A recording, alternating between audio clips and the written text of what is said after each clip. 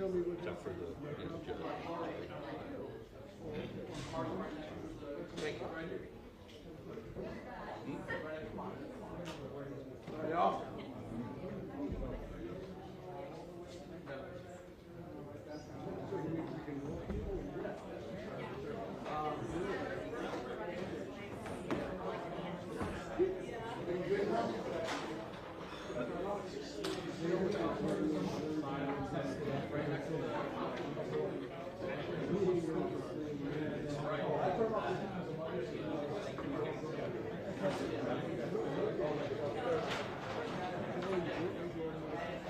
you.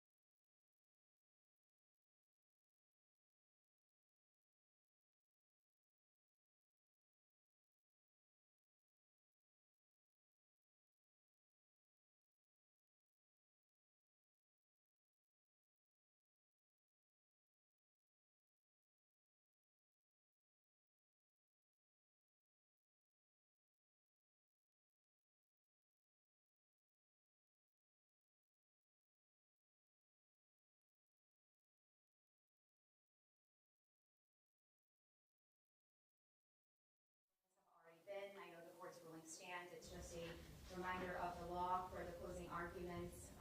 We're just asking the court to keep in mind that because there was a lot promised by defense in opening that did not come out during trial, we are going to be objecting in reference to politics, Riddick, Halliburton, all those things.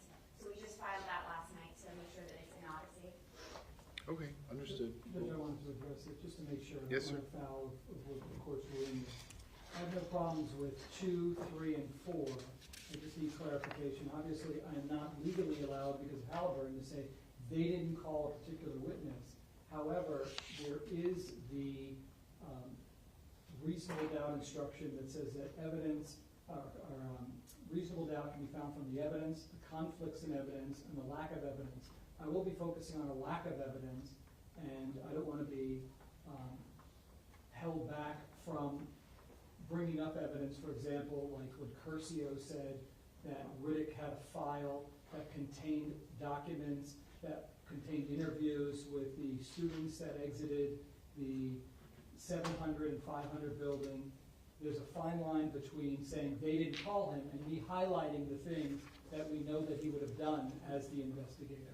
So I just wanted to make sure that doesn't. Yeah, listen, I mean, I think that's okay. There was testimony from the detective about, I believe he kept referring to FDLE as handling the investigation into the law enforcement response, and there was certainly testimony to that, so. And then the other thing is, I certainly want to highlight the failures that came up during trial by higher-ups, the failure of debriefings, the failure of the patching of the radios, the using of an old radio system. All these things, I believe, the evidence shows, were a result of mistakes made by higher-ups. And while that's not, I think, what they're addressing, I don't want that to be a problem. Yeah, I mean, that was part of the testimony. So Yeah. each side Just can making sure. make arguments, reasonable inference as to whatever evidence, witnesses, or testimony they think it supports. I have no policies, but I would probably handle any objections in that regard the way I always do, which is remind the jurors the 2.7 closing argument instruction, which I'm going to tell them before we get going. What the lawyers say is not evidence. These arguments are meant to assist them in their determination of the facts, but they will be determining the facts of the case.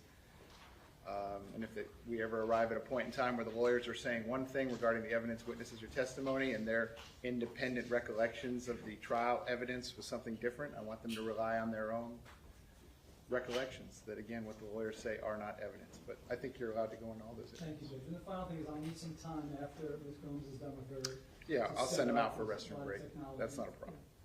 So, Ms. Gomes, if I have it right, you want me to give you a 5-minute warning after you've used 70 minutes. I'll give you another tap when you're at 75 minutes. I'm not going to stop you, so if you go over whatever balance of the 120 minutes is what would be left for Mr. Kilhoran's rebuttal. Is that correct? Yes, Judge. Mr. Kilhoran, I neglected to note, if I asked you Friday, I didn't write it down. Did you want a warning? Yes, 2 minutes. 2 minutes? Yes, please. And we'll get you a post-it note, Mr. Kilhoran, so you know how much time you have in total for your rebuttal argument. Thank And Mr. Igarsh, you want a warning at 10 minutes? Correct. Okay. And each side has shown the other side whatever demonstrative aids or exhibits that they're going to be using during their closing argument? I showed the timeline. The only thing that I didn't show were the things that are already in evidence that I'll be pulling from evidence. And I'll address both sides, but let me ask Ms. Gilms first, since you're going first. Are you going to display for the jury any evidence that the public cannot view? Yes, I will. I would like the screens to be turned off for my entire closing. That way it's just easier instead of turning them on, turning them off. The only thing I'll need, in addition to having the screens off and the visuals, will be I will need the Elmo. I don't mind if what's seen on Elmo is visible, but Well, I think if the screens are off, they're off. it's just So. easier. I Is can that what zoom you want? off. Yes. Okay. I mean, we're happy to turn, I've got Court Deputy Unique back there. We can have them on when it's appropriate, turn them off when it's appropriate. It's your closing argument. I'll do it however you want. You want them all off? Yeah, it's easier. Yeah, Judge, we'll just keep them off. Okay. And Judge, for me, there won't be anything sensitive, so I'd like them on. Okay. Yep. So after Ms. Gomes's opening, closing argument, I'll send the jurors out for a quick restroom break. You can set up, Mr. Igarsh, the technology as you see fit. We can get all the screens back on. And then we'll bring the jurors back in. State, anything else you need me to address before we get going? Yes, sir, just one other matter. I believe Friday, when the defense rested, I know the court had a colloquy with the defendant regarding the right to remain silent. I don't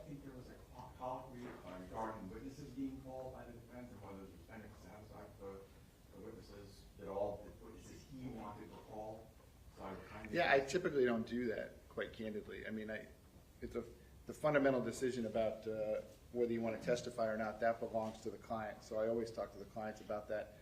I think what you're asking more deals with trial strategy, and that's between him and his attorney, so.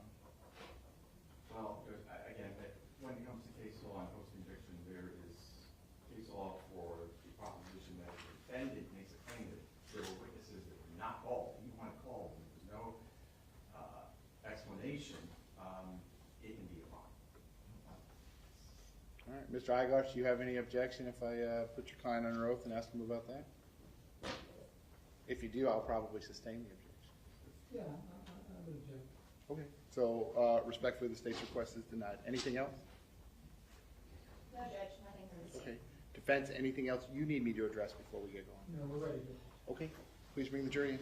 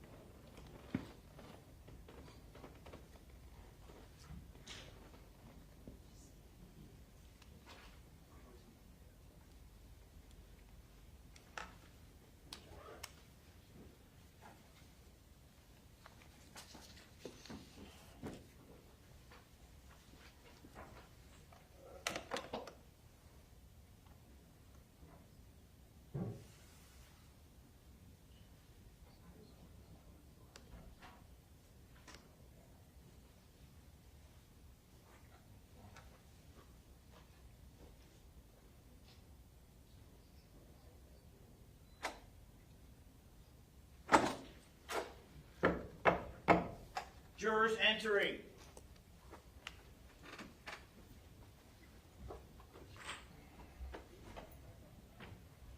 Ladies and gentlemen, welcome back. Come on in.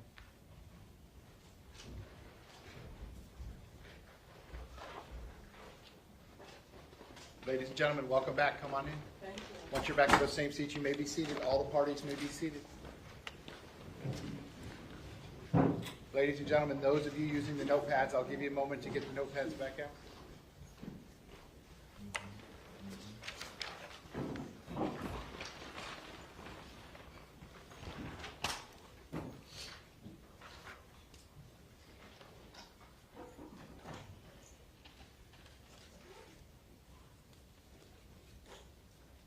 Okay, ladies and gentlemen, welcome back. I hope you had a nice weekend. Ladies and gentlemen, both the state and the defendant have now rested their case. The attorneys now will present their final arguments. Please remember that what the attorneys say is not evidence or your instruction on the law. However, do listen closely to their arguments. They are intended to aid you in understanding the case. Each side will have equal time, but the state is entitled to divide this time between an opening argument and a rebuttal argument after the defense has given its closing argument. So with that being said, Ms. Gomes, when you are ready, you may proceed. Thank you, Judge.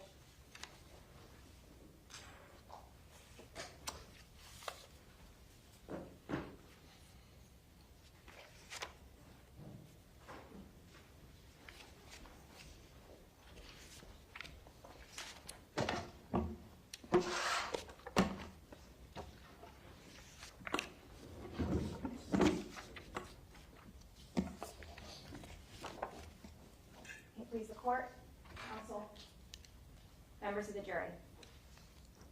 On February 14th of 2018, Scot Peterson put on his police uniform, badge, and gun, and he arrived at his post at Marjory Stoneman Douglas High School. Not assigned to a district or a zone, just one school. As parents dropped their kids off that Valentine's Day, they would have had the opportunity to see Deputy Peterson on campus. A police officer for every mom, dad, grandparent to look at.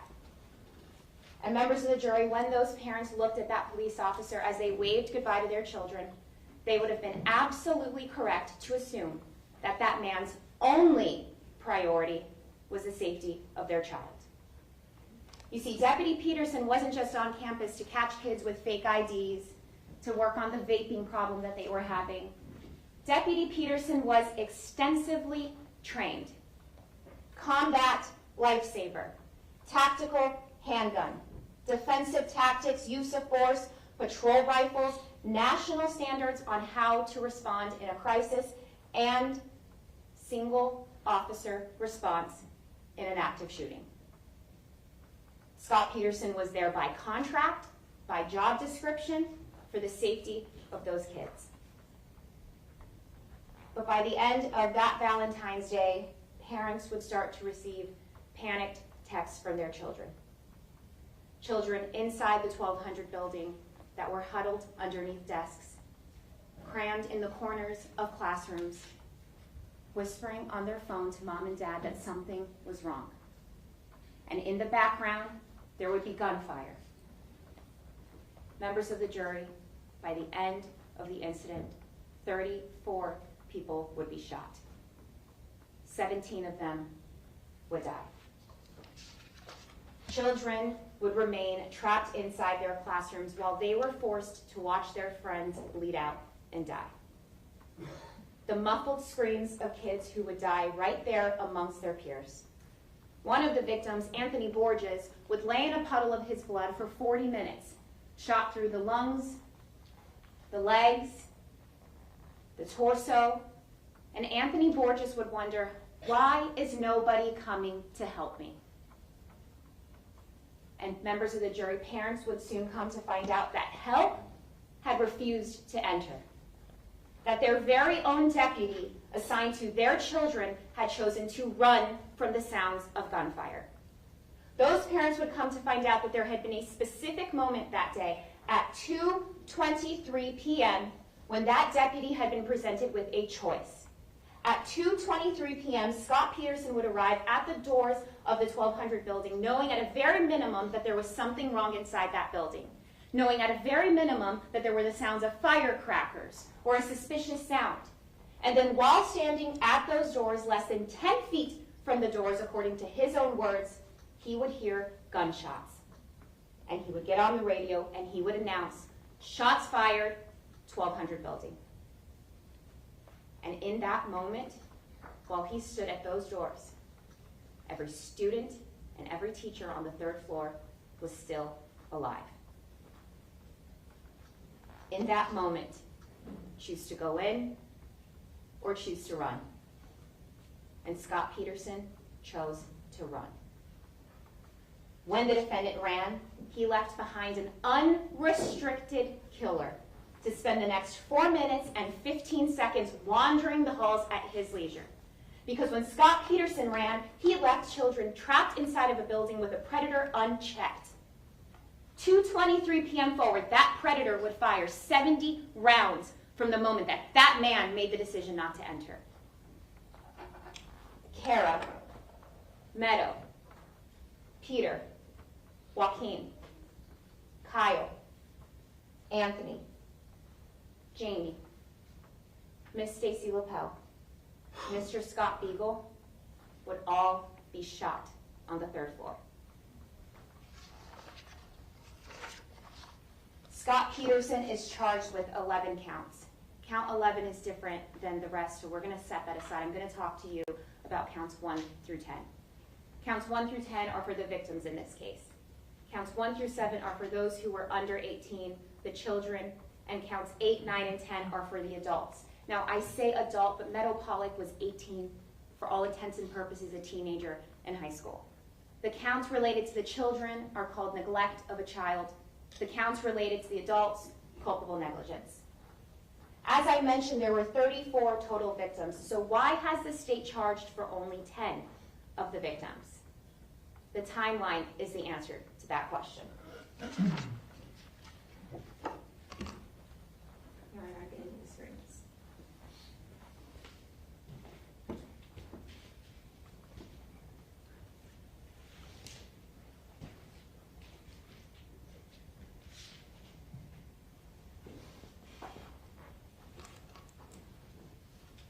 I think you have to turn it on. I need the actual screens for the jurors, not the Elmo.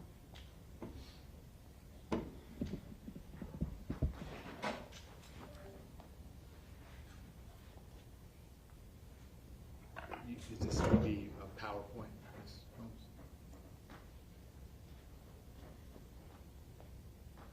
Mr. Savitsky, would that be the wireless feed? It's on Attorney 3. Attorney 3. Got it. You can all take a look at the images in front of you. We're going to start at 2:19 p.m. At 2:19 p.m., the shooter arrives on campus and the defendant is inside his office in Building 1. The shooter enters the 1200 building on the east side and prepares to start shooting. When that happens, the defendant is still in Building 1. Now, at this point, once the shooting begins, we know that everyone with a school radio, including the defendant, hears Monitor Medina come over the radio and announce that there are firecrackers or suspicious sounds coming from the 1200 building. We know that Coach Greenleaf, Coach Stobley, they hear the same thing. Coach Greenleaf walks up to the defendant and he says, "Hey, did you hear what just came over the radio?" And the defendant says, "Let's go check it out." Coach Greenleaf tells us that as he's on the golf cart heading towards the 1200 building, he hears sounds coming from the building.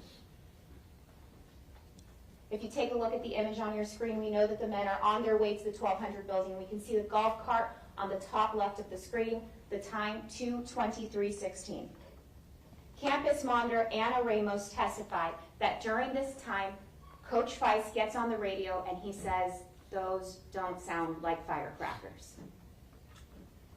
The defendant and Coach Greenleaf get dropped off right outside of the 1200 building, and we can see the time. And then as you see on the image of this screen, the 1200 building, the defendant is dropped off feet away from the east doors at the moment that the shooter has finished working his way down the first floor and is on the west end of the 1200 building.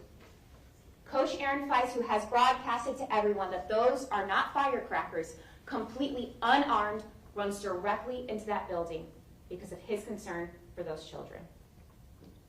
Aaron Feist is about to be shot, and he will be the last person killed on the first floor. Members of the jury, this moment is critical for your consideration. The defendant on the east side of the 1200 building.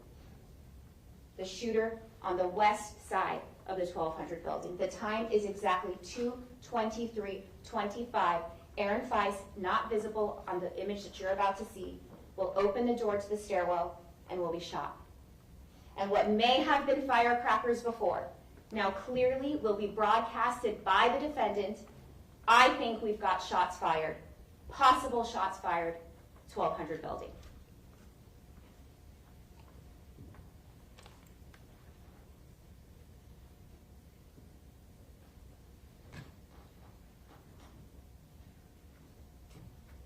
We have could be firecrackers. I think we got shots fired. Possible shots fired. 1200 building. Coach Greenleaf, Coach Bonner, Coach Stobley, Maintenance Supervisor Ed Suarez, and every student that comes out of the 700 building due to that fire alarm, and the defendant hear those shots. From that moment forward, no one on campus has any doubt that something is wrong. And the armed police officer just came over the radio and told us, gunshots, and it's the 1200 building. If you look at the image on your screen, the east side of the 1200 building, in that moment, the defendant is standing 10 feet from this building, according to his statement to Detective Curcio.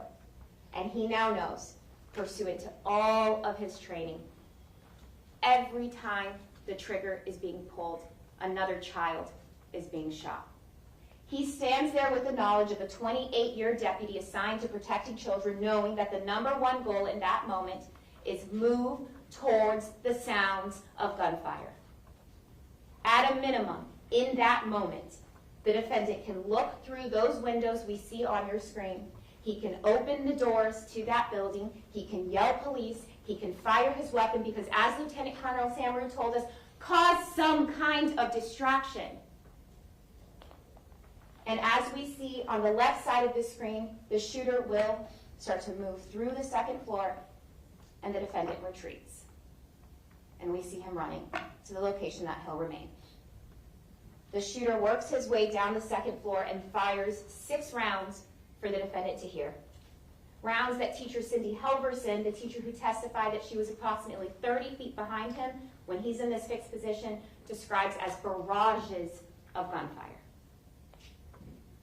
Time continues to pass. The shooter remains in that building. The time now is going to be 2:24:13 as the shooter enters the stairwell and begins climbing the stairs while the defendant is still in his position. Out in the open, if you take a look, no indication he's receiving gunfire when he comes on the radio again and says, we're talking about the 1200 building, the building off of Holmberg Road. We're talking about the 1200 building. It's going to be the building off of Holmberg Road. While the defendant stands there narrating, the children and the teachers on the 3rd floor are still alive, have not been shot. Scott Beagle, still alive. But the shooter, left unchecked, unabated, is about to arrive at the top of that stairwell, and he's about to arrive at the 3rd floor. Now you see the image on the screen. Before we hit play, before this moment that you see, the shooter has stepped into the hallway on the 3rd floor with his firearm visible. Unarmed teachers, Scott Beagle and Stacy Lapel, have the courage to stand in that hallway and try and get their kids into the classroom. They move as quickly as they can. Miss Lapel trying to get as many students as she can to safety. Meadow, Joaquin, Anthony, and Kara are running towards those classroom doors, seconds away from making it to safety when the gunshots start blasting and they are forced to turn around and head in the opposite direction. At the end of that hallway, furthest from the shooter, is Jamie and Peter, literally steps from escaping into the stairwell. As they run, Mr. Beagle standing in that hallway, he's hit. Scott Beagle is killed. Miss Stacy Lapel is shot. Kyle and Marion are shot but are still able to run and escape down the stairwell. Anthony is shot. Joaquin is shot but still alive. He runs to hide in an alcove near the restroom. Meadow and Kara have been shot but are still alive and are huddled together in the alcove in front of the classroom. You can see her pink backpack in the image. Jamie is running for her life and almost escapes through the doors when she is shot through the spine, immediately paralyzing her, causing her to collapse just outside of those doors on the stairwell landing. Peter, shot but still alive at the end of this hallway, and then right before I hit play, the shooter walks over to where we see Kara and Meadow and unloads into their bodies again. And then in this video, we will see the shooter walk to the bathroom alcove where Joaquin will be shot again and killed. And then at the end of this hallway where Peter has collapsed, he will be struck multiple more times, having been shot for a total of about 12 to 13 times. And you'll hear in this video, while the shooter is just making his way along the 3rd floor, the defendant is still outside in his fixed position, narrating on his radio, repeating to us that he knows it's the 1200 building. We're looking at the 1200 building. It's going to be the 300 building. It's going to be right off of Holmberg Road by the senior lot. Now you'll notice instead of saying the 3-story building, he says the 300 building, a mistake that Tim Burton actually also made on the stand. but immediately clarifies the building off of Holmberg Road, the building by the senior parking lot. The 300 building is nowhere near any of this. At this point, this is the third transmission he's made. It's clear that it's the 1200 building. The shooter remains on the third floor while time continues to pass and he continues firing rounds. Now, at this moment, Marion and Kyle have managed to escape. And if you recall, Kyle is running when he comes into contact with Jeff Heinrich. Jeff Heinrich is the off-duty police officer who had been watering the lawn, no vest, no gun, ran towards the sound of gunshots because he said his police officer instinct just kicked in. Jeff Heinrich is stopped by Kyle, whose foot has been nearly blown off, and he's saying, "I need an adult, I need an adult." So with the gunshot wound victim over by the football field, somebody comes over the radio and says, "Possible shots fired, football field." And again, if any of us had any doubt as to the fact that the defendant knew it was the 1200 building, he clarifies immediately by getting on his radio and saying, 26, so we also heard it over by inside the 1200 building. we also heard it over by inside the 1200 building. The shooter is still on the third floor, and time continues to pass. Minutes later, while the defendant has remained in his same position, at 2:27:40, the shooter sets down his firearm, and the killing finally stops. The time on the screen, 2:27:40. Alex, do not approach the 12 or 1300 buildings. Stay at least 500 feet away at this point. 2:28, nearly 7 minutes after the shooting began, the shooter finally exits Building 12. And as the shooter is exiting Building 12, running directly down the line of sight of the defendant, which according to his attorney, his client is actively scanning, the defendant comes over the radio and repeats a variation of the instruction that he's been giving throughout this entire incident. Stay 500 feet back. This is after telling officers, stay away, set a perimeter, nobody come near. And in this moment, again, the defendant, directing officers to position themselves to completely miss the shooter exiting that building. Directing officers not to respond to the building where 70 plus shots have been fired while he stood there. Directing officers not to render aid to the wounded. Directing officers to do the exact opposite of what is trained in these types of incidents. The shooter continues to run until he casually blends in with the children. And now the victims remain inside the building in desperate need of medical attention. Amongst the 11 deceased and 13 wounded on floor 1 are those that have been killed and shot on the third floor. And alive, Anthony Borges laying in the hallway, and Stacy Lapel hiding her wounded arm from her children, trying to keep them calm in a moment of chaos. And then Scot Peterson, in his fixed position, having stood there for the entirety of what has just happened, comes over his radio and asks shot Kyle Lehman, Jerry, does he know where the shooter is? Deputy Peterson, having stood there while Kyle was shot, comes over and asks if he has any information. Finally, at 3:11 p.m., after a total of 48 minutes in his fixed position, the defendant finally moves.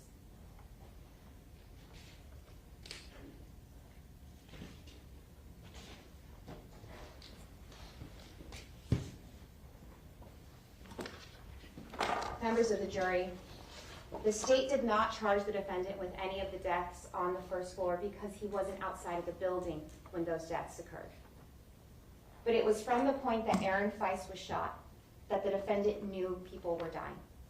It was from that point forward that he was the only hope for those victims, because he was the only hope to slow that shooter down. Jamie Guttenberg was steps away from escaping that hallway. Peter Wang was almost at those doors. Meadow, Joaquin, Anthony, and Kara were seconds away from finding safety inside of a classroom that they were running towards. So when defense counsel gets up here and he throws the number around, 4 minutes and 15 seconds, like it's nothing, a few seconds was all that those children needed. 4 minutes and 15 seconds was an eternity. The timeline is important because the point where the defendant becomes aware of this danger is crucial for your determination today. You're going to be required to consider his omissions meaning not doing something, a failure to act when determining the word causation. You'll be required to consider his omissions, his failures. You'll be required to consider at what point was the defendant's inaction, at what point during that inaction did he know that his failure would cause additional injury and additional death. Now, the shooter did not kill anyone on the second floor, so there were no counts to charge for the second floor. But the moment that the shooter finished taking lives on floor 1, the defendant had the time period that the shooter spent climbing the stairs to take action. The defendant had the entire time period that the shooter spent firing rounds on the second floor to take action. The defendant had the entire time period that the shooter spent going from floor 2 to floor 3 to take action. And he had the entire time period that the shooter spent executing and wounding children on the 3rd floor to take action. The time the shooter spent comfortably removing his firearm, setting it down, walking out into the open, in complete open view. And then the 40-plus minutes while teachers and students bled out, while officers were forced to respond to that building assuming that the shooter was still inside. Mind you, those officers needing additional manpower while their fellow officer just stood by. And finally, when officers rendered aid to the children that could be saved and were forced to move the lifeless bodies of the children that could not. That was all time that the defendant needed to act. This is why we have charged Scot Peterson with only the deaths and the injuries on the 3rd floor, because there is no excuse for his inaction for those deaths that occurred after 2:23 p.m. Now, the language that the state has used is failure to seek, confront, or engage the shooter. Before we move on, I want to set the record straight on what that means. It's abundantly clear that Scot Peterson did not seek. He did not seek the shooter. He was not seeking the shooter out because he didn't move. There was no seeking in his actions. So what does it mean to confront or engage the shooter? Defense counsel got up in his opening statement and he created this expectation that his client was supposed to kill the killer. He actually said, kill the killer. I'm not sure why he said it that way. Killing a shooter is, in fact, part of the definition of confronting and engaging. Many officers will tell you that that's the desired outcome. But there is so much more than that. The definition of what it means to confront or kill the shooter is in evidence. It was laid out for you clearly by Lieutenant Colonel Samaru, and black and white in the defendant's trainings. Although neutralizing the suspect can end a threat, there are alternatives that will get the suspect to stop killing victims. Forcing him to barricade himself, forcing him to flee the area, forcing him to surrender, break his concentration. To confront or engage the shooter just means to disrupt him, to force an outcome. These shooters are looking for soft targets. That's what the evidence showed us. Unarmed children in the freshman building. History and data, according to Lieutenant Samaru, tells us that these killers are zoned into what we call an OODA loop. If you remember, OODA was the acronym that Lieutenant Samaru gave us. Observe, orient, decide, action. That's the loop that they're in. If law enforcement even so much as enters the room, that disrupts a shooter's OODA loop. The training has explained to us that these shooters have one primary objective. They are not looking to deal with a confrontation. They are looking to take as many lives as they can as quickly as possible. Once the shooting begins, the objective is to decrease the number of casualties, minimize the damage, were the exact words. As Lieutenant Colonel Samaru explained, we know that when a shooter of this type is confronted by any armed individual, and that's law enforcement or a carry concealed person, the shooting of innocent bystanders stops because an outcome is forced. Mere presence is your job. Let me repeat that. Lieutenant Colonel Samaru told us mere presence inside that building was his job. Your presence as an authoritative figure is enough to break that shooter's OODA loop. So what does it mean to confront or engage the shooter? It just means to force an outcome. Now, I have to make that clear because the state did not expect Scot Peterson to go on a suicide mission. Members of the jury, we want our law enforcement officers going home at the end of their shift. I did not expect Scot Peterson to blindly run into the line of fire. I understand that officers came in here and told you that risking their lives is part of their job. Sergeant Heinrich ran towards the sounds of gunshots because, quote, that's what we do. Detective Danny Polo ran in with his pistol telling us, quote, you have to put yourself in a different headspace. This is it. You're possibly getting shot. No one wants to do it. It's what we're paid to do. Lieutenant Cardinelli ran past officers who told him to stay back because the defendant ordered them to, because in his words, quote, I said, fuck you, and kept running. The lieutenant told us there was nothing that could have kept him from entering the 1200 building. Not the fear of being fired at, not the fear of the stress of the events, nothing. Sergeant Vanderings, who pushed officers to move quicker to get as fast as he could to that shooter, Tim Burton, Richard Best, Detective Brett Schroy, and let me remind you, Detective Brett Schroy, whose own child was on that campus, and he made the decision to seek out the shooter instead of seeking out his own kid. Captain DeRosa, who told us that when he blew past the defendant, who stood there and pointed at the 1200 building, quote, I was more concerned with eliminating the threat than I was with my own safety. The officers that testified explained to you that that's a fact of their job. This job was voluntary. He wasn't forced to be there. He understood the risks. He was extensively trained for them.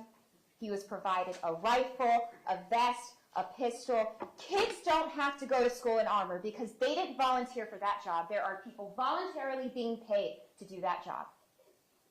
Captain Mazzi and Lieutenant Colonel Samaru told you in a critical incident of this form, there is no question as to what the priority of life is. Hostages, innocent civilians, police officers, and suspects. In that order. Now that is what law enforcement tells law enforcement to do. I'm not a police officer. I will not stand here today and tell Scot Peterson what his priority of life needed to be on that day. That's not for me to determine. But what I can say, and what was expected, was for Scot Peterson to value the lives of those children as much as he clearly valued his own. When the defendant failed to force an outcome, he told you what his priority of life was. When Scot Peterson didn't as much as look into a window, he valued his life over Jamie Guttenberg's. When Scot Peterson didn't open the doors to the 1200 building, he didn't even look inside, he valued his life over Meadow Pollock's. When Scot Peterson didn't yell, police, police, it was his life over Scott Eagles. When he chose not to cause a distraction, he chose his life over Anthony's, Stacy's, Kara, Kyle, Marion, Peter, and Joaquin. So I ask you to remember the definition of confront or engage. Because when defense counsel gets up here and makes his closing argument and says that we expected his client to kill the killer, keep in mind what the evidence actually said the definition is. Keep in mind the trainings and the instructions. And consider one point. When Scot Peterson ordered officers to stay 500 feet back, to set a perimeter, he was setting the priority of life for all of those responding officers who listened to him.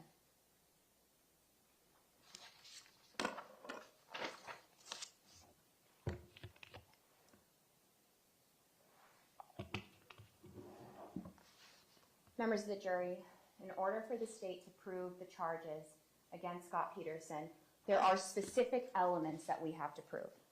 Now, these jury instructions that you're going to be receiving, it's a thick packet, and it's your roadmap on what to do when you get back into the deliberation room. Neglect of a child and culpable negligence each have certain elements.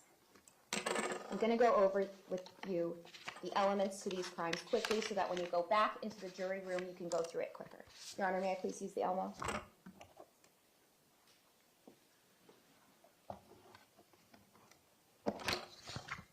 You're going to notice when I put the elements of the crime in front of you that there will be a lot of ors. It means that you can pick either or. You can pick that some of it applies, all of it applies. Let's take a look at it. Neglect of a child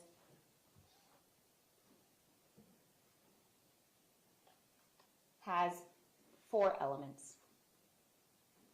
And we're going to go one at a time. So starting with the first element, the defendant willfully or by culpable negligence failed or omitted to provide the child with the care, supervision, and services necessary to maintain the victim's physical or mental health, or failed to make a reasonable effort to protect the victim from abuse, neglect, or exploitation by another person. Now, you see that even in the top paragraph, there's an or. It's willfully or by culpable negligence, failed or omitted. The definition of willfully is obvious. You can use the plain understanding of what that means. It just means the intention to do something. Scot Peterson stood in his position for 48 minutes willfully. It was completely his will to stand there. It was his will to remain there. He made it very clear that he had no will or intention to enter the building. He willfully failed, omitted, or to provide care necessary for the physical health of those victims. Some of you may find that his actions are willful, and that's very obvious to you, but others may find that it's by culpable negligence. And the definition of culpable negligence is right below on this page.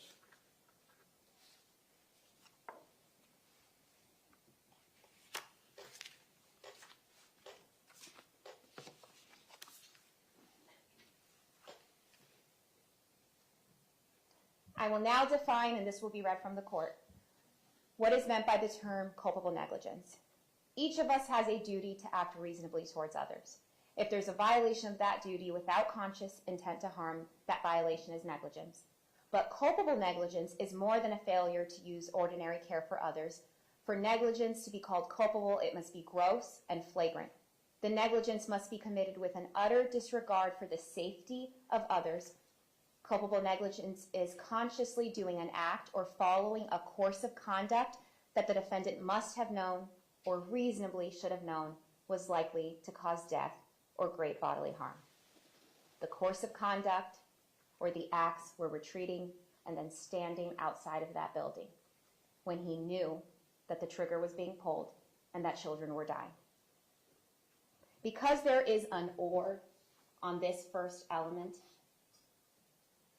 some of you may find that it was willful. Some of you may find that it was by culpable negligence, or some of you may decide that it was the bottom one, failed to make reasonable effort. What you must all agree on is whether this first element is met. Now, it's our position that element number 1, all of it applies, no matter which way you read it, because his actions were an obvious lack of effort and obvious failures. What evidence did the state bring you to prove this first element, that he willfully failed? Well, we brought you the surveillance video so that you'd be able to see what he did and didn't do. We brought you the survivors, Marion, Kyle, and Anthony, to tell you their injuries, the protection that they needed, and the fact that they did not receive it from Scot Peterson. We brought you the officers to show you what providing care and services actually looks like, what reasonable efforts look like. And we brought you the trainings, and more specifically, the training materials that Scot Peterson himself was taught on active shooters. Because the state has proven that the defendant failed or omitted to provide the services necessary for those children's physical health, because the state has proven that he did not make reasonable efforts to protect those children, you can check off this first element. The second element. In doing so, Scot Peterson caused great bodily harm or permanent disability or permanent disfigurement. Right underneath that, it says, neglect of a child may be based on repeated conduct or a single incident or omission that resulted in or reasonably could have been expected to result in serious physical or mental injury or substantial risk of death to a child. So in doing so, Scot Peterson caused these injuries. Now, in almost all neglect cases, the act in question, the causation is an omission, meaning not doing something that you should have done, to allow something to happen that was already happening or even caused by another person. To use examples to explain the term cause in the sense of child neglect can be pretty helpful. So an omission or a failure can be the cause of somebody else's injuries. An example of that is an adult that is at a pool with a child that cannot swim. The adult sees that child moving closer to the edge of the pool. That child jumps into the pool and begins to drown. The adult stands there and does nothing. Another example that we often use is a teacher in a classroom with students. A teacher's aide begins to physically harm one of the students. The teacher stands there, watches, and does nothing. In both of those examples, it's clear that the person in question did not directly cause the injury to the child that fell into the swimming pool or the child that's being beaten or injured by somebody else. However, it was their omission, their failure to act, that caused the child's additional injury or death. Causation is defined for you in these instructions as even just one single omission. In this case, we have omissions over several minutes. Every unanswered gunshot, another act of omission. And then the additional 40 minutes where no aid is rendered by the defendant. The timeline and the physical evidence, the casings, is the best evidence for this element of causation. How many shots did the defendant stand there to hear? Not the shots before he arrived. We know there was a total of over 135 shots that day. But for the defendant to specifically hear. The 2 to 3 shots that killed Aaron Feist that he radioed in and told us. The 6 shots fired on the second floor, according to crime scene detective Suarez.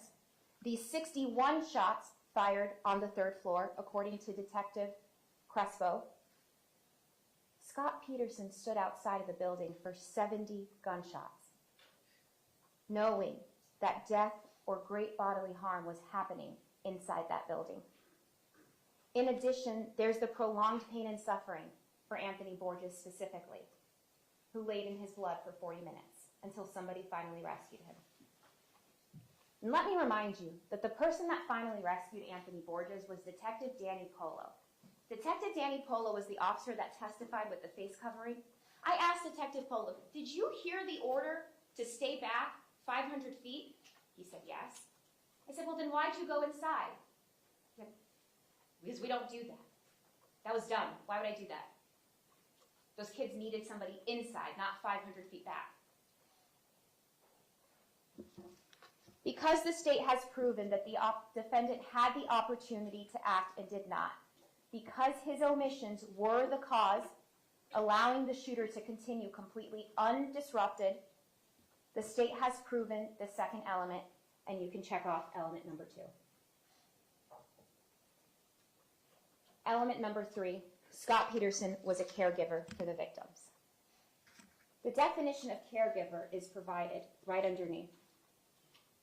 Caregiver means a parent, adult household member, or any other person responsible for a child's welfare. The courts have actually explained that the phrase any other person responsible for a child's welfare has, quote, plain and obvious meaning. So was the defendant who was the school resource officer responsible for the welfare of those children, a caregiver on this day. Yes, his only assignment every day was the welfare of those kids.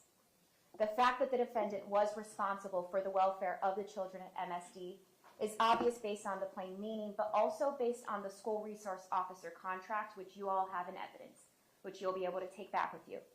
And quoting from that contract, according to the contract, his duties were to be at school during regular hours, right alongside the teachers and the principals, to assist in the prevention of juvenile delinquency, teach kids about law enforcement, develop positive relationships, help victims of crimes, and most importantly, protect and secure the school. You heard from school resource officers Gloria Crespo, Sergeant Heinrich, Lieutenant Cardinelli, Officer Burton. They all told you that as part of their role on campus, they asked, similar to teachers in the fact that they conduct administrative searches, meaning they can go through a kid's backpack, unlike other law enforcement officers who need to get a warrant or have to be able to articulate it. They can just do what the teachers and the staff on campus do, and that they're there to protect the kids. Welfare of the children in all sense of the word. Now, I want to pause to point something out here. Scot Peterson was the only police officer on that day that was officially assigned, clearly delineated caregiver for the children at MSD. None of the other officers who arrived on scene had any caregiver obligation as it relates to this statute.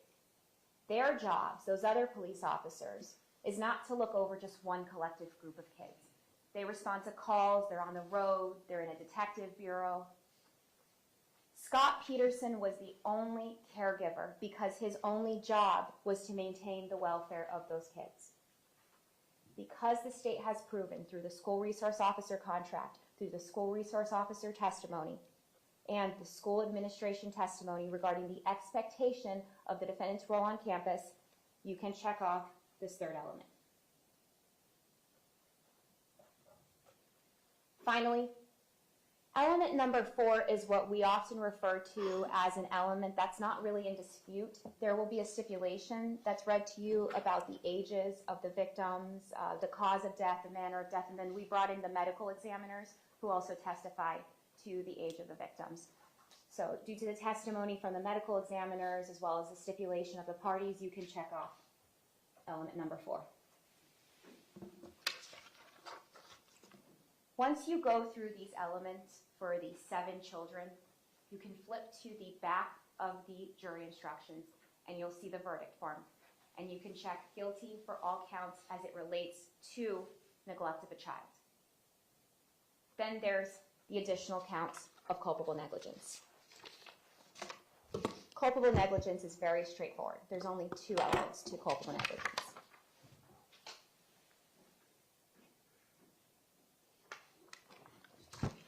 The defendant exposed the victim to personal injury, and he did so through culpable negligence. The victims, again, in culpable negligence are Scott Beagle, Stacy Lapel, and 18-year-old Meadow Pollock. To expose just means that the defendant left those victims vulnerable to attack. He exposed them to personal injury when he made the decision not to attempt to investigate the sounds of the gunshots, to stay 75 feet back when he made no effort to engage the shooter. The definition of culpable negligence will be found below here. And I bolded for you that culpable negligence is a course of conduct showing reckless disregard for human life or for the safety of persons exposed to its dangerous effects, or such an entire want of care to raise the presumption of a conscious indifference to the consequences of which shows wantonness or recklessness or a grossly careless disregard for the safety and welfare. You don't have to believe that the defendant had a conscious intent to harm in order to find him guilty of any of these 10 counts. The evidence shows that the defendant had a, quote, reckless disregard for human life as required by this count because he knew the dangers that lied ahead for Meadow, Scott Beagle, and Stacy Lapel when he fled from that building. He showed conscious indifference to the consequences that those victims were facing when the shooter was left inside with no one to stop him. He grossly and carelessly disregarded the safety and welfare of Meadow, Scott, and Stacy. Because the state has proven that the defendant had a duty, he knew what his duty was, and he refused to perform it, you can check off the two elements necessary to prove culpable negligence.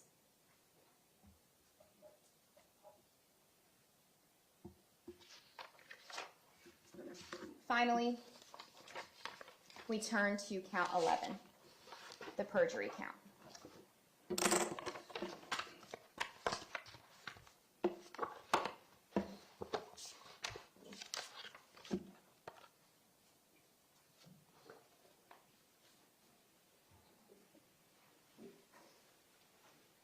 Counts 1, 2, and 3 are very straightforward. They were proven through the testimony of Detective John Curcio when he told you that the statement was under oath and that he swore to tell the truth, nothing but the truth.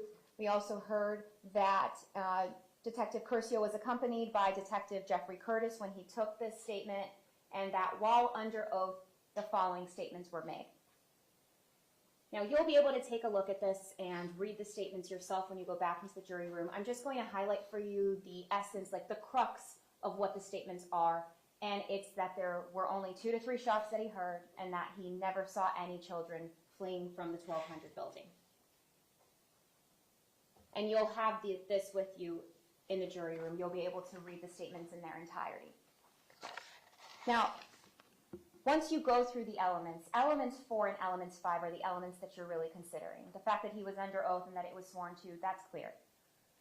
The defendant's statements directly contradict all of the evidence in this case.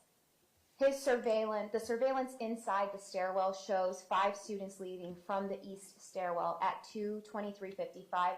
That's on the raw footage, the 6 hours of the surveillance, which if at any point you want to watch any particular part of the evidence, you can request that and we can make it available to you. Coach Greenleaf told you that those students that ran out of that building, Coach Greenleaf himself saw those students. He was standing directly next to the defendant, and you can see him waving to those students. We know from the spent casings and the crime scene how many shots were fired. We, of course, have all heard testimony now about how loud they were. Specifically, defense brought in a witness named Dylan. If you recall, Dylan recreated the tempo of the shots. Bang, bang, bang, bang. And she described for you that she heard those shots actually while she was inside the 700 building, inside a classroom, inside a closet, and she was able to hear all of that, while the defendant is standing outside, directly 70 feet in front of the 1200 building. The recordings that we heard on dispatch, and in one of those recordings, pay attention because you can hear the barrage of gunfire in the background. Once you review the elements as it relates to perjury, you can mark off the elements that you find have been proven, and you can go to the back on the verdict form and check your decision. Now, those are the elements to the crimes charged. Once you look through them and you match the element with the evidence, you can find that the state has proven each and every single one of them.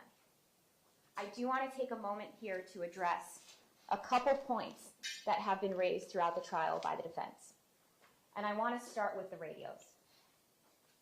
The defense brought in the supervisor at BSO Communications who oversees dispatch. Her name, if you recall, was Angela Mize, Supervisor Mize. She was very experienced, and she was the witness with the most knowledge on this topic.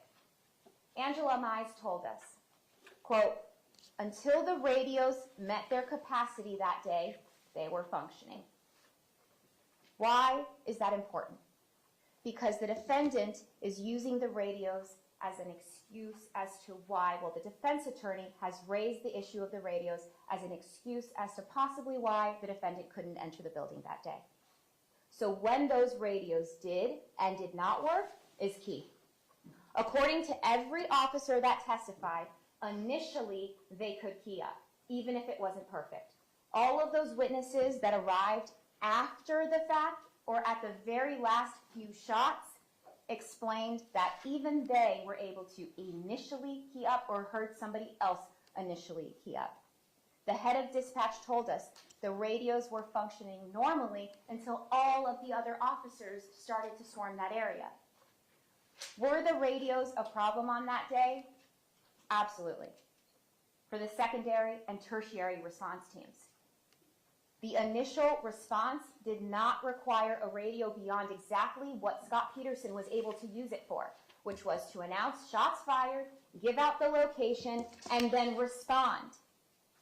The most irrational part about this entire radio argument is the claim that Scot Peterson needed real-time intelligence from the radio. Scot Peterson was the real-time intelligence.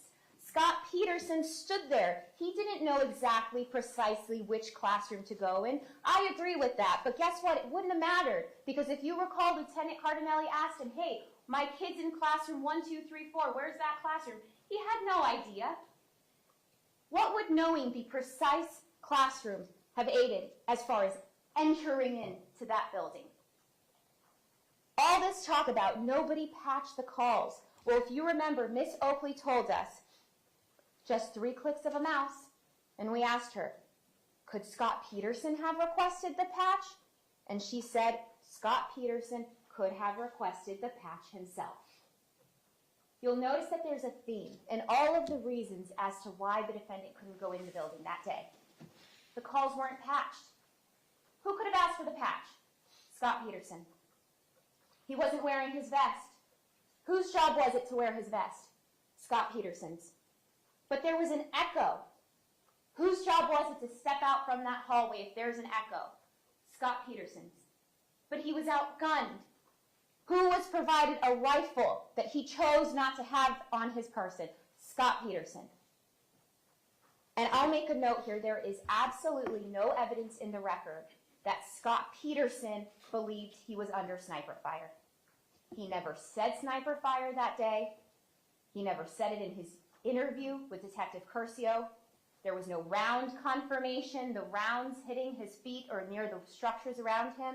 There was no mention of him ever seeing anything outside of those windows.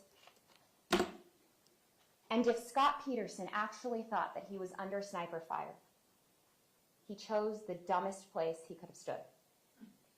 Directly in line of that sniper fire. What did the officers tell us? If you believe there's sniper fire, you hug the building. So keep in mind, Goolsby testified that he was able to make 5 to 7 transmissions before it crashed. DeVita told us that he remembers Jan Jordan being able to key up. And you have the full dispatch and evidence. We provided you with 10 minutes of the relevant portion, but you have the unedited full version.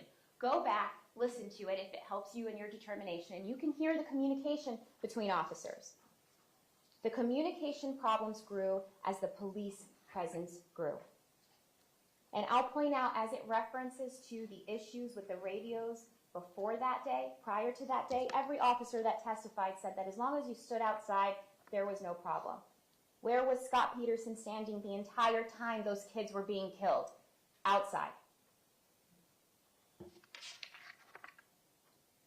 Officers that explained that they themselves experienced the radio problems while they were inside the 1200 building told you it wasn't a thought on their mind because they communicated verbally and because there were children that needed to be rescued. The radios had no bearing on his decision not to enter. His job in that moment was to move towards the sound of gunfire. Scot Peterson was boots on the ground with the most information out of anybody on that scene, and he chose to stand there like a dispatcher, narrating. To say that the man who was listening to the shots, killing children, needed real-time information from a radio is mind-boggling. So when you consider the radios, I ask you to keep in mind, at what point did the radios become a problem? And where on the priority list should it have fallen? Finally, the last issue that has to be addressed. Now, at this point in the closing, I can finally candidly speak directly to you. And I can tell you that the idea that Scot Peterson didn't hear gunshots or didn't know where they were coming from completely defies every piece of evidence in this case. The sounds of the gunfire, according to all of the witnesses, were extremely loud. quote, the loudest sound I've ever heard in my life from a defense witness. Multiple barrages of gunfire, pops from the 1200 building, loud bangs from the 1200 building. And from the witnesses who actually had the opportunity to perceive things at the same time or from the same location as Deputy Peterson, Coach Greenleaf, Coach Stabley, Teacher Cindy Helverson, always from the area of the 1200 building. Clearly gunshots at or near the 1200 building. I won't even address the concept of defense using terrified 15-year-old children to somehow bring validity to the claim that his client didn't know where the gunshots were coming from, children who were outside for mere seconds. I trust that you can see the difference in those two situations. You heard the term football fields and football fields throughout this trial. I don't really watch football, but I know that football fields and football fields is really big. The size of this entire campus is completely irrelevant when we're talking about one building, according to his own client. The size of this entire building, when describing the situation, is mixing things that don't need to be mixed, inside or outside of the 1200 building. Those were the defendant's words over dispatch and in his statement with Detective Curcio. I don't doubt that the shots that killed Aaron Feist were extremely loud. I don't doubt that they sounded like they were coming from the west side of the 1200 building or even directly outside of the 1200 building. But whenever the defendant spoke over dispatch, it was always in reference to the same building. And members of the jury, let me be very clear about one thing. Had the defendant walked over to the 1300 building and entered the 1300 building, looked around, saw no bodies, no blood, no smell of gunpowder, and walked out and walked to the 1200 building, we wouldn't be here today. Had the defendant made any reasonable efforts to seek out stimulus, we wouldn't be here today. All he had to do was open the door. What the attorneys say is not evidence.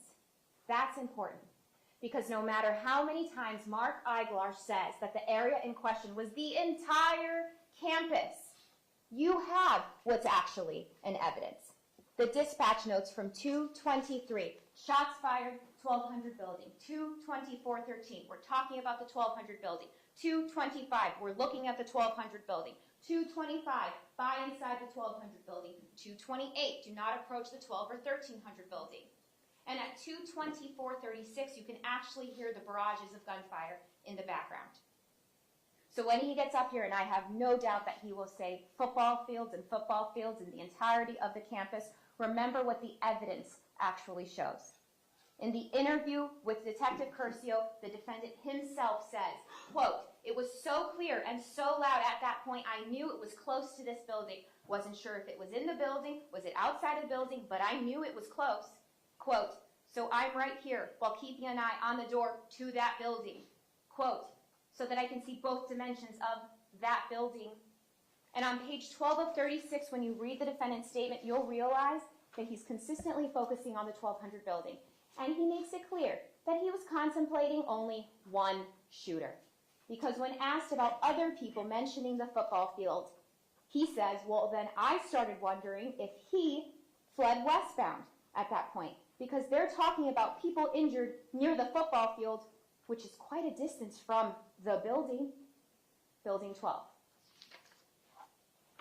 Please keep in mind when it comes to sound that Lieutenant Colonel Samaru told us the defendant specifically underwent training designed to recreate a situation where you cannot tell where the shots are coming from, where it's confusing, where there's an echo, and you have to use your senses to figure it out. The defendant underwent training that was literally tailored on how to respond to an active shooter when you are alone and it's a school. And I have no doubt that it isn't abundantly clear by now that single officer responses are taught and are necessary. You do not wait for two people. The defendant was taught, as all police officers in Broward County, likely in this entire country since Columbine, that you move towards the sounds of gunshots, and there is no other job that you should be doing in that moment. Get in, cause a distraction, and save lives.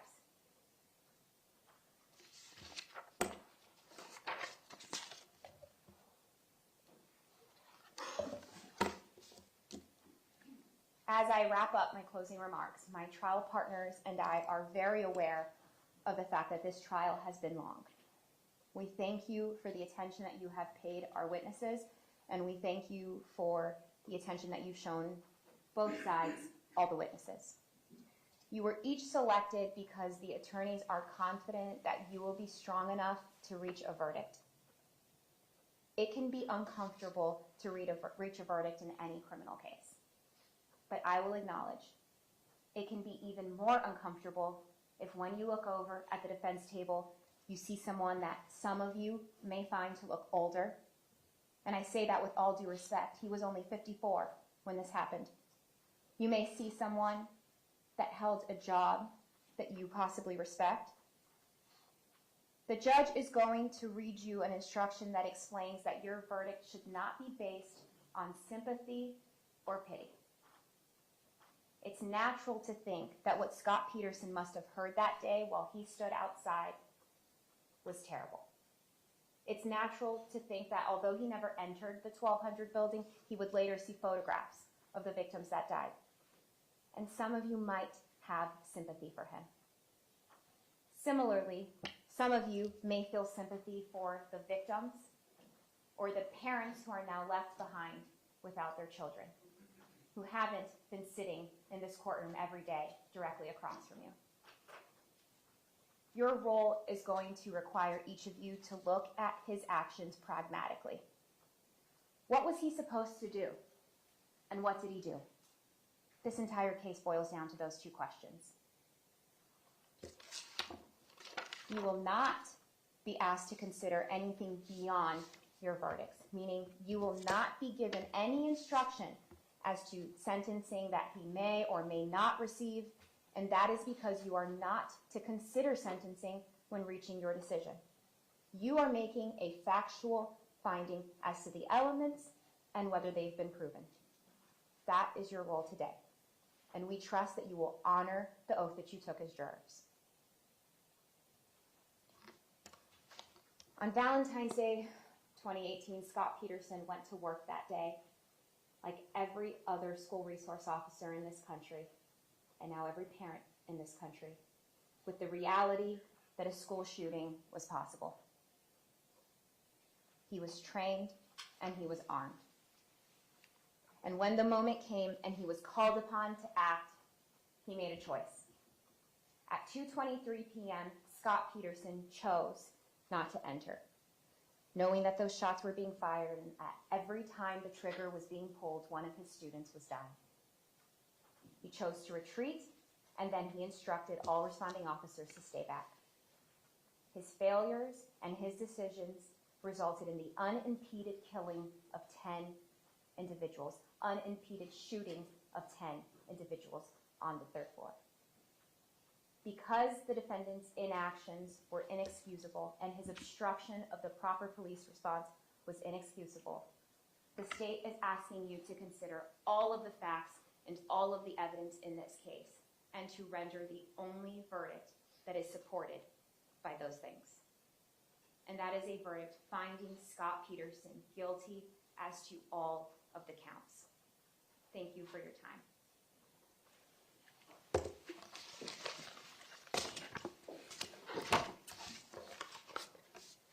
Okay, Ms. Gomes, thank you very much.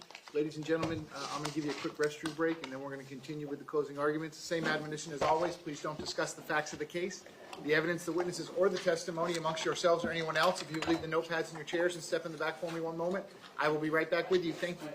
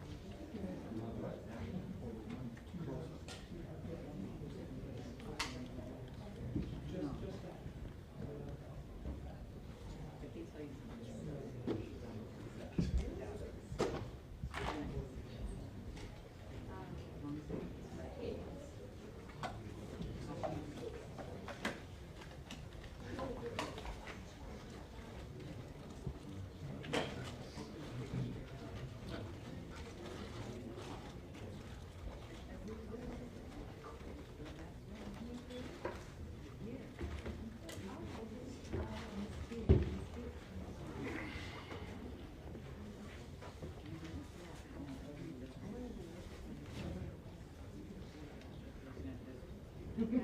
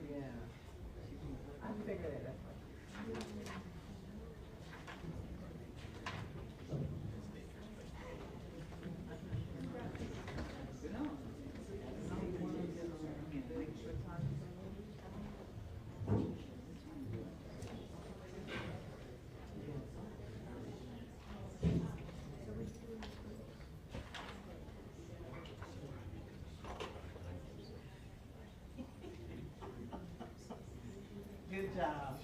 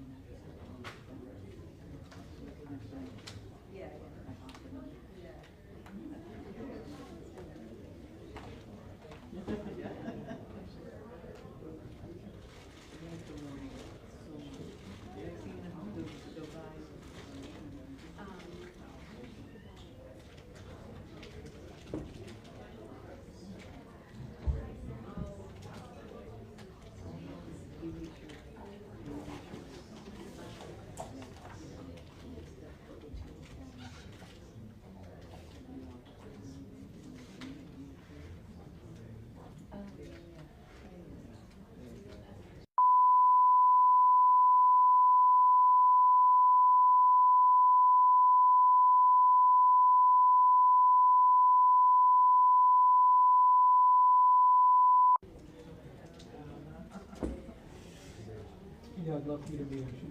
Yeah, I'll find it.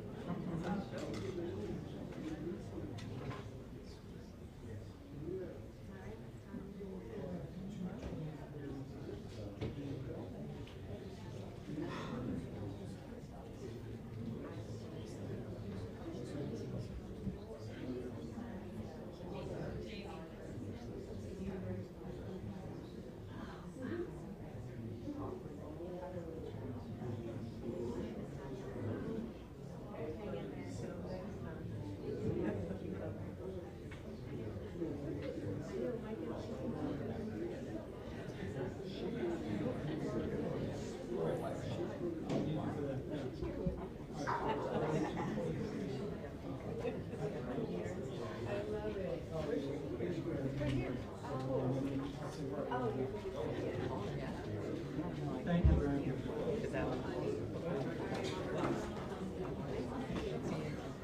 Remain seated, come to order, court back in session.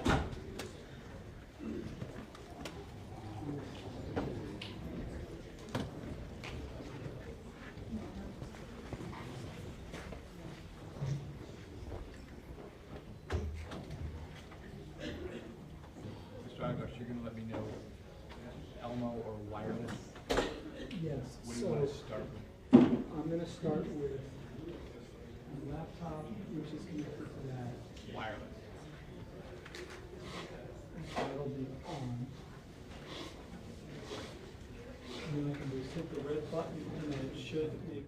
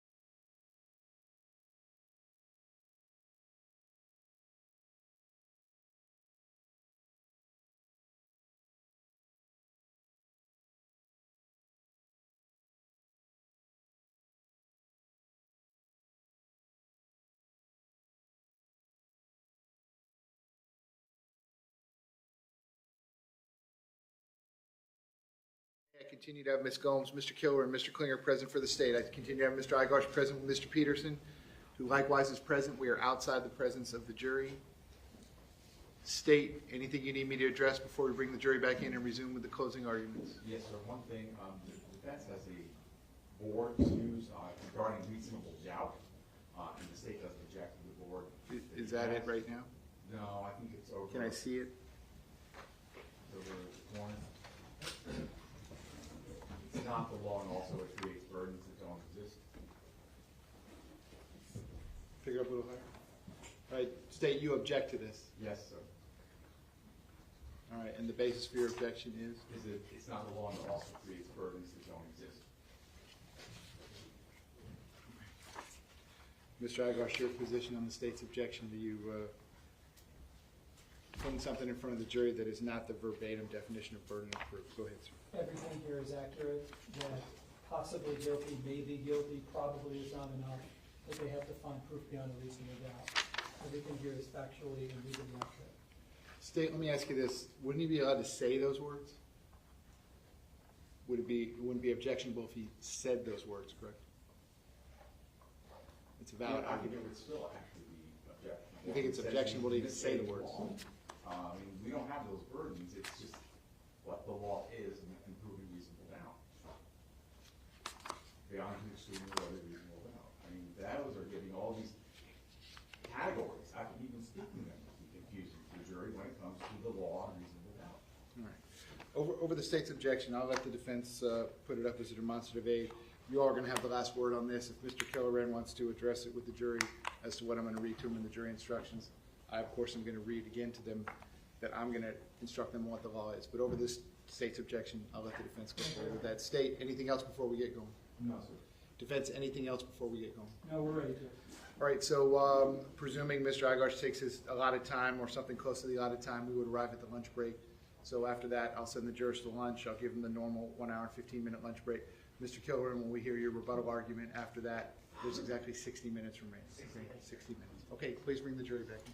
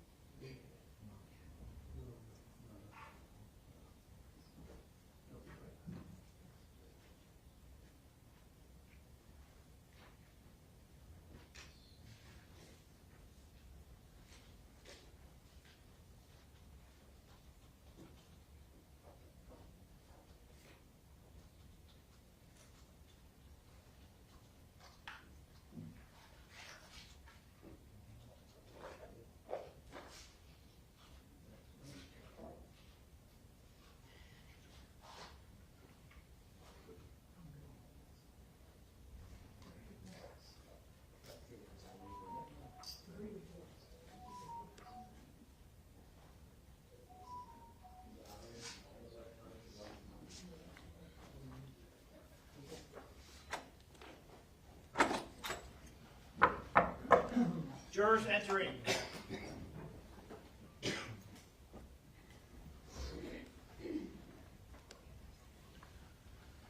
Ladies and gentlemen, welcome back. Come on in.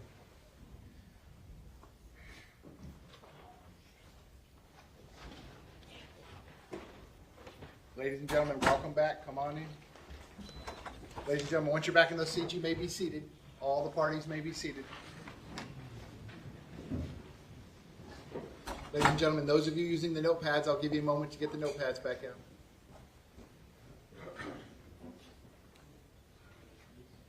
All right, ladies and gentlemen, welcome back. When we took our quick restroom break, you had just heard the state's closing argument. At this point, we're going to turn to the defense closing argument. Mr. Igosh, when you are ready, you may proceed. Thank you, Your Honor.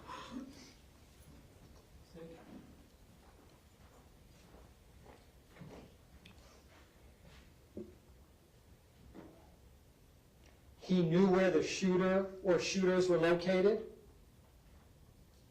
That's not what the evidence showed. Saying it's so don't make it so. So let's just jump right into his transmissions.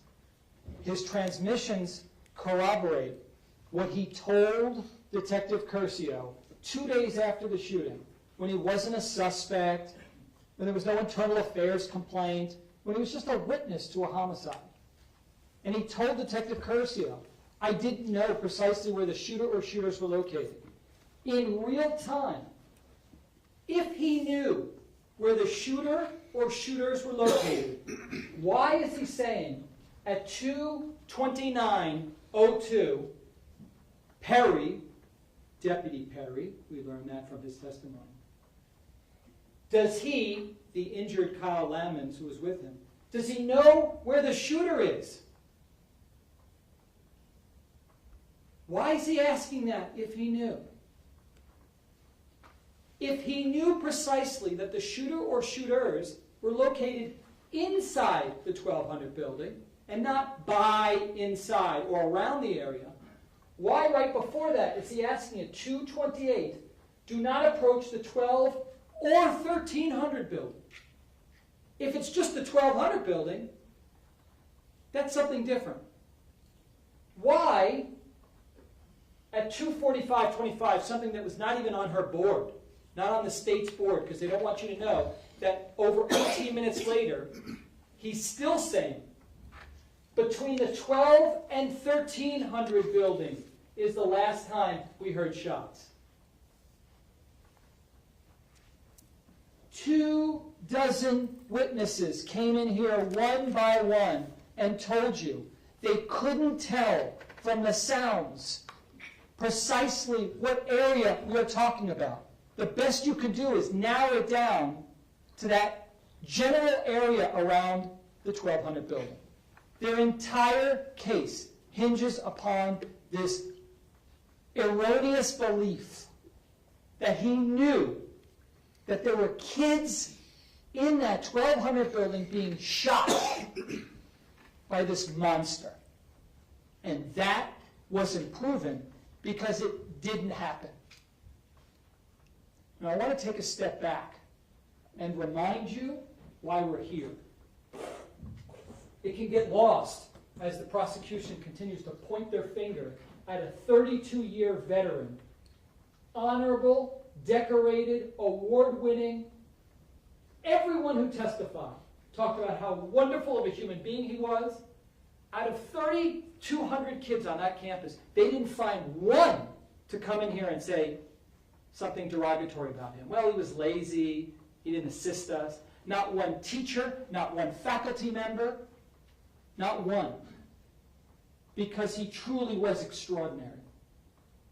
32 years. And then 4 minutes and 15 seconds, he becomes a felon.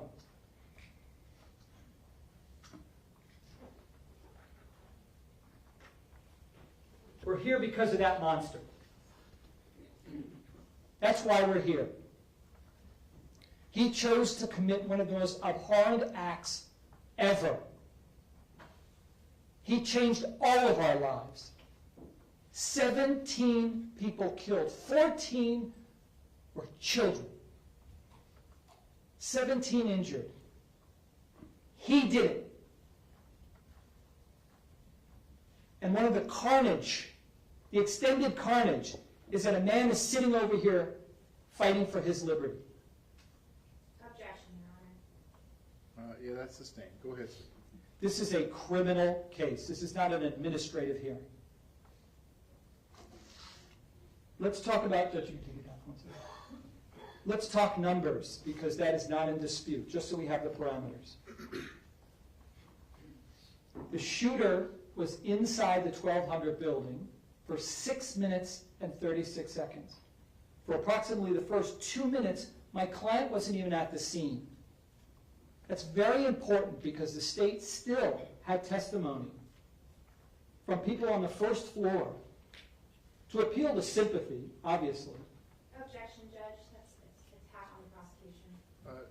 That's overruled. Again, ladies and gentlemen, these closing arguments are meant to assist you in your determination of the facts, but you're going to decide what the facts of the case are. What the lawyers say is not evidence. Go ahead, sir. He wasn't even at the scene on the first floor until he hears the shots of Aaron Feist.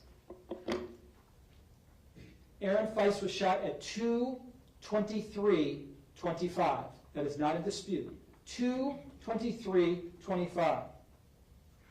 1 second later, my client gets on his police radio and announces, "Be advised, we have possible, could be firecrackers." Understand that the 4 minutes and 15 seconds, the time that he has to do something, begins with him trying to sort out, wait, I thought we were talking about firecrackers. So at first, click, click, click, seconds running down, possible, could be firecrackers. I think we have shots fired. Possible shots fired, 1200 building. He's giving his location, and he's telling people to respond to that area. He doesn't say inside the 1200 building. And the Peterson rule from now on with all law enforcement is going to be to get on the radio and say, when I say 1200 building, let me make very clear, I'm not saying inside, I'm saying the area around. You see, I'm not really sure. It's ludicrous to suggest that when he says 1200 building, that what he means is definitively inside the 1200 building. That's not what he's saying. And he never definitively and clearly says inside the 1200 building. His first reaction is 1200 building because he's literally standing 10 feet from the 1200 building. Now they could condemn him all he wants that he doesn't walk up and open up the door, but the shots rang out as he was 10 feet from the door. Him and Calvin Greenleaf were standing there. They were approaching, and then the shots rang out. And it was shocking, and it was jarring for everyone. No, he didn't say, hold on 1 second. Let me walk a few feet and open up the door and look in, because that's not how things went down. He immediately felt that he was in jeopardy. So did Calvin Greenleaf. They didn't know where the shots were coming from. And we're going to go ahead and play now what happened. What you're going to notice was he doesn't immediately run to shelter. 2:25, the shots ring out. You will see him on the screen again at 2:23:44. Another 18 seconds later, he remains, give me 1 second, he remains right by the 1200 building. Thinking of himself? No. Thinking of the kids in that building? Yes. Because he doesn't run for cover. He stands there out in the open with Calvin Greenleaf, fearing that there could be sniper fire, random people running around with guns, bullets from any direction. You understood. He wasn't the only one who said that. Every single cop is trained to believe that all that is possible. So to his credit, he stands there with no vest on. Yeah, that's the reason why we brought it up. He didn't say, hold on 1 second. Let me go run to my vehicle, put on my vest, and get my rifle. He stands there, vulnerable as you can be, risking his life, and gets on the radio and yells shots fired, because every second does matter. He stands there and he yells shots fired. We're going to see the delay in how long it took. A good 18 seconds before he gets back to a position of cover. That's 18 seconds he could have been hit by fire. And he stood there and not only gets on his radio and announces shots fired, but gets on his school radio and orders a code red. We'll talk more about that in a moment. Let's take a look. Mr. Savitsky, this is Attorney 3. Yes.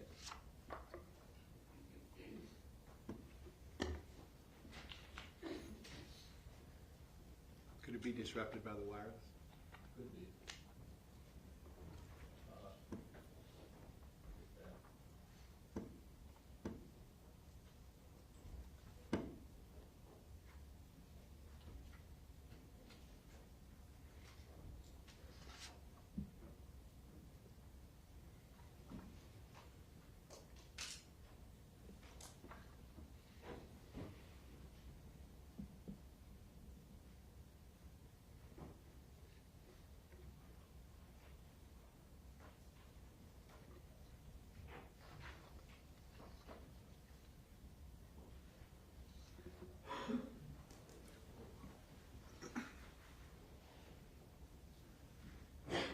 So we just started at 2:23:25 after Aaron Feist was shot.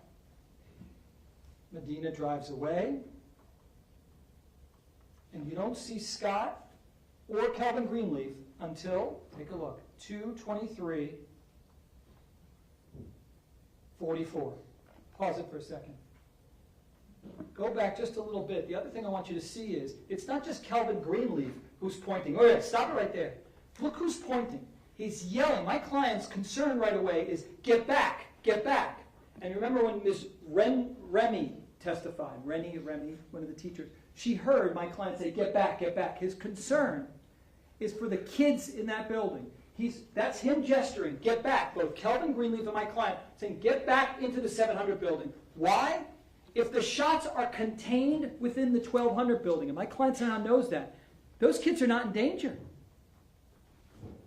No sniper fire, no harm, no nothing. He gets them back in there because he is extremely concerned that now this whole hot zone becomes an area where he and everybody else could be harmed. He doesn't know that there's one shooter. Nobody knows that. We have the luxury in this courtroom of hindsight. Hindsight's 20/20. Monday morning quarterbacking, there's phrases for it. And when you're in the hot zone like my client was, going through adrenaline dumps like we heard about, and the things that people were experiencing, the stress of that situation, my client is concerned about the kids. Look, he's got his hands up and he's gesturing. Keep going, please.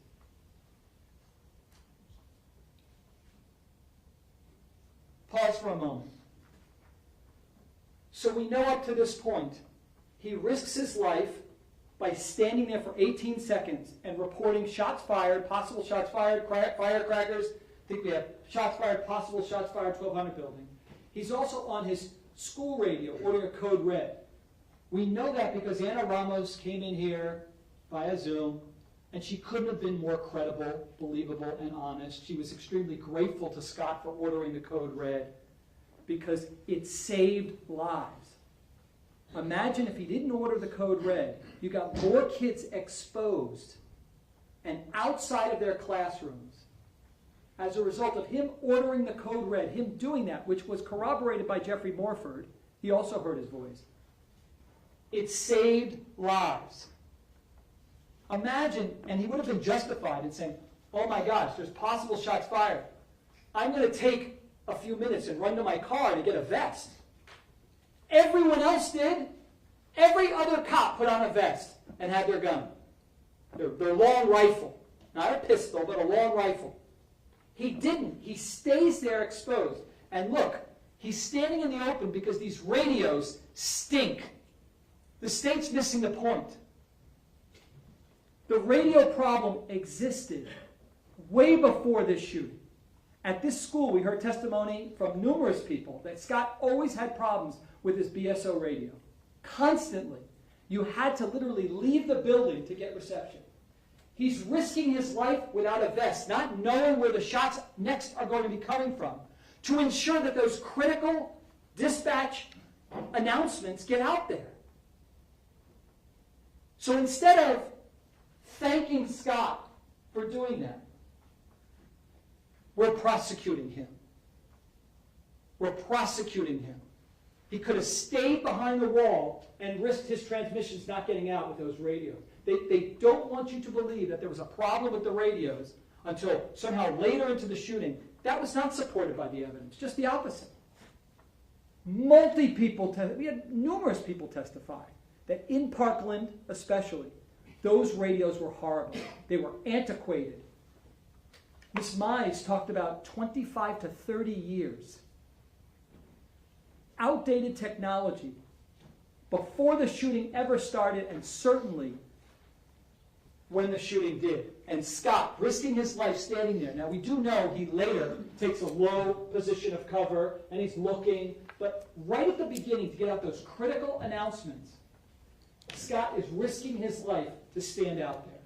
That is uncontroverted. There's no other reason why he's putting himself in that harm. We're all set. We're all done. I want to take a breather and thank you. I'm going to get hot in just a moment again too, but I got to take just a breather for a second. I asked all of you during jury selection a lot of things. One of them would be, would you hold against my client if I fought like heck for him? You know, where I just was passionate and I cross-examined witnesses and even got to the point where sometimes even the judge would have to sustain objections, even though the judge doesn't favor one side or another. He's going to tell you that.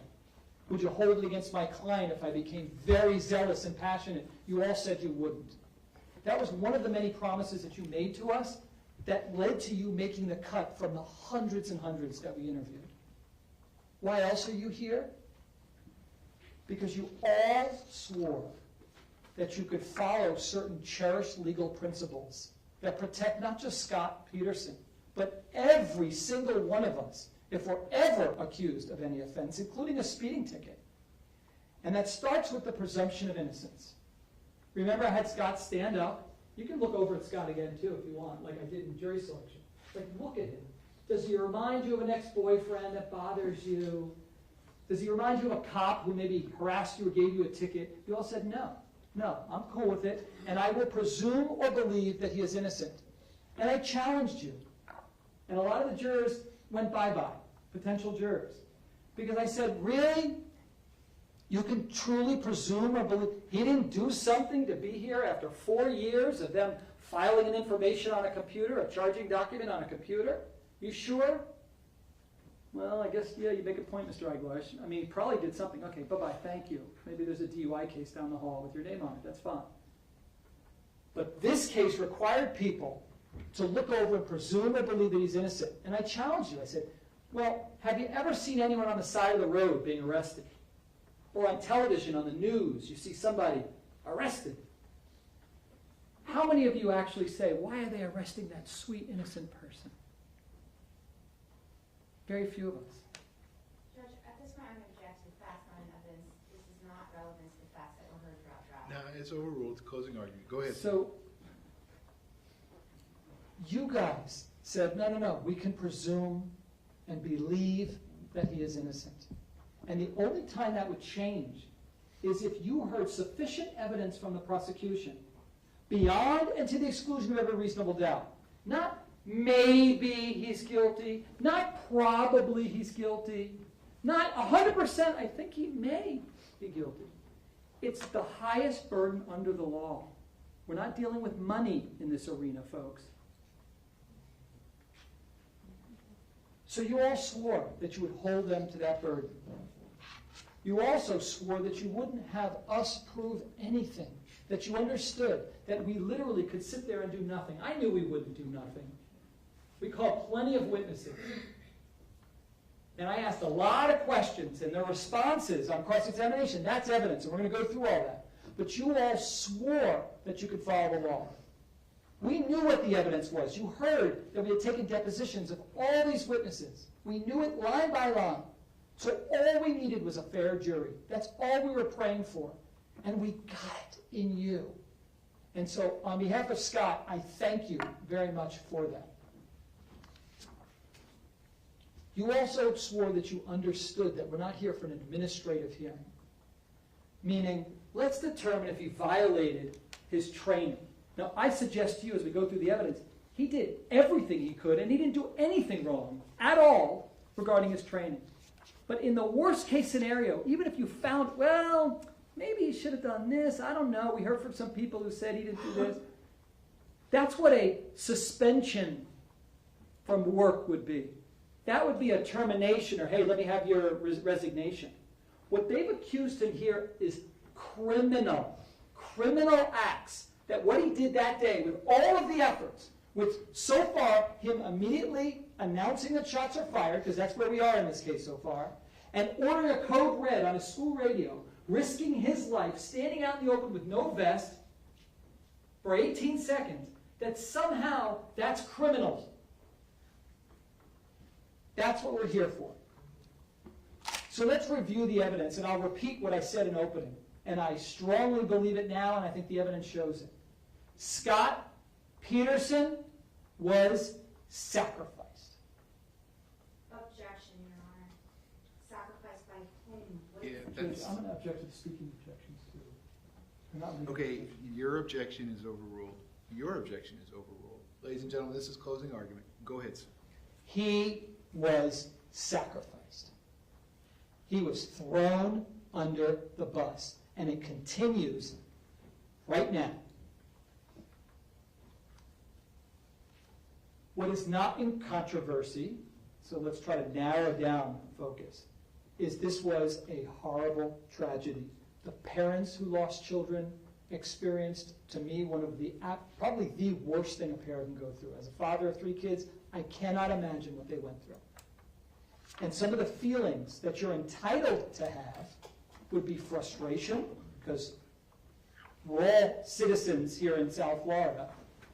So you wouldn't be human if you didn't have, as a result of what that monster did, feelings of frustration, anger, sadness, compassion, and demand for change. All those are very normal. But none of those feelings have any place when you're evaluating whether Scott is guilty of the offenses that they've alleged.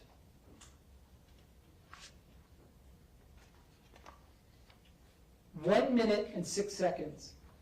That's the time that my client had from the time that Aaron Feist is shot to the time that that monster gets to the 3rd floor and begins shooting and killing the people that he's accused of neglecting. 1 minute and 6 seconds. It took a team of 12 SWAT members over 30 minutes to clear the 1st, 2nd floor and get up to the 3rd floor. And somehow it's pure fiction to suggest that Scott, even if he knew, and we'll focus on it, he did not know, but even if he knew, that somehow he could have made a difference. That is pure fiction. So, how did this start? Let's talk about what's uncontroverted. My client gave a statement. It's there. We've highlighted it for you, so you know. And then I asked Detective Curcio, so was this corroborated? Yes. Was this corroborated? Yes. This turned out to be true? Yes. This turned out to be true?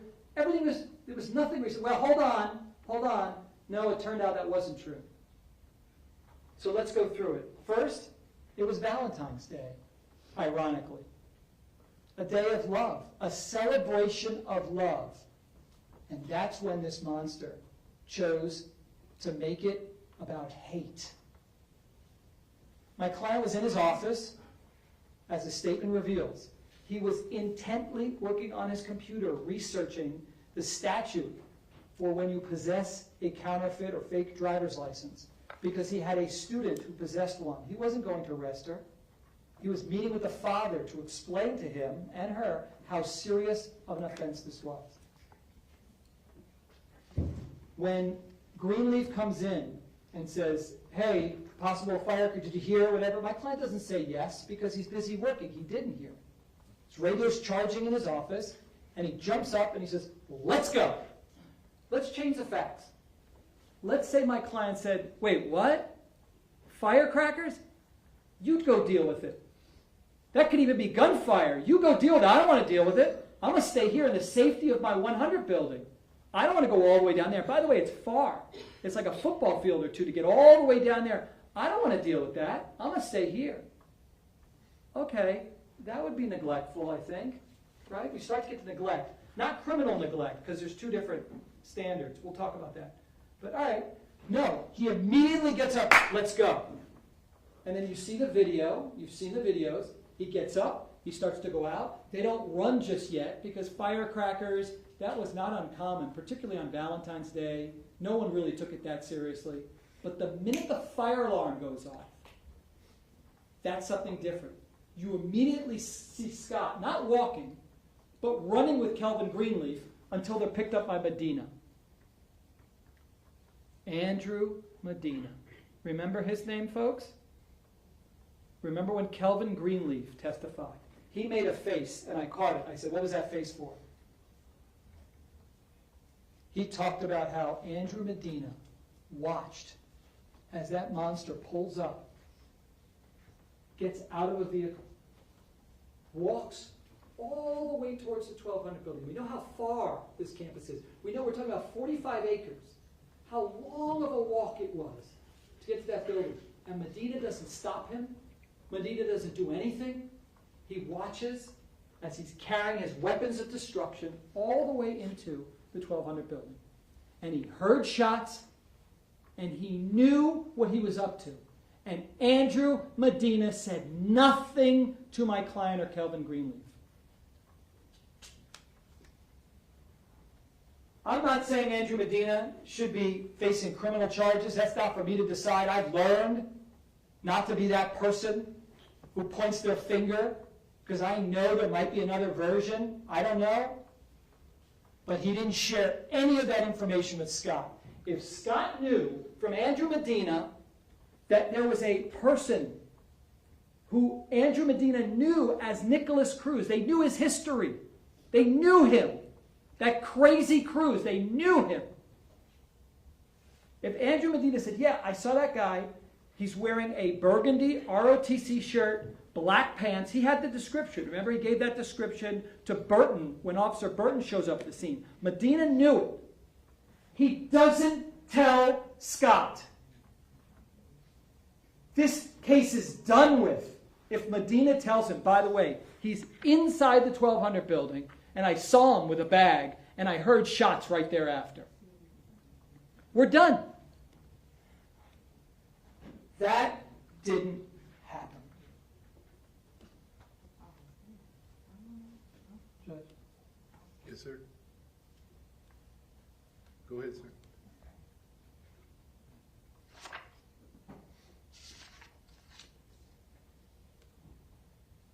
So then he gets to the building, and he acts heroically by reporting what he knows.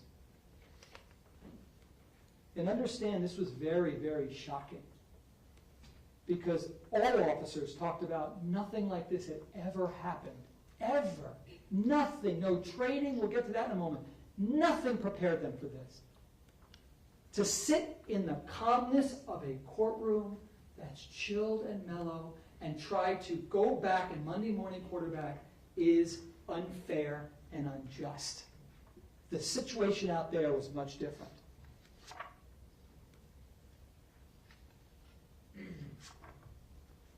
I'd like to go through their testimony, one by one, witness by witness, and discuss with you what each one said. And it will be clear to you, at no point do you go, okay, so now we know. Now we know. And when I say we know, we're talking about the critical issue that my client knew in real time that shots were coming from inside the 1200 building, and more importantly, that kids were being killed. That's the idea that they're suggesting here. That's what they're alleging. That a man who everyone said loved those kids, had a great relationship with those kids. He spent years dedicated to the protection and welfare of those children. He cared about them immensely. And they're saying, I'm just going to sit here and do nothing. Leaving out, of course, we didn't hear one word from the prosecutor that, we'll get to it, that during that time he's sending Assistant Principal Morford to the office to watch surveillance footage to find out where the shooter or shooters are located. Why would he have done that if he knew where the shooter or shooters were located?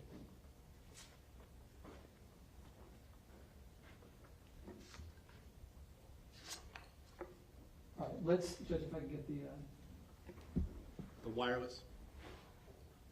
yes, please.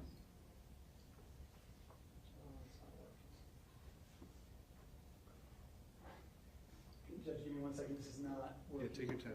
Mr. Savitsky, you want to help him out? Please, thank you. We change the batteries and still.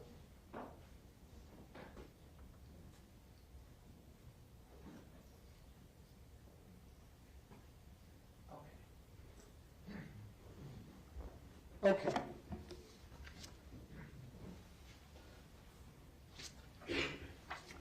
So let's start off. Again, you start off before the state calls their first witness with the presumption of innocence. Remember when the judge asked you what your verdict would be?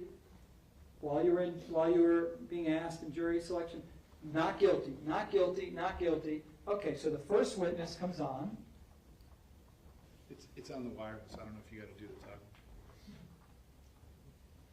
First witness was Daniel Gilbert. Daniel Gilbert was a student on the first floor. My client wasn't there yet. They played some videos that were hard to watch because all the kids were very tense.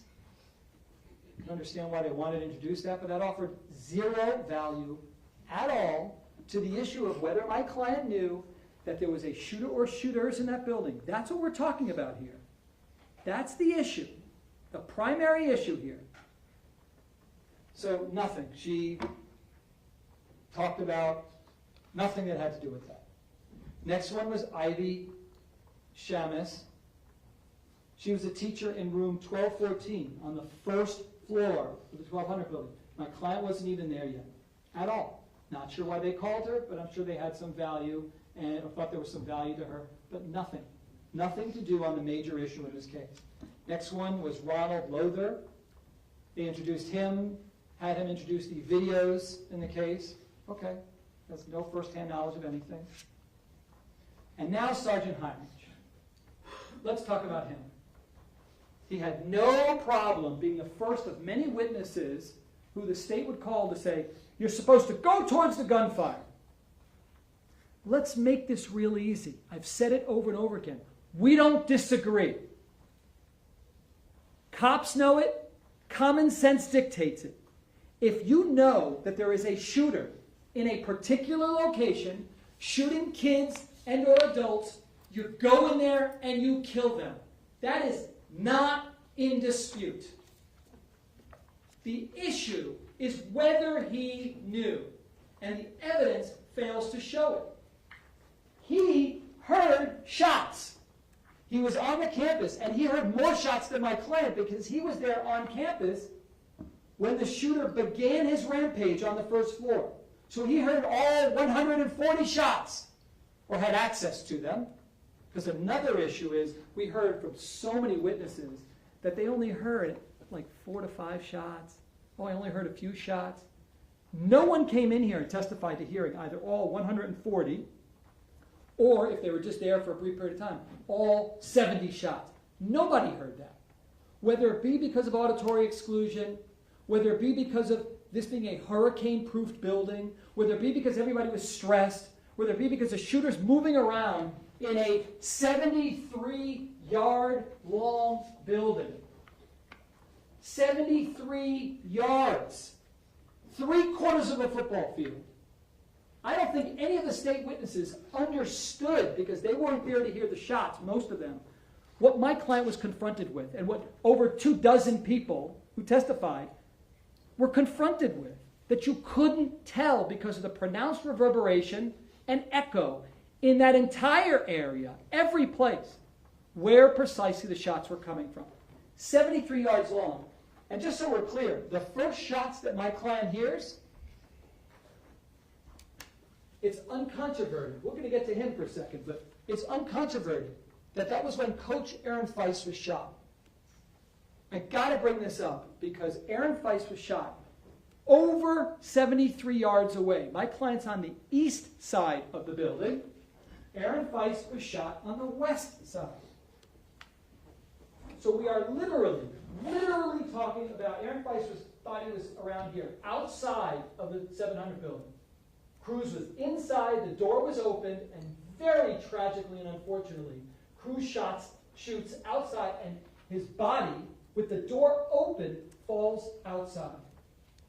It makes total sense, and even the prosecutor conceded in her closing argument, that it makes total sense that it would sound like the shots are coming from outside because the door was open and the gun is pointing west in an opposite direction of where my client is, all the way here at the 700 building. The clock's ticking at 4 minutes and 15 seconds when he hears shots from outside of the 700 building, the 1200 building. The door was open. Jeff Heinrich heard all the shots. He was there for all 140. And he told us that he heard 5 to 6 shots. By the way, he works for Coral Springs. We're going to make that distinction a lot during this closing argument. He heard 5 to 6 shots. He thought they were fireworks. And he's familiar with guns. He couldn't tell if it was inside or outside. Then he heard another round of gunfire. Shots were, quote, loud and banging off of things. This is their witness. This is their witness. So far, nobody has said anything that helps their case on the issue. And you've got him coming up and saying it's loud and banging. The best he could narrow it down, his words, somewhere around the 1200 to 1300 building. Somewhere in that area. Which is precisely, at best, where my client narrows it down. Do not approach the 12 or 1300 building. 245, 25. Between the 12 and 1300 building is the last time we heard shots. Heinrich's belief from the west side is identical to my client's belief all the way 3/4 of the football field on the east side. Identical.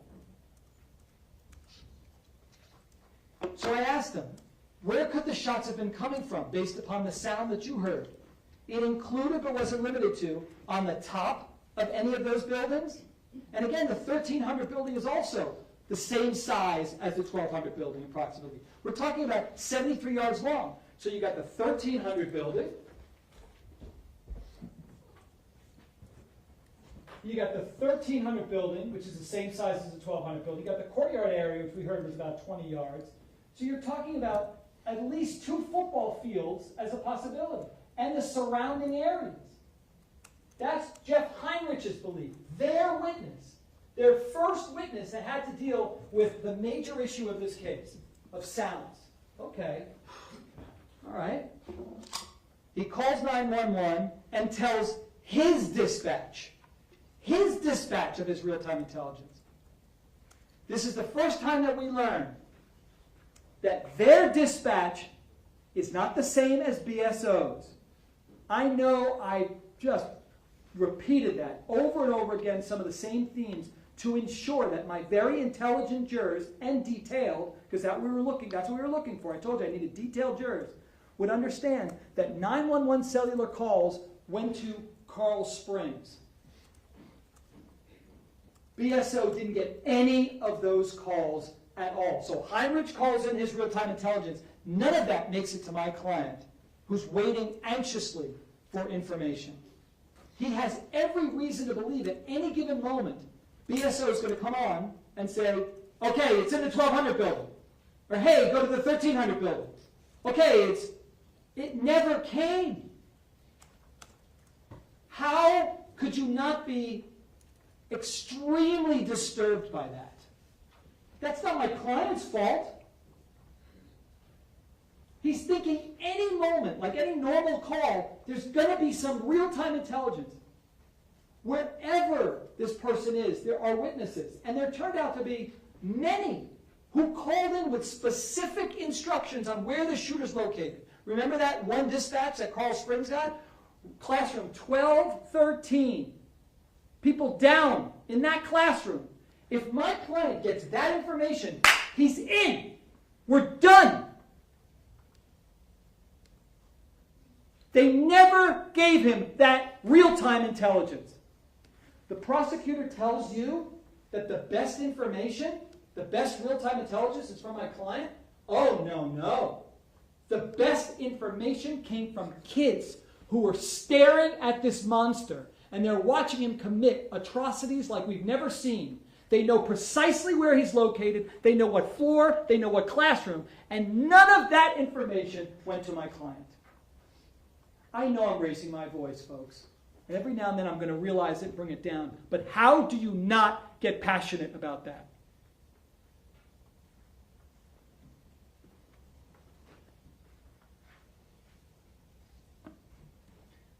Sergeant Heinrich sees Aaron Feist down by the west side. My client doesn't see that. He couldn't see. He knows right outside the 1200 building, Aaron Feist was down. And what does he do? He takes a tactical position of cover. Every officer that responded to that scene, whether it be the 36-year veterans or those with less experience, all did exactly what they're trained. They take tactical positions of cover, because only in cheesy movies does the cop just walk around without a bulletproof vest and somehow walks like he's 10 foot tall and bulletproof. It doesn't work that way. Everybody took a position of cover. And the prosecutor in her chart conveniently calls it, even though everyone calls it a tactical position of cover, her words were, he retreats. There was another offensive expression here. Remains in a fixed position. Fixed position. Did you hear any witness call a fixed position? It was a tactical position of cover, because if he gets shot, he's of no use to anyone as the first responder to that scene. He needed to stay alive. That's what every cop did. So Heinrich, the best defense witness that we could have, that they called. He never went into that building. I'm not blaming him for it. He's the first of many officers who had more information than him that took positions of cover and never went in there. Which is why the most appropriate theme is he was sacrificed. He was thrown under the bus. Because why are they singling him out? Why? I'm not saying anybody should be arrested for this at all. Everyone should just learn from this experience and grow from it and be debriefed from it. We'll get to that, which they never did. But to be sacrificed, let's take the first guy on the scene, the 32-year veteran, who's done everything he could, and let's sacrifice him. Because maybe they won't look at all the failures that the brass have been involved with for years. Next one, Brian Staubley. Scott was extremely professional. He heard one shot.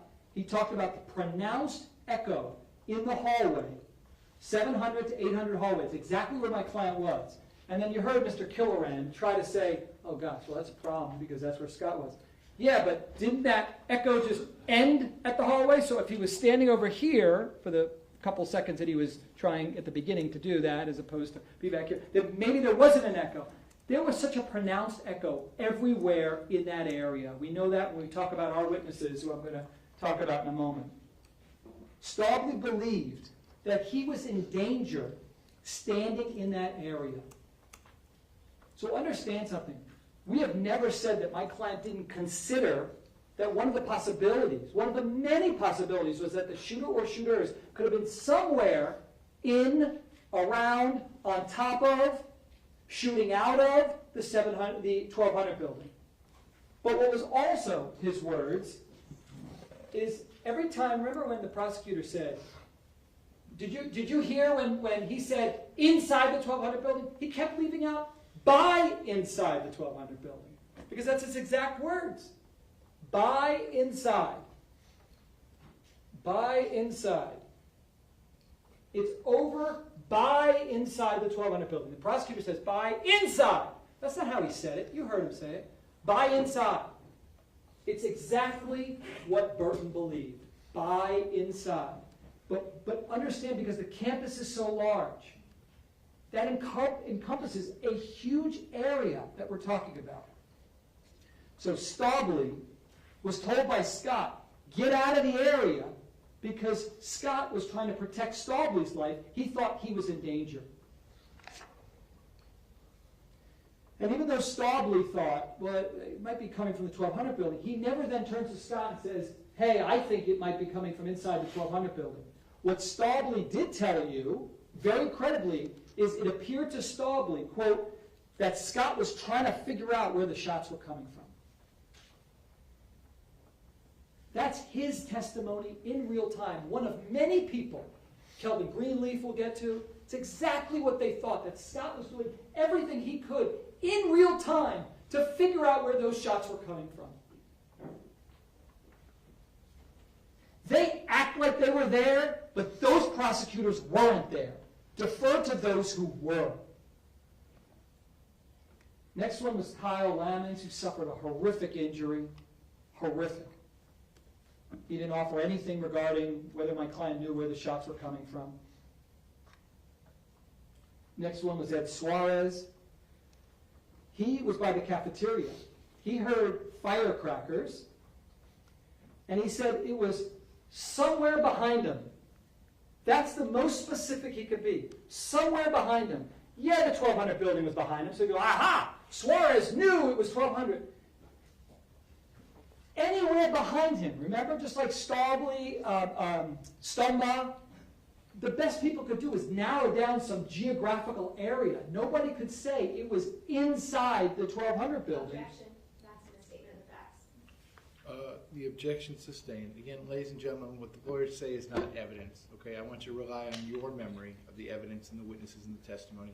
If the lawyers say anything and you remember it differently, I want you to rely on your own recollection of what the evidence was. Go ahead, sir.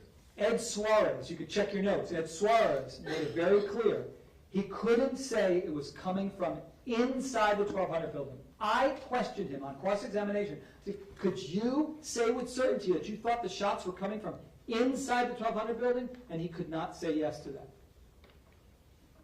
He did say, though, this is important, he heard Scot Peterson on the school radio saying, please stop talking over each other. So one of the things that Scott's doing is, in real time, amongst many other things, keeping the kids from the 700 building back into their classrooms, monitoring 2 radios, which we heard from one of the school resource officers, how that can be very, very difficult. Listening to both and speaking on both and dealing with the stress. He's also telling people, hey, one at a time on the school radio. Whose benefit was that for? For Scott's? Or was that meant to help the people on the scene who were trying to help everybody there? Next was Anthony Borges. He suffered massive injuries. And ultimately, again, this is all on the monster, the shooter. But here's what's interesting. Through him, through the state's case, this interesting concept that none of us would have thought occurred. And that is that kids on the 3rd floor did not hear shots from the 2nd or 1st floor. Understand that before the fire alarm went off, which was caused by all the shooting that monster was doing, there were a lot of shots being fired. No one on the 3rd floor heard those shots. And then he goes on the 2nd floor, this monster does. He shoots out of room 1234, and he shoots out the other, it was 1214, the other direction. No one heard those shots. And you know why? You know how we know that? You saw the video, remember, on the 3rd floor of all the kids walking out onto the 3rd floor? They're calm as calm could be. No teacher would let their children walk into the 3rd floor if they thought they were dealing with gunfire. And Borges tells us that. No, I didn't hear any gunfire.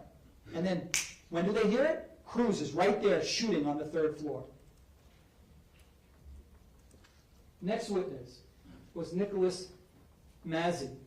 He arrived on the west end of the 1200 building. He's with Carl Springs. Every time you say Carl Springs officer, fill in the blank, now you're talking about a different playbook. They have all the real-time intelligence.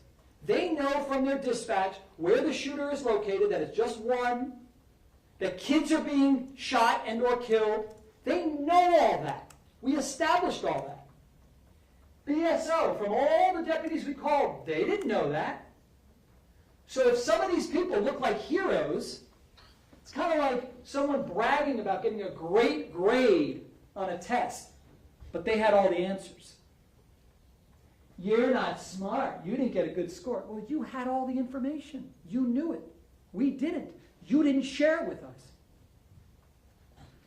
So he testified that he sees Feist dead.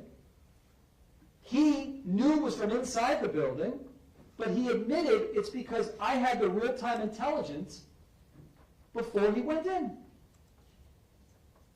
I asked him, did you know whether Carl Springs had ever relayed that information to BSO? He didn't know. And the tragedy is that these well-meaning Carl Springs officers didn't then turn to the BSO officers on the scene and say, here's what we know, because they assumed competence from the higher-ups that either the radios were patched or that the information coming in to Carl Springs would be provided to BSO deputies. That didn't happen. Is that Scott's fault too? How dare they not take responsibility for what they didn't do and what they did? Again, my client has that real-time intelligence. One of their Coral Springs officers says, by the way, there's somebody who got killed in room 1213. My client's in.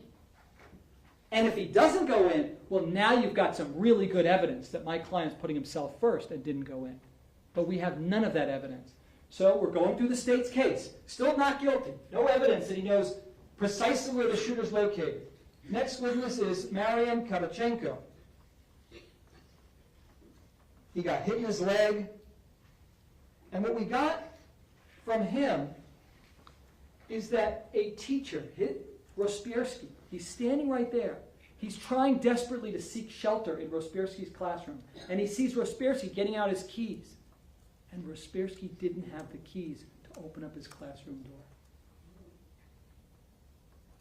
Now, whose fault is that? Is that my client's fault?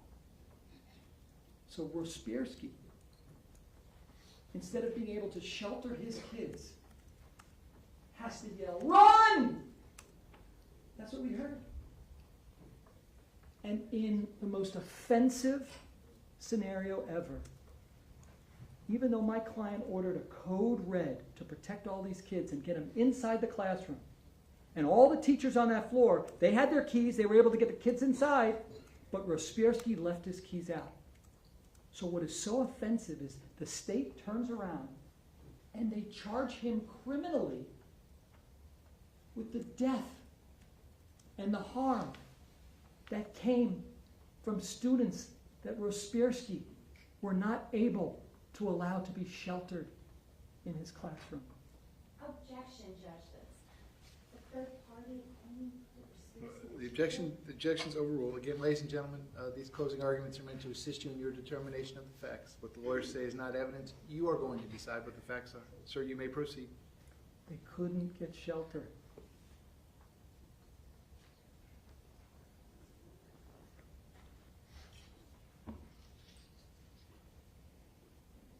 And also remember with him that when he left the building and he started running, remember his testimony? He still felt he was the target as the shooter was sniper firing out the west side teacher's lounge, and he felt that he wasn't safe.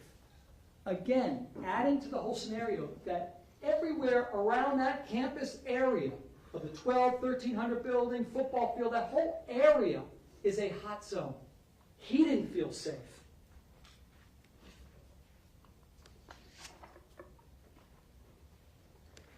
Armand Borgi, he was a student on the 3rd floor. He testified that he saw Scott with his gun drawn. My client doesn't do anything? Imagine if my client didn't even pull out his weapon and he's just standing there like this. I'll just wait till SWAT comes, which is essentially what they're saying he did. No, he has his gun out. And I'll get to Burton, but Burton had him demonstrate that he sees my client in a low ready position, scanning, looking around. Not, let me just stare at the 1200 building because that's where I know it's all happening. He's looking. Remember how many people said he was scanning and looking everywhere? That's what they're trained to do. In fact, Armand Borgi specifically told you that when he saw my client looking, quote, west towards the football field. West towards the football field. Not glued on the 1200 building, because that's the only place he knows that the shots are coming from. Ashley Hazeltine. She came from Hertzville's class, room 710. She heard what she thought was banging noises. She thought, she's the one student that they got to testify to say that it might have been from the 1200 building. But understand what her testimony was. She didn't say, shots are coming from the 1200 building. Her first thought was, the roof must be collapsing from up there. Remember that? And then she looked, she goes, oh, I didn't see the roof collapse, so I just assumed it was a 1200 building. Okay. Okay. That's her testimony. She did tell you that she would play the echo game right in the very area that my client was at. Remember the echo game before the shooting? Because there's a pronounced echo right there where my client took a tactical position of cover. Here's the question. When they had her testify, the issue became a parent. They found one student, just one, to testify that she thought the shots were initially a building, top of the building exploding, and then I figured it must have been coming from 1200 building. Remember when I asked Detective Curcio? And I asked him, by the way, about the other students that came out of the 700 building and neighboring 500 building. I asked because we see on that video, you've all seen the video many times, of all the students that are rushing out of the 700 building. We can't see all of them from the way the video is, positioned, but we do know that every student was not exempt. Every student had to exit their classrooms. It was a fire drill. And so remember when I asked Mr. Bonner, how many students would you estimate are in the 700 building and the neighboring 500 building? Remember what the estimate was? I know you wrote it down. 600 to 1,000. That was his testimony. Because again, you got a school of 3,300 kids. You got just in those two buildings. I just want to focus on just those two buildings for a second. You know that there are other buildings where maybe those students might have heard shots too, and we could find out where they thought the shots were coming from. But let's just focus on, because that's a lot to work with. 600 to 1,000. Remember I asked Detective Curcio, so did you speak to each of the students who came out, the 600 to 1,000? He said, no, that would have been for the lead investigator, Keith Riddick. Okay. So where are those statements? Where did they hear shots from? We want to know. It's in a file. Keith Riddick has it in a file somewhere. Remember when he said that? Has it in a file. Okay. I think it's a fair assumption that Keith Riddick isn't, the lead investigator in this case, isn't keeping information from the prosecutors. Objection, Judge. That's Halliburton. Yeah, that's sustained. Ladies and gentlemen, I don't want you to be concerned about witnesses you didn't hear from. I want you to decide the case based on witnesses you did hear from. Go ahead, sir. We do know that Keith Riddick investigated the students who came out of the 700 and 500 building, 600 to 1,000. And from that, the state called one, her. That's it. What you deserve to hear is... Objection, Halliburton. All of those witnesses are listed. Yeah, that's sustained. Judge, Yes, sir. we can go sidebar. No, sir, you may not. Do you have any response to my ruling? We're not going to talk about witnesses that were equally available to both sides. Go ahead, sir. But they weren't. That's what I want to say. Sir, the objection is sustained. Go ahead.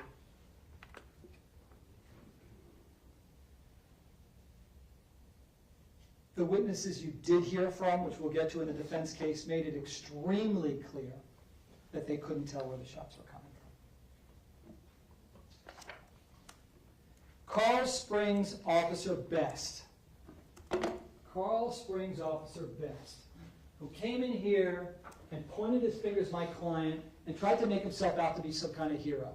First and foremost, he had all the information that my client didn't have. He knew what was going out over dispatch. He knew where the shooter or shooters were located, and he stood by my client's side. Judge, if we can turn the on. Oh, I guess I have to turn this off.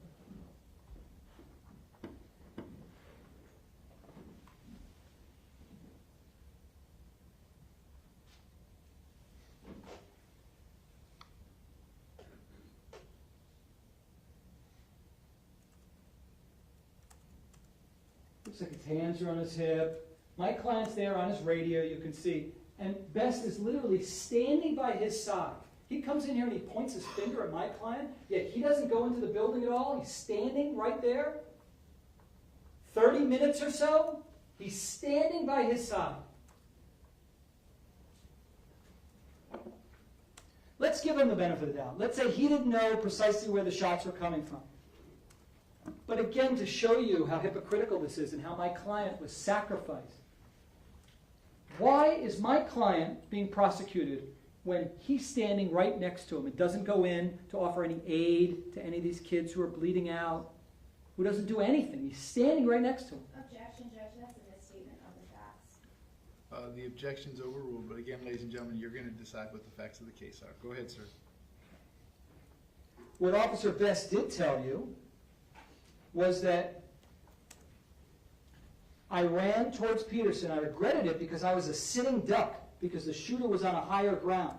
So even best, even though he stayed in that position with my client, he felt uncomfortable in that area. Nobody felt safe, which is why my client doesn't then come out from the concrete walls to stand any further unless he's trying to make some transmissions on his defective, malfunctioning radio to ensure, for the benefit of others, that that information gets out. But Best is right there by his side.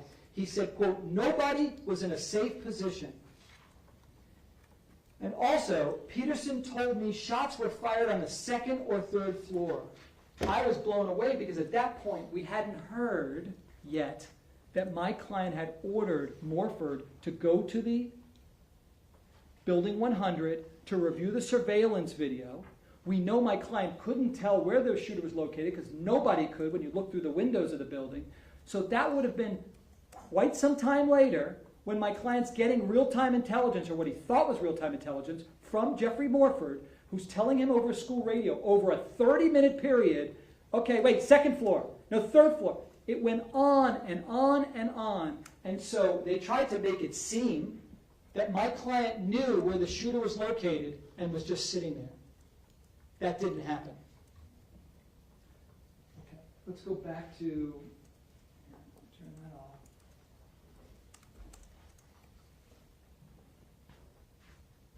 Next witness. Oh, don't. The next witness, whose face will come up in just a moment, is BSO Sergeant Richard Vandereems. He responded after the gunfire, so he wasn't there for that. Okay? He read the CAD notes. Remember? He read the CAD notes. Notes that my client in real time didn't have access to because he immediately is there on the scene. But the CAD notes, whatever those are, gave him some information that my client didn't have. And he ultimately helped clear on the east side. And he also talked about the radio issues, and he also never spoke to my client about anything. So he doesn't advance their theory that my client knew with certainty that shots were coming from inside the 1200 building. And next one is Tim Burton. If he doesn't prove that this is a selective prosecution, that my client was sacrificed and thrown under the bus, Yeah, that's sustained. Can we go sidebar real quick?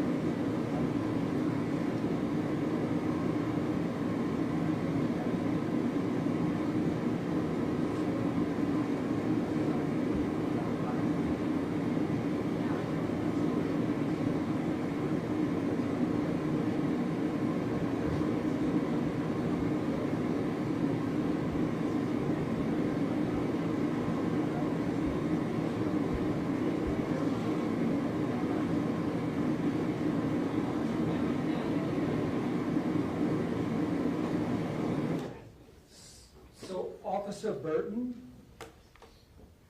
let's go through his testimony because he's critical, and he's a state witness. He shows up, and again, he's Carl Spring, so he has access to all the information that my client did not. He arrives at the school and meets with Andrew Medina.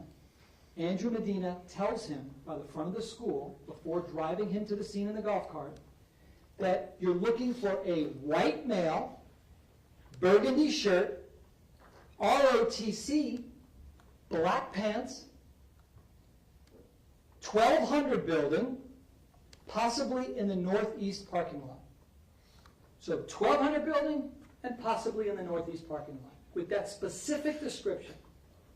Burton does not share that information with my client. Burton arrives on the scene, and the first thing he does is he takes a position of cover, just like my client. He is in the first row.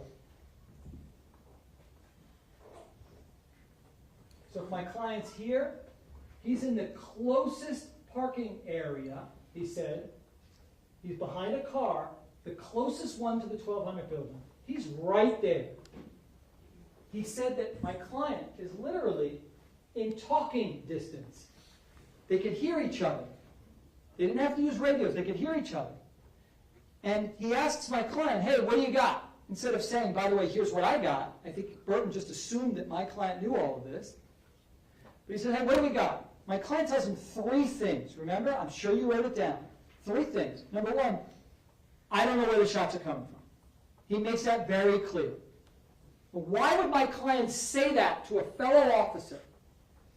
He's setting up some alibi because he thinks he's going to be prosecuted 4 years later? He doesn't know. In fact, Tim Burton, who knows my client very well, has utmost respect for him, they're both school resource officers, said that it absolutely looked like my client was believable and credible and not making this up in real time. He didn't know where the shooter or shooters were located. Number 2, he tells him that he hadn't heard shots in a while. And that was true, because Burton, since he got on the scene, they hadn't heard any shots. Shots had stopped. So my client didn't know where the shots were coming from, and he hadn't heard shots in a while. And third and most significantly, remember what he said? Hey, Burton, watch your back. Watch your back. Now, what's very important about that, and Burton understood that to mean, and there's only one meaning there. His back was to the parking lot. On direct, it was a little questionable. I think that I needed to clear it up on cross-examination. And it made it very clear that he was facing my client. My client was to the left. He kept an eye on my client for about 20 to 30 minutes while he stayed in a position of cover. His back was to the parking lot, this huge parking lot area. We're talking football field large. And my client saying, watch your back. If my client knew, as they allege, that the shots were coming from inside the 1200 building and everywhere else is safe, why is he telling Tim Burton to watch his back? Now, he wasn't right. It turns out now we know there wasn't a shooter or shooters roaming the parking lot. But in real time, that's what he believed. So easy after the fact, when you know what that monster did and where he was, to say, oh, you should have done this, should have done that. In real time, the things that he's saying matter. And Tim Burton stays for 20 to 30 minutes watching my client, and he never goes into the 1200 building. Never went in.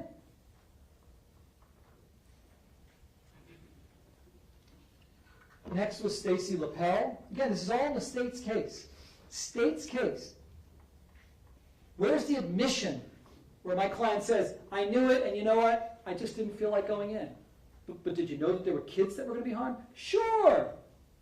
But I got 1 foot out of retirement. I'm 1 step away. I'm not going to do anything. That's a different set of facts. None of that happened. Let's keep going with their witnesses. Stacy Lapel. She was a teacher on the 3rd floor of the 1200 building. She's there inside the hot zone of the hot zone. She said, quote, the sounds that she heard that were ultimately gunfire, the sounds that she heard, it sounded like, quote, it was coming from outside. Where specifically, I asked? Somewhere between the 700 and 1200 building. This is an honest teacher, credible beyond all measure, who's inside the building where the shots are ringing out on the 1st floor, 2nd floor. And she's thinking that these shots are coming from outside of the 1200 building. This whole hearing-based prosecution is flawed and offensive, quite frankly. Next one. Coral Springs detective Brett Schroy. He made contact with Scott at 2:41. So the shooting stopped about 2:27:35, and then we're talking now some 15 minutes later or so, 14 to 15 minutes later. He said Scott was on his school radio and relaying intelligence, information of the shooter's location from Morford. That's what he's seeing. So the suggestion that he's doing nothing in real time, which wasn't even mentioned in their closing argument, he's actively trying to get information.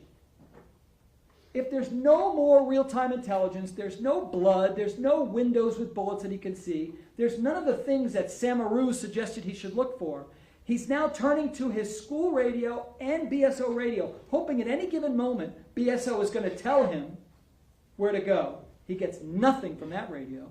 And he's on the school radio trying to assist. What we learned was 10 to 15 officers standing around waiting for his next word, who were standing either by the 1200 building or right there by the 700 building, just waiting for Scott to say, okay, the shooter's here.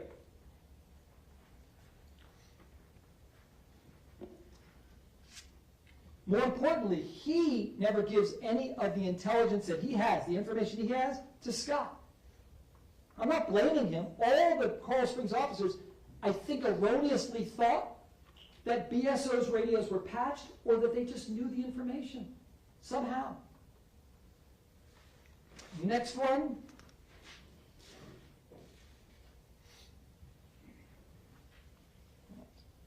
Danny Polo. Who is this guy? Miguel Suarez. Yeah, I barely recognized him because I didn't ask him any questions. He was a BSO crime scene detective. He took photos of bullet-riddled windows. You know what, there is this, I didn't ask him questions, but there is some significance. I don't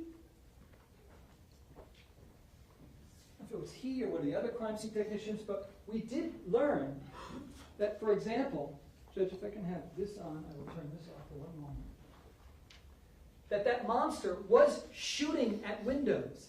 And this classroom in particular, 1234, out that window, if you keep going, you can look at the chart, it would head right in Scott's direction. You'll be able to look at it when you take the evidence back. So if Scott is thinking, they might be firing at me like most of the witnesses thought potentially, again, it's supported by Miguel Suarez and other crime scene technicians' testimony that bullets are hitting windows. I mean, that corroborates the sound evidence that my client's hearing.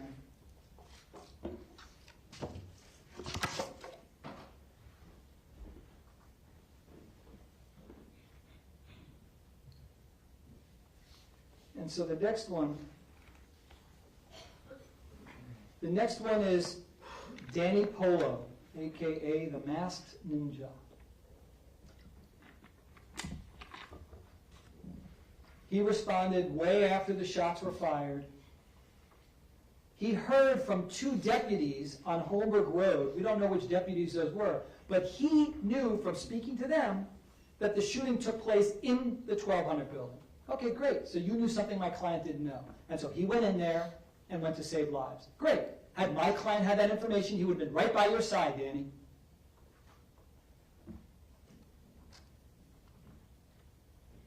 Next one was BSO crime scene technician Danny Kristen. Had no questions for him. He processed the first floor hallway, shell casings. Scott wasn't even there when all those shots were fired. No value. Next one is BSO crime scene technician, or Detective Gloria Crespo. She collected 61 shell casings. She took pictures. She also was an SRO. See how they tried to get her? Talk about how she, did acts that could make her like a caregiver, which we'll talk about, which is preposterous.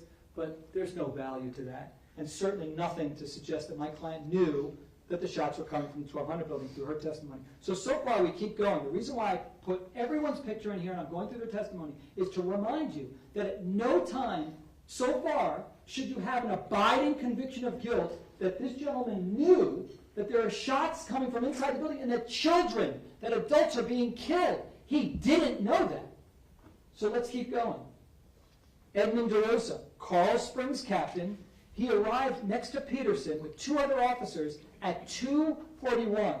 That was long after Cruz was gone, but nobody knew that. When I say nobody, no one like my client and BSO officers. They all thought, well after the shooter left, that there are shooter or shooters still on campus. He's told us that he assumed that the radios were patched. He claimed that he missed the radio transmission about 3 victims down in the classroom 1216. He did tell us it was extremely stressful. And here's a captain, okay? He didn't know where the shooter was, he said. He took cover behind a concrete pillar. Why do you do that? Because that's how we're trained. This is a captain telling you he did exactly what my client did. A concrete pillar. He said, quote, Scott seemed frustrated and stressed like everyone else. He said he never shared any of the real-time intelligence. He was concerned in the moment, even as he's hiding behind the concrete pillar, that he could be shot at any moment. And he said that my client announced that we're dealing with a 1200 building or somewhere on campus, which is consistently what my client's real-time intelligence was. 1200 building or somewhere else on campus. Next one was the medical examiner, Dr. Marlon Osborne. I had no questions for him. But even as the state tried to suggest, with these people who had passed, well, they lived for, a longer period of time, so if my client somehow in 1 minute and 6 seconds could know where to go, he could have gotten in there and saved somebody.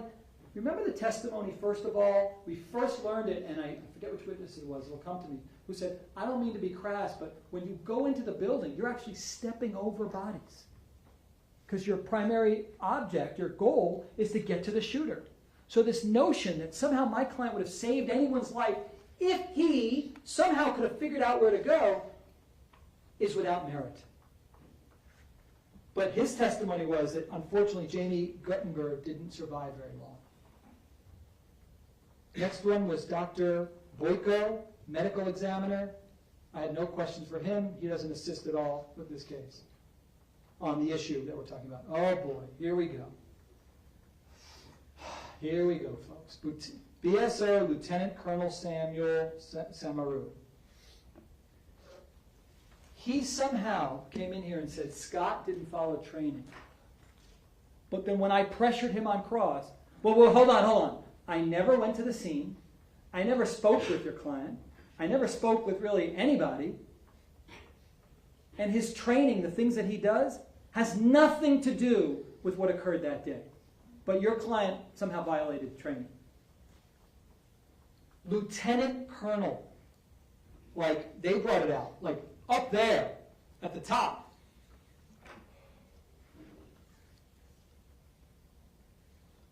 What we learned was that he was not being honest and straightforward. Remember the softball question I asked him?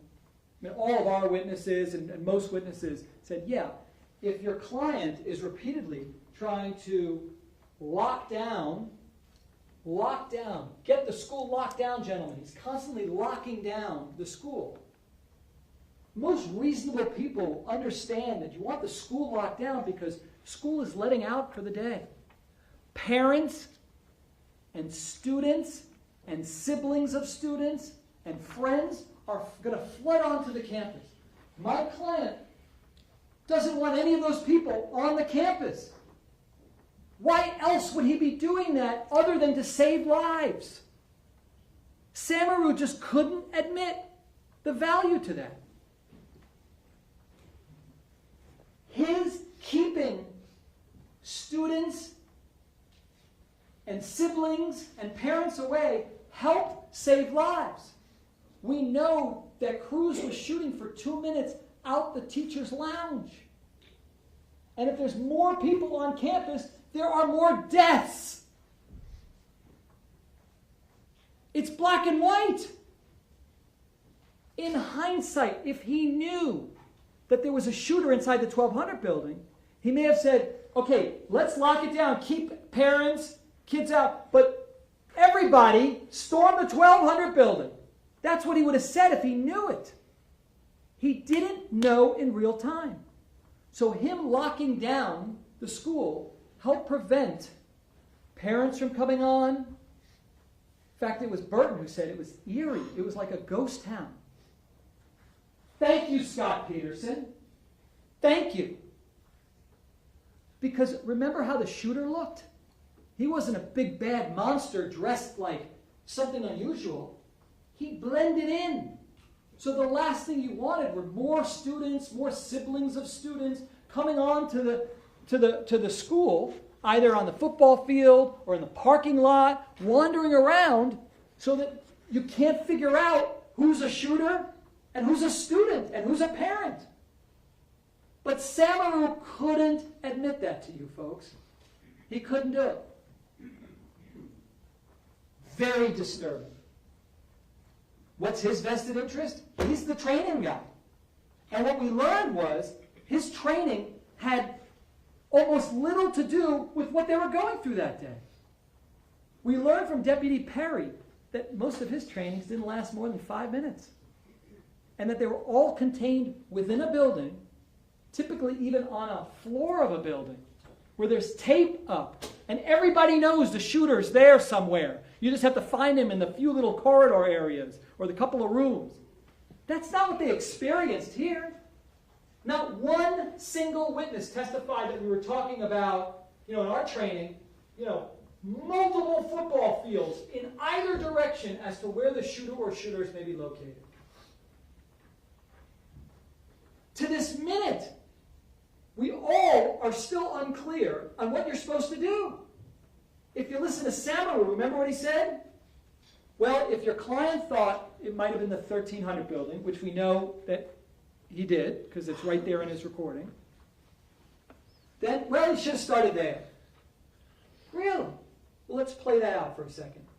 My client goes from the 700 building and then starts to run football fields away to the 1300 building. Now, I'm going to say this with love.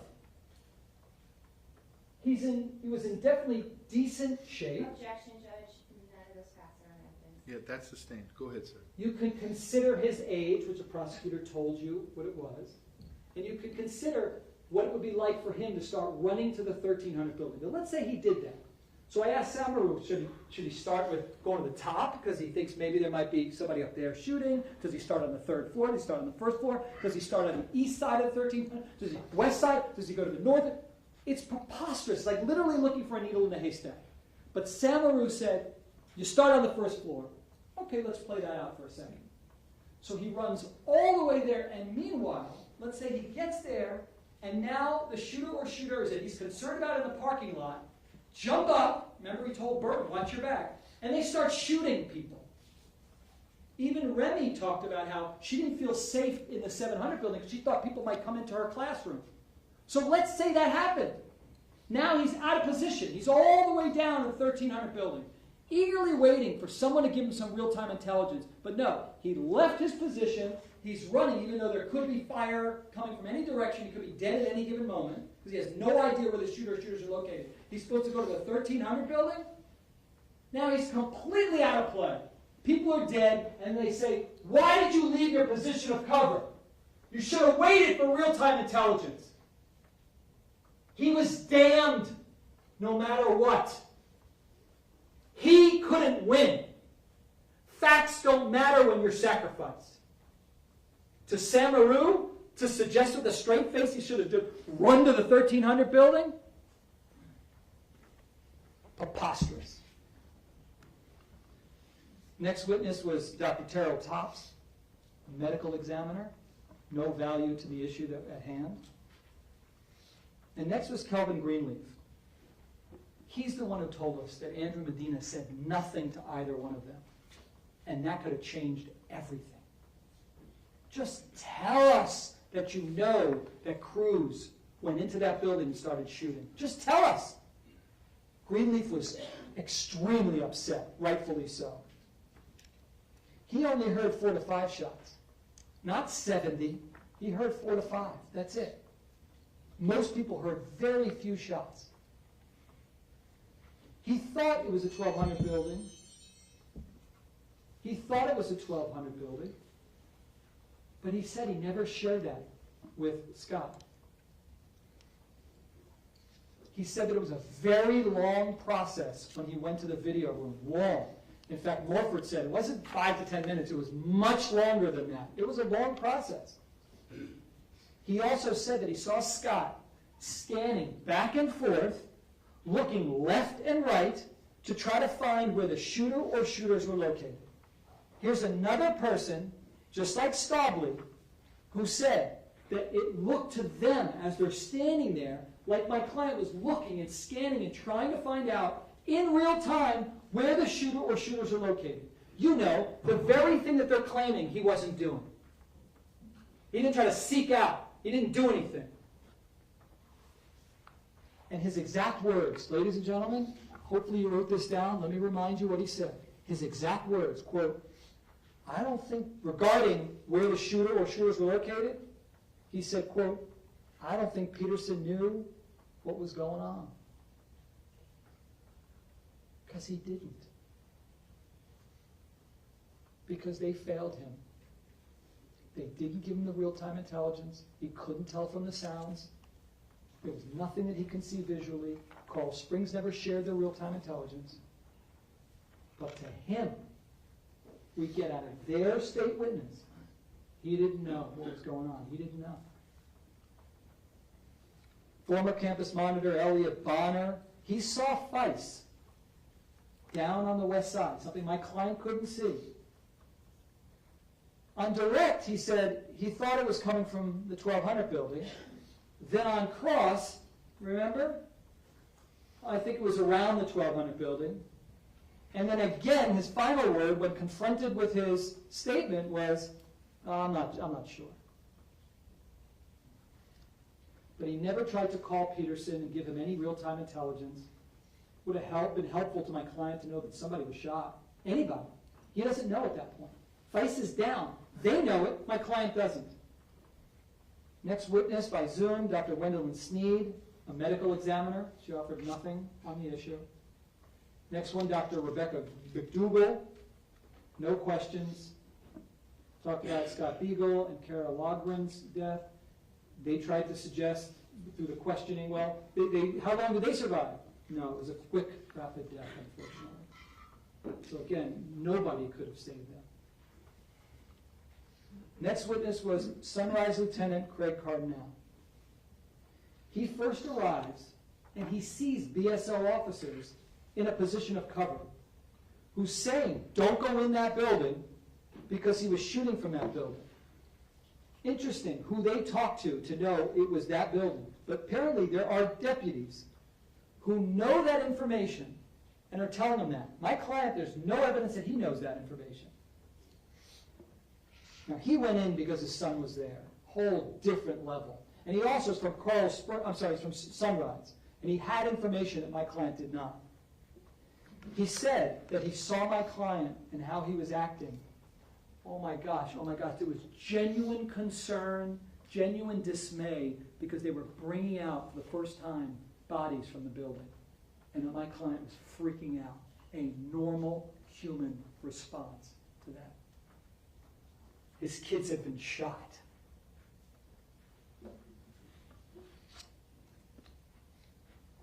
And their final witness, we're at the final witness. At no point did they prove this case beyond a reasonable doubt. We're at the final witness who only raised more reasonable doubts.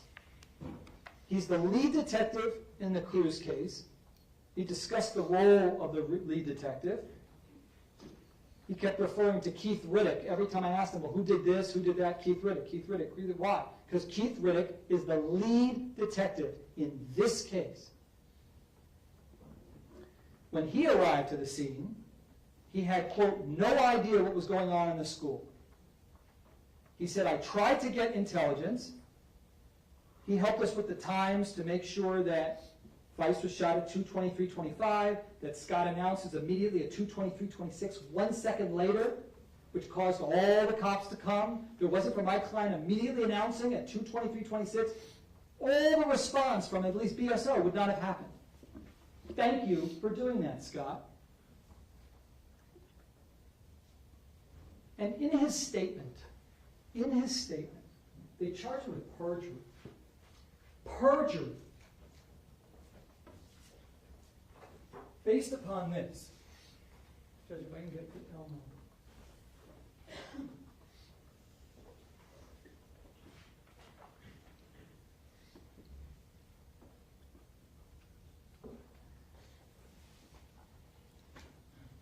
By the way, I'm talking about perjury, but I'm looking right up above too. This is important. This is not an interview that my client thinks will ever result ever with him being charged criminally or even under investigation. They just brought him in because, hey, you were a witness. We need to, it's not a debriefing either. That's a separate thing. He says debriefing would be very detailed. And what's the next thing? What's the next thing? What's the next thing? We want to know everything, everything. This is just some questions. But even in that, he says that he heard shots. Question, okay, could you tell what floor it was coming from? I thought it was outside. It was so loud. All right? And so close. I thought it was probably outside. I didn't even think it was even inside the building because it was so clear and loud. This mirrors what every witness that we called to the stand said. It was so clear and loud. Nobody thought it was inside, except for a few random people that we've already mentioned. I knew it was close to this building, but I wasn't even sure if it was in the building. Was it outside the building? But I knew it was close. And by the way, remember he said that he did this interview in a chronological order. Okay? So, and what happened next? Right, we got a little bit of that. So, next line over here, we're getting to the one where it said, okay, all right. When you get closer and you hear those, let me move this up. This is the perjury count, right here. It's the only time he asks him about shots, remember? I said, you ever ask him, how many total shots did you hear from beginning to end? Nope, never asked that. Didn't you think that that was going to be the money shot? Meaning the right question to ask if we're going to charge him with intentionally lowering the number of shots? And by the way, my client does say, first he says up here that there could be firecrackers. I think we have shots fired. And then again he reports that there are shots fired. Here, right here. At 2:26:40, he again says, I hear shots fired, shots fired. So he's hearing additional shots fired. He's reporting it here. He knows this is recorded. Why would he tell an officer he only heard the initial shots when it's right here recorded? It's because the cop is asking about, as you get close to the building, how many shots did you hear? This is the question. Okay, all right. Once you get closer and you hear those guys,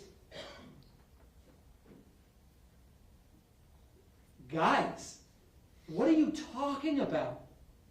Remember he said, I don't know. It should be on some recording somewhere. Okay, well, here you are sitting. I'm giving my closing argument. We still don't even know what he's talking about.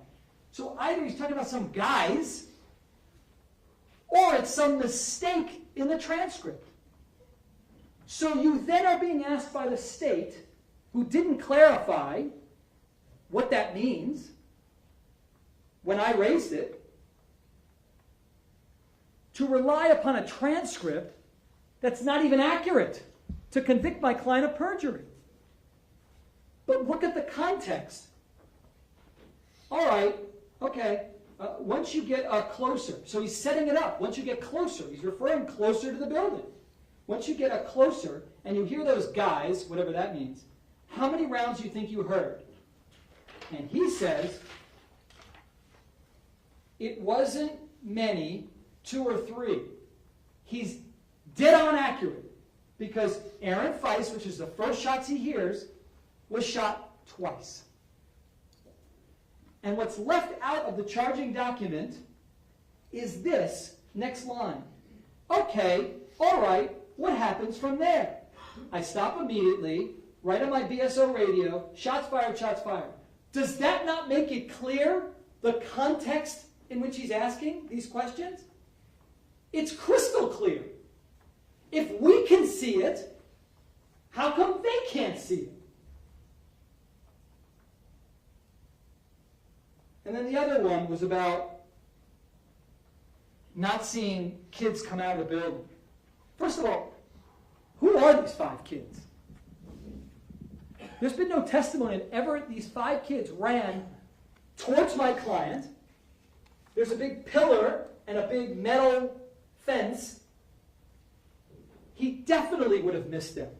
In that moment, at 2:23:55, he's worried about kids getting into the building. He's on both radios. He's hearing what could be possibly shots fired. Greenleaf sees the kids. My client doesn't. So what? Why would he lie about that? In a situation when there wasn't the chance that he was going to get arrested or even questioned. It makes no sense that perjury count is consistent with meritless charges being brought against my client. So that was the state's case. That's it. That's it. That's it. Where is the proof beyond a reasonable doubt that my client, who's still asking at 2:29, still wondering, Perry, does he know where the shooter is? And still, at 2:45, between the 12 and 1300 buildings, the last time we heard shots. It's right there. It's there. It's clear as day. So we didn't have to call any witnesses. And it would have been really, really strong if I just said, you know what, Scott? Even though we have all these defense witnesses, let's not call anybody. They didn't meet their burden. They didn't prove this case. And at the risk of you thinking that somehow we have any burden at all, we decided to put on witnesses. And now you know why. We needed to call those witnesses so you learned about the pronounced echo and all the kids and adults, faculty, staff, teachers who did not know where the shots were coming from. Let's review that. I mean, none of those witnesses were addressed by the prosecutor in her closing. I'm assuming that my zealous advocate, who I admire, will come up here and say something about it. I guess she did say, why would... Objection, Judge, not the commentary from the prosecutor did do. Yeah, Mr. Agosh, that's sustained. Let's not talk about the lawyers. Let's talk Okay. about the facts, evidence, and testimony Well, in the case. Go ahead, sir. The prosecutor said to you, why would they call kids to relive a disturbing experience? Well, because they're accusing my client of knowing where the shots are coming from. That's pretty relevant. Pretty relevant. You would want to hear from kids. Having kids come in and relive a horrible experience and talk about injury when we're conceding and saying it's not even an issue, well, it cuts both ways. So here's the defense case.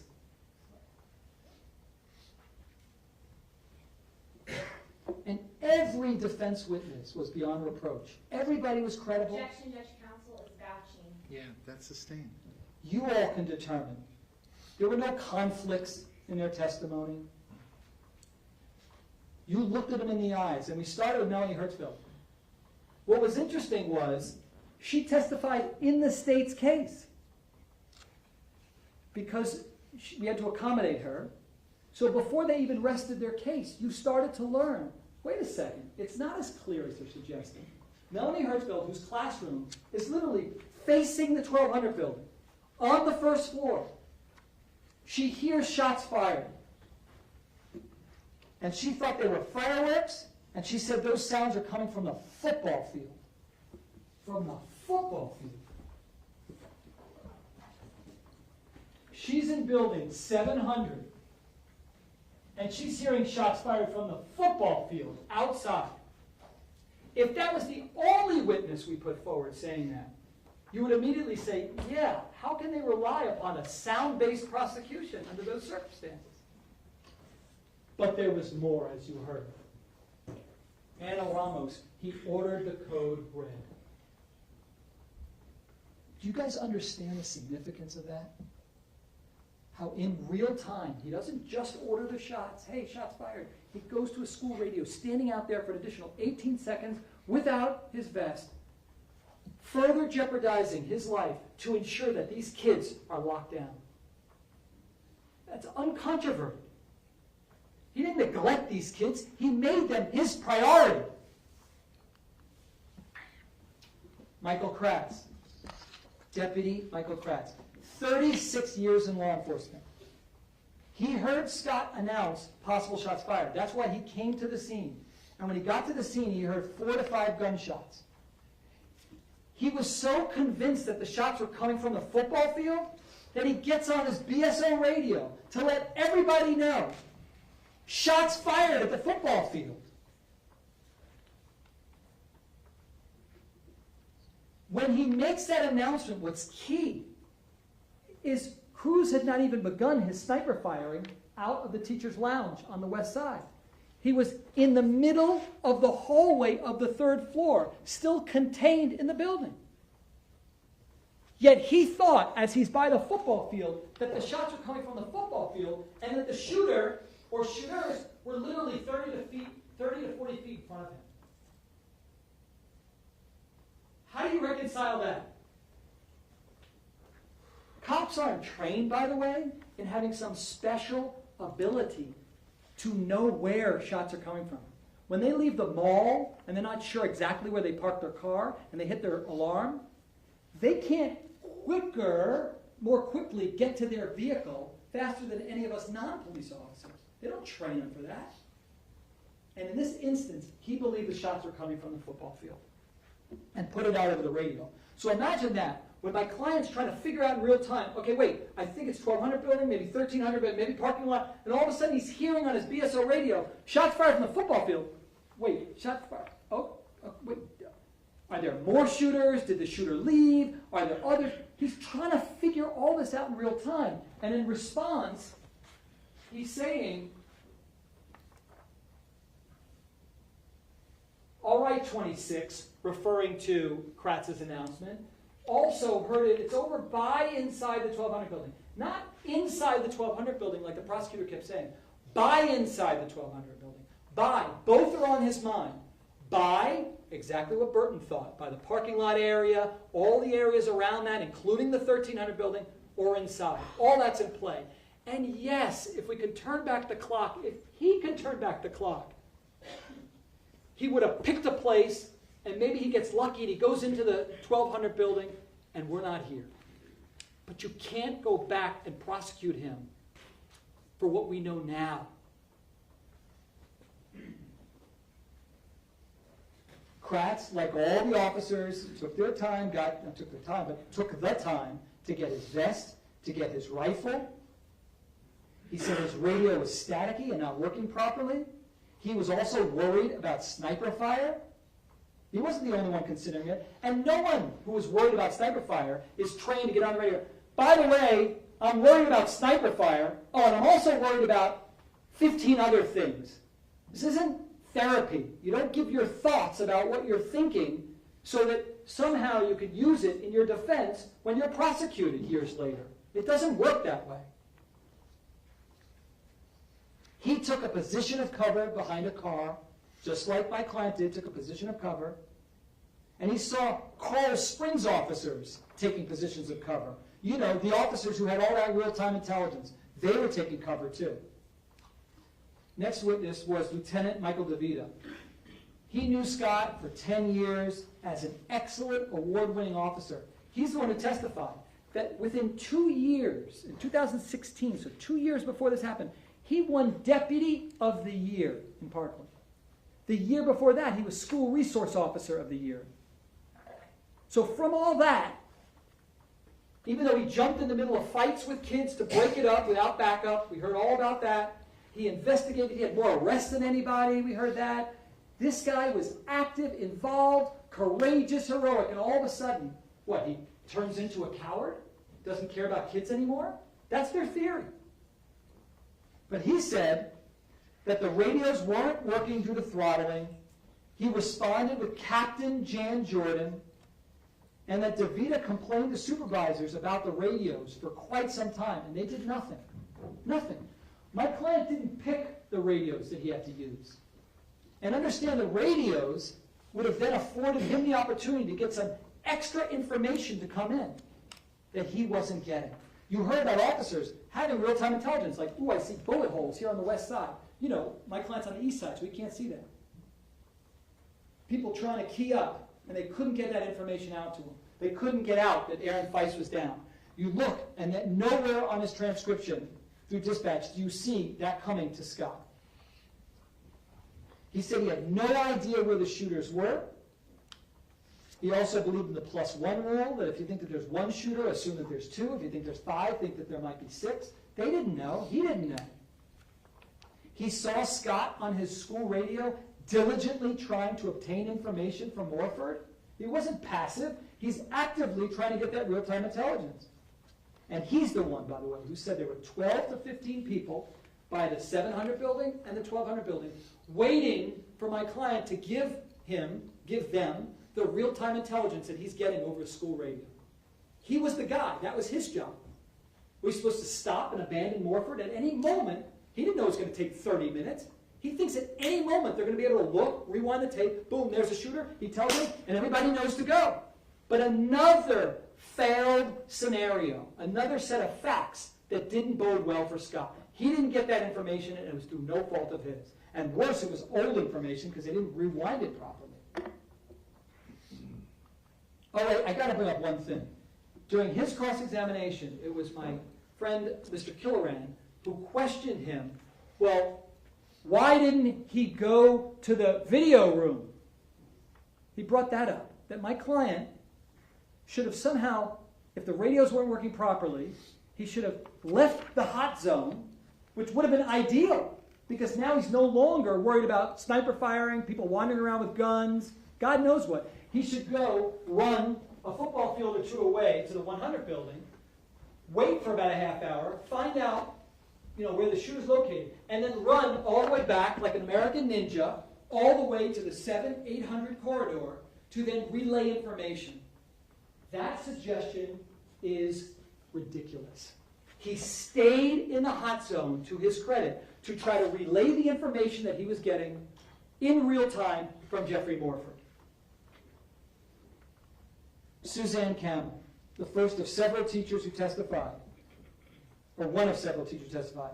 She was inside the 700 building. She heard loud noise pops.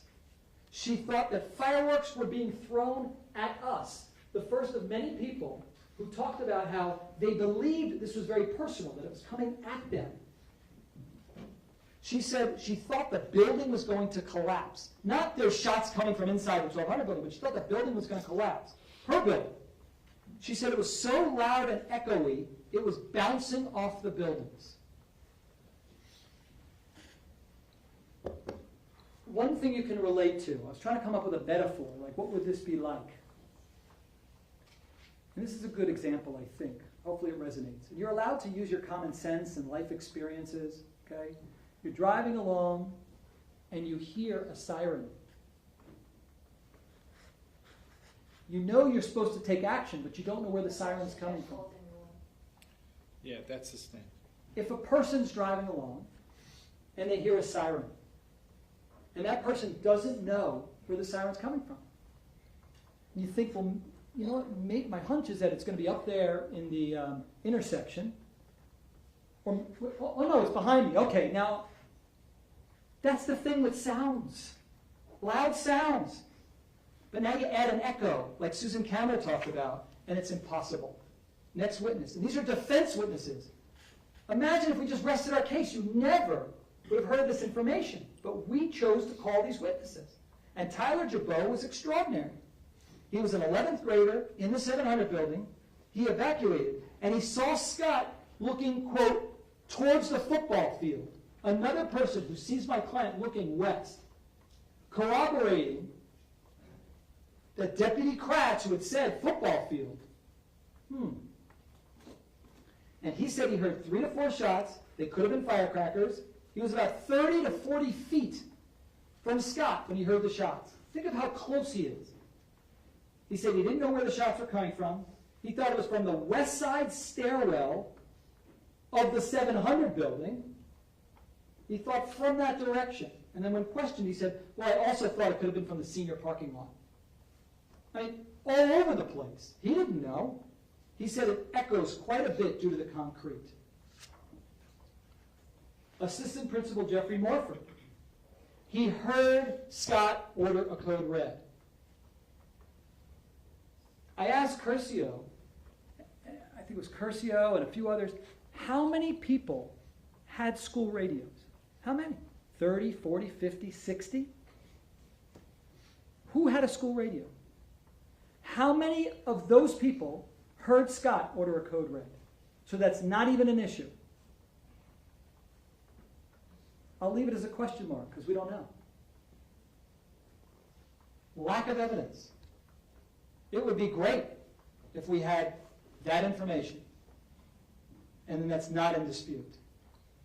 But he heard Scott order the code red for the benefit of the children, including, but not limited to, the very ones he's accused of neglecting. He said that it's not uncommon to miss announcements or transmissions on the school radio. He also said that he heard Max Rosario. Give me 1 second, just do that. How much time do I have? 10 minutes. Okay. I'm going to have to rush through this, okay? Jeffrey Morford.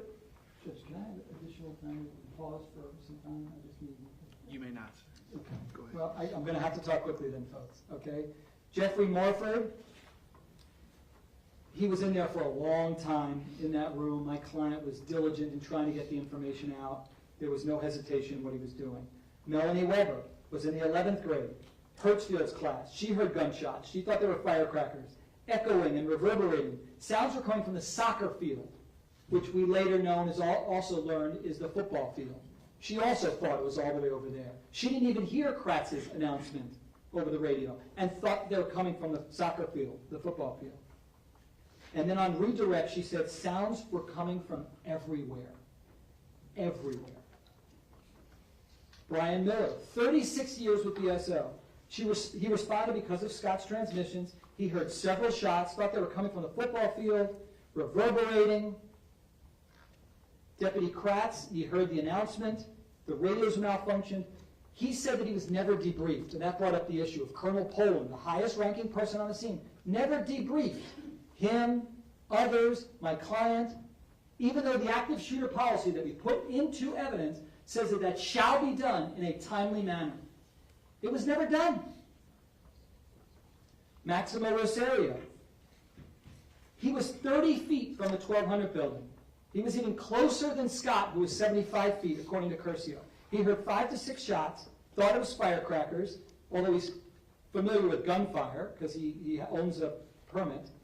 He couldn't tell where the shots were coming from. The senior lot is huge, 500 cars. And he saw Scott in a position of cover on his radio doing something. Ruby Harris. She thought that the shots were coming from... She was between the 7 and 1200 building, right there, somewhere in the senior lot.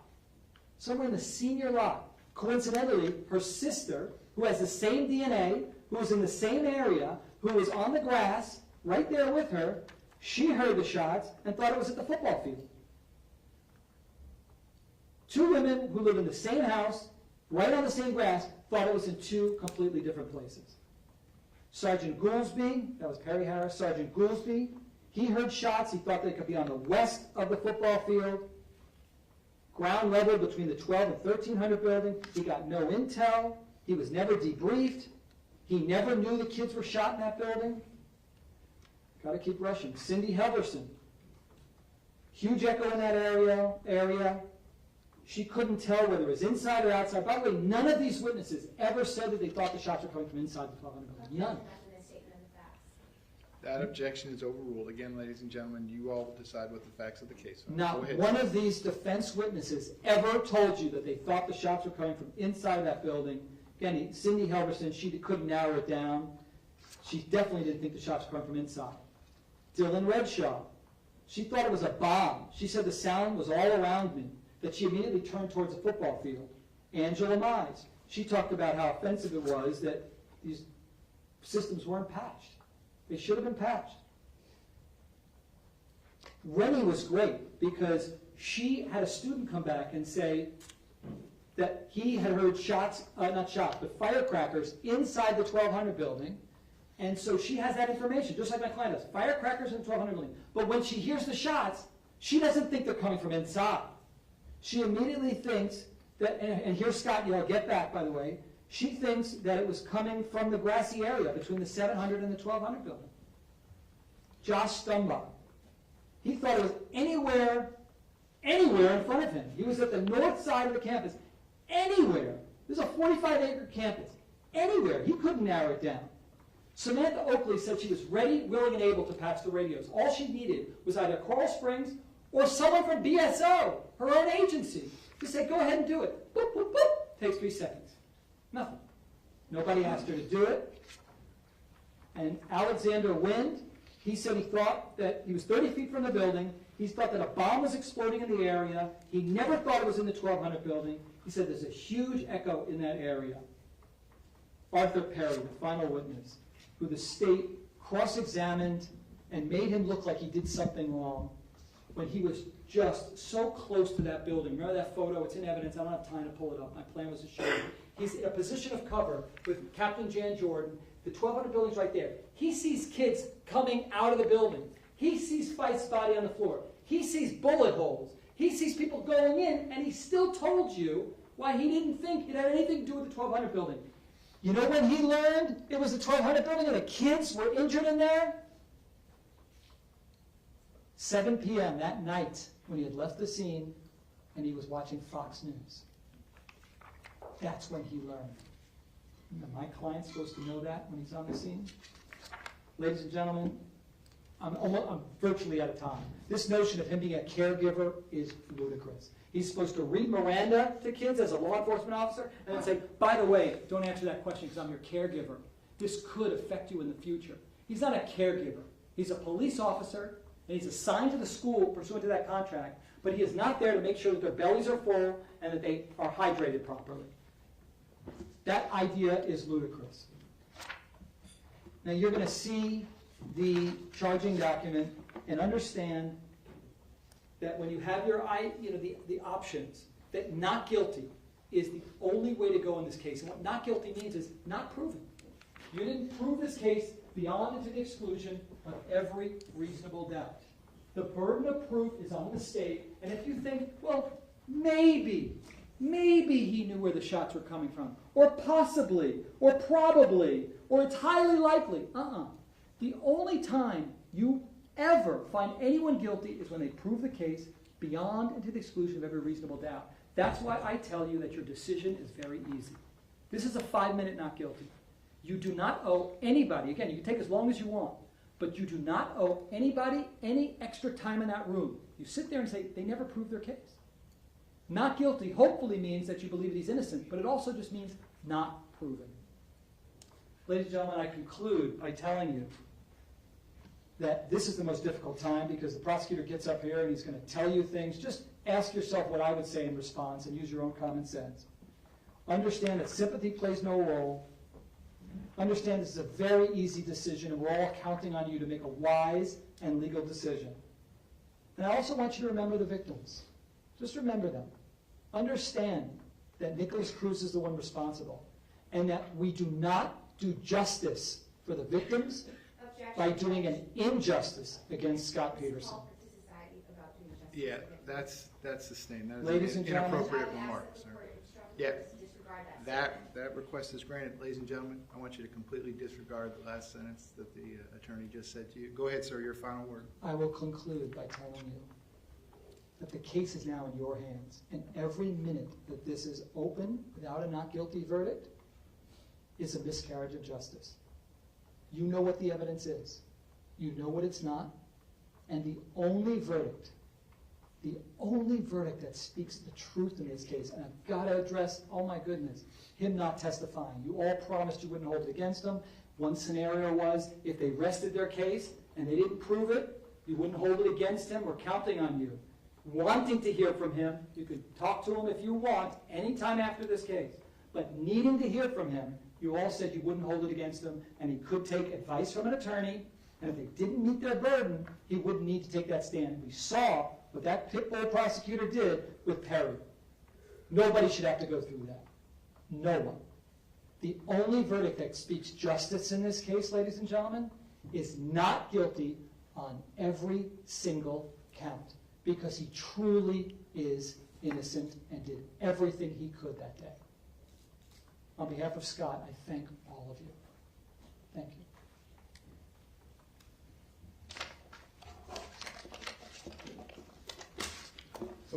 Mr. August, thank you very much. Ladies and gentlemen, I'm going to send you to lunch at this point. All that would remain after the lunch break is the rebuttal argument from the state, and I will be instructing you on the law, and then you will be deliberating your verdicts. So with that being said, same admonition as always, please don't discuss the facts of the case, the evidence, the witnesses, or the testimony amongst yourselves or anyone else until we reach the end of the trial. We're almost there. If you leave those notepads in the chairs, they'll be waiting for you when you come back. I will see you at the jury room at 2:15. 2:15 at the jury room. Have a nice lunch.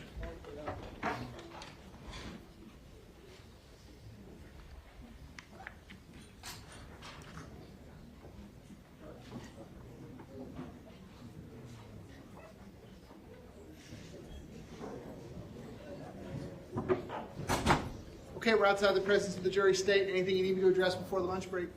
Defense, anything you need me to address before the lunch break? Yes, Your Honor. Yes, sir. I am requesting additional time.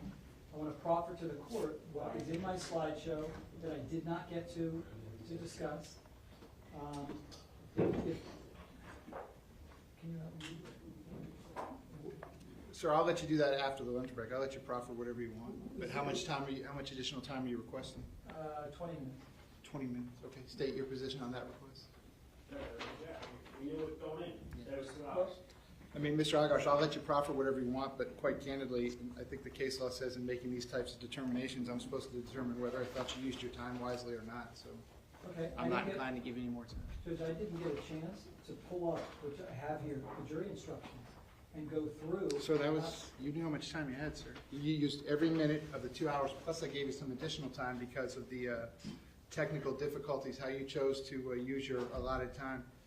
That's in your purview, sir, but just because you didn't use it in an efficient manner, I guess now, doesn't require me to give you more time, and I'm not going to give you more time. Okay, so I'll need at some point access to the records now, to say. No, it's not now, sir. I need to send everyone a lunch. Okay. It will probably be after the jury's instructed and the jury's deliberating. I'll give you access to the record. You can proffer whatever you like. Okay? Anything else? Does the court want to hear first what it is in terms of making the court's decision? Mr. Agash, I just listened to you for 2 hours, and you didn't talk about the elements of the case. You've asked the jury to make a decision that they're not even going to be asked to make. Just my opinion, sir, but I'm supposed to decide whether you used your time wisely or not. I feel that you did not. So no, sir, I'm not going to. Not at Okay, this so I'll point. proffer later what I Yep. said I was going to get to. Thank you. After the jury's deliberating. Okay, so we'll be in recess till 2:15. I hope everyone has a nice lunch. See you then.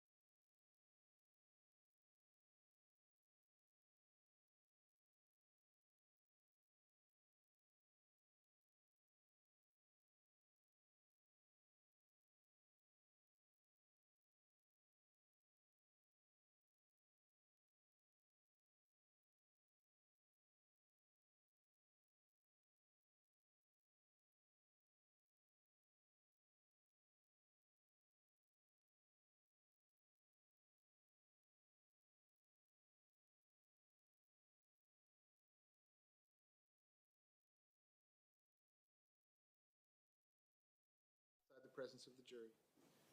State, anything you need me to address before we bring the jury in and conclude with your rebuttal argument? Yes, Judge. So it has come to our attention that one of the jurors had an interaction with one of our victim advocates from the state, and they let us know about that interaction. But then when I asked how the two knew each other, there's actually a lot more involvement that juror had in the Parkland case than I believe was led on to either myself or Mr. Eiglarsh. I spoke to Mr. Eiglarsh about it. Essentially, that juror participated in penalty phase, showed up to the courtroom. It knows the victim advocates by name from our office, and approached her in public, gave her a big hug today during lunch. So, you know. What number is that juror? I don't recall her number. It might be 3. Well, let me go sidebar real quick.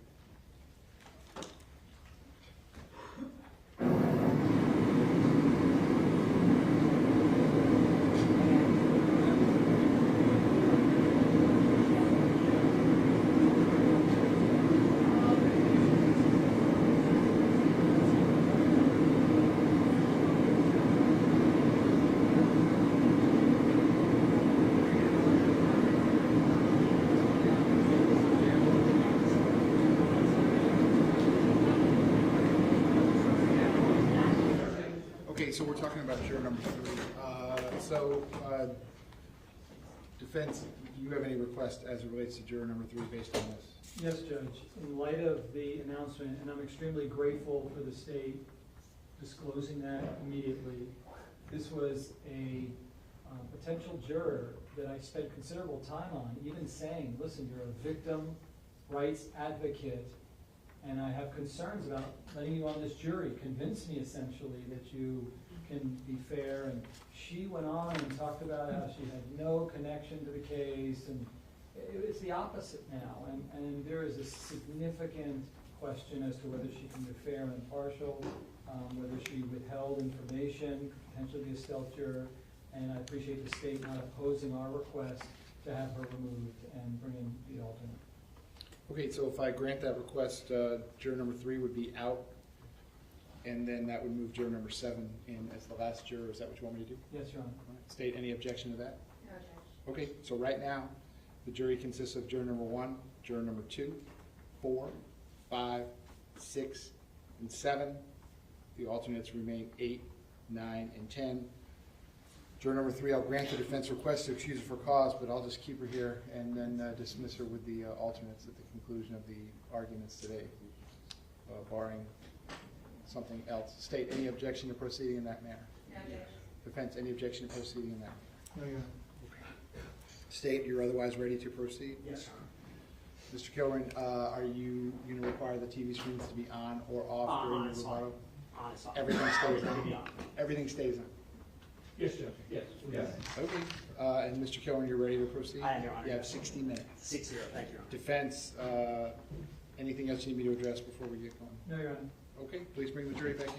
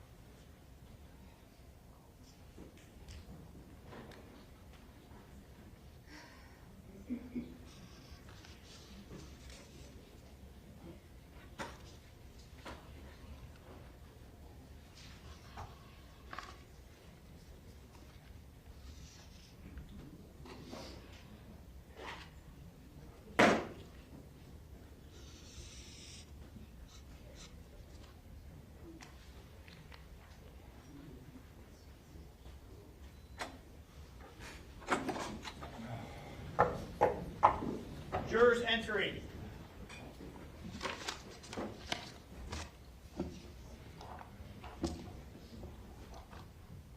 Ladies and gentlemen, welcome back. Come on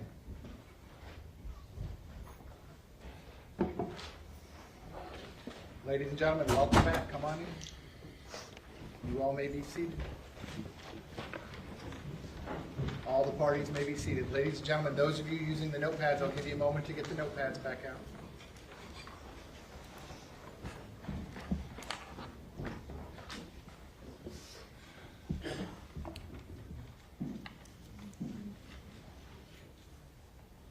All right, ladies and gentlemen, welcome back. I hope you had a nice lunch break. Before the lunch break, we had heard the state's closing argument as well as the defense closing argument. All that remains is the state's rebuttal argument, which we are going to proceed with at this time. Mr. Kilman, when you are ready, you may proceed. Thank you, Judge. Good afternoon, ladies and gentlemen. So Nike has a slogan. Their slogan is, just do it. Having sat through this trial, just like you guys have, for the last month or so, the thought that keeps popping up is, just do it. Just do something. Just do anything. You're trained, as you heard from Lieutenant Colonel Samaru.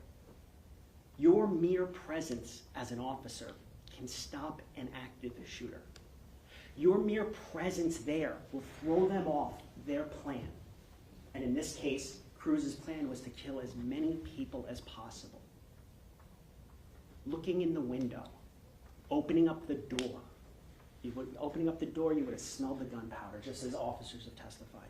You would have seen the carnage. You would have had that information. That information that Scot Peterson chose not to gather. Instead, he chose to run away 75 feet from the building.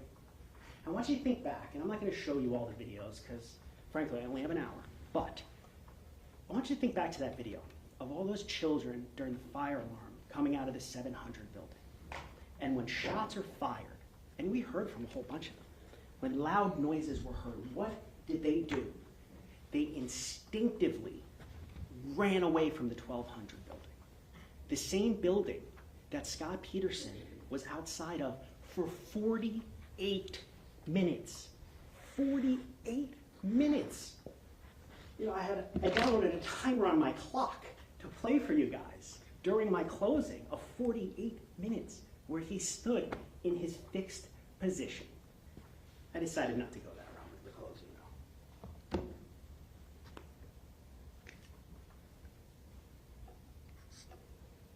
The defense said that the defendant had no clue where the shots were coming from.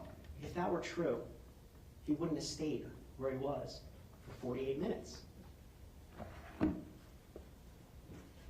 Where he saw, as I was saying before, those kids come out of the 700 building and run instinctively back. But what didn't you see? What didn't you hear about? Any kids coming out of the 1200 building at the same time. So we asked you in jury selection to use your common sense. Common sense dictates that if hundreds of kids are pouring out of the 700 building because of a fire alarm, and not one kid is coming out of the east side doors of the 1200 building, something's wrong in the 1200 building. And what did Mr. Peterson choose to do? Run away. 75 feet. Didn't open the door, didn't look in the windows, didn't go BSO!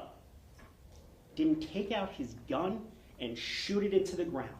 Something, anything to show his presence, his mere presence in the building, to throw off the killer from shooting innocent children.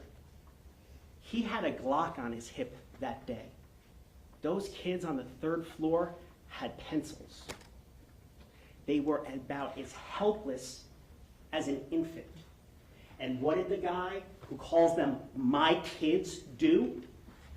He ran away. Because if those were actually his kids, let me tell you something. I don't think he would have ran away. I don't think he would have stayed in a fixed position for 48 minutes if those were actually my kids.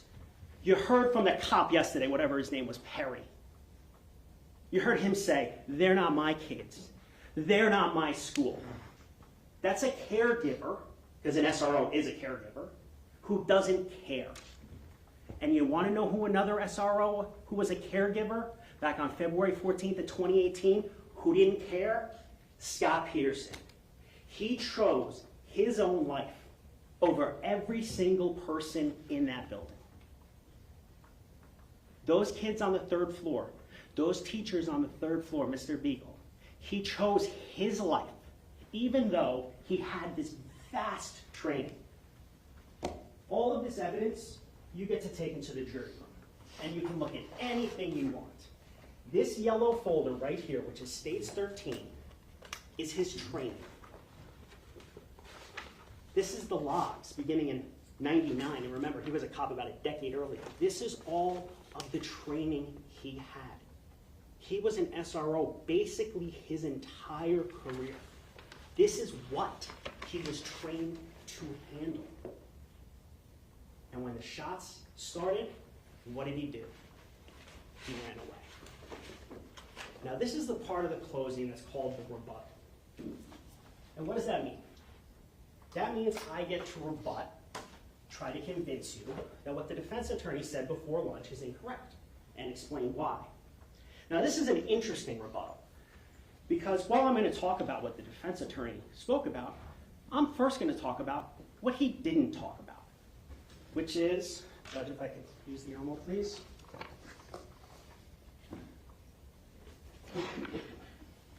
The elements of the crime. Ladies and gentlemen, this is why you've been here for 4 weeks, to see whether the state can prove beyond a reasonable doubt these elements. Now, Ms. Gomes in her opening went thoroughly through all of the elements, and I'm going to touch upon them just very briefly. Defense didn't mention it. They talked their fantasy story about what this and the football fields and all this. The state called witnesses to prove elements. We called the medical examiners to talk about the kids getting killed, because we have to prove an element.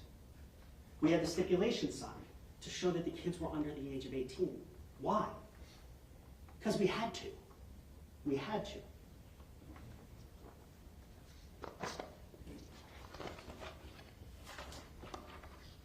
These weren't even mentioned.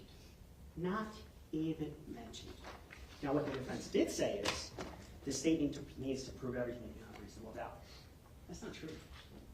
We need to prove the elements beyond a reasonable doubt. So for neglect of a child, and I'm not going to read them through. You can read them yourself. You're going to get a copy when you go back to the jury room. Those are the 4 things that we need to prove for each person under the age of 18. For culpable negligence, these are the 2 that we have to prove beyond a reasonable doubt. Nowhere in there are you going to hear we need to prove that he knew precisely where the shots were. We don't need to prove that. Now, we can certainly show it, and that's going to be the next part of my rebuttal, but we don't need to prove it. We only need to prove this checklist, as you saw Ms. Gomes check off the elements. That's our entire job. And when the defense gets up here and says it's a 5-minute not guilty, when not looking at the elements, ladies and gentlemen, when I'm done and I sit down, you're going to hear the jury instructions. And part of your job is you swore when you took the oath to be a juror is you're going to follow the instructions. Let me tell you, those instructions are a lot. If you can read them in 5 minutes, God bless you. But you all held up your hand. You all said that you would follow the law. This is the law. This is the law for culpable negligence. This is the law for perjury. When Scot Peterson lied to cover up the fact that he didn't do anything. It's not that he was on the hot seat with Curcio, with Detective Curcio. Detective Curcio was talking to him because he was the first responding officer. He needed to get information from him for his investigation into Nicholas Cruz. Defense asks, well, why would he lie? He lied because he didn't do anything. He lied because he had a responsibility as a caregiver to those kids to do something, and he didn't.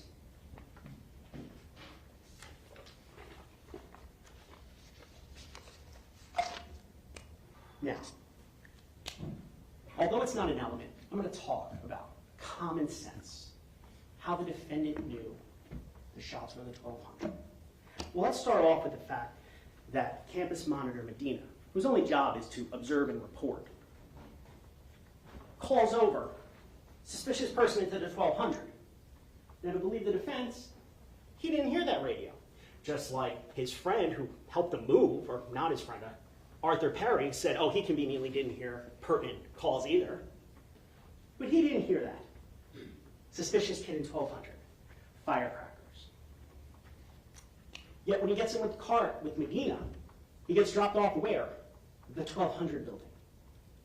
And if you remember Kelvin Greenlee's testimony, when asked, was it possible there was a conversation between Peterson and Medina, he said it was possible. He didn't hear it.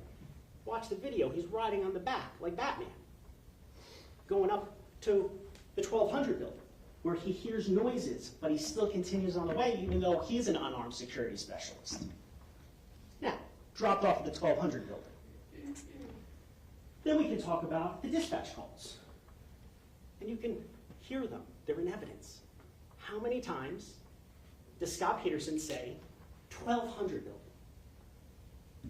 By inside, mirror, he's saying the 1200 building. That is the building he is describing repeatedly.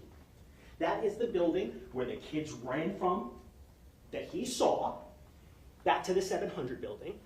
That's the building that he, according to some of the defense witnesses, he's crouched pointing at. You heard from all the witnesses, he's scanning the area to the west, which, by the way, just happens to be where Nicholas Cruz ran out by himself minutes after any other kid came out. And he's the only one that ran that direction, but you guys can check out the videos for yourself. And looking to the north, where the 5 kids ran out. Now I had this whole elaborate plan and rebuttal to show all you guys these videos, but you've been sitting here 4 weeks, you've seen the videos, and frankly, you have access to the videos in the back. But when you watch that video, and it's F12, I want you to notice something about one of those 5 kids running out. She has a balloon in her hand. It's Valentine's Day. When she's running out of the building, she doesn't drop the balloon. She's a kid. She runs with her balloon. So the defense to say that because of a couple pipes and a fence and a pillar, he can't see her, that is what they call malarkey. Okay? She has a balloon in her hand. He's had the strategic vantage point, according to the defense, to see her. And he conveniently doesn't see her. Because what would that be? Hey, where's the shooter? But if he asks that, guess what? He's got to go in. So it's not asked.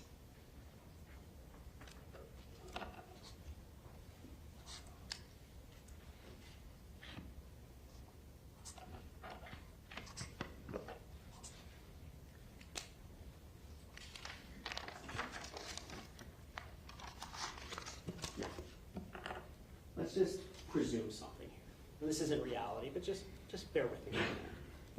Let's just say the state had no witnesses. We just put on the dispatch tape. We just put on the dispatch tape, and we just put in the statement that Peterson gave to Detective Curcio. Even those alone, just those 2, would show he knew it was the 1200 building. Listen to the dispatch. He talks about the 1200 building. Besides saying his location 700 one time, it's the only building he mentions the entire time. Judge, objection, misstatement of the facts. The objection's overruled. Again, ladies and gentlemen, you all will determine what the facts of the case are. Go ahead, sir. And what was his job, knowing that it's in the 1200?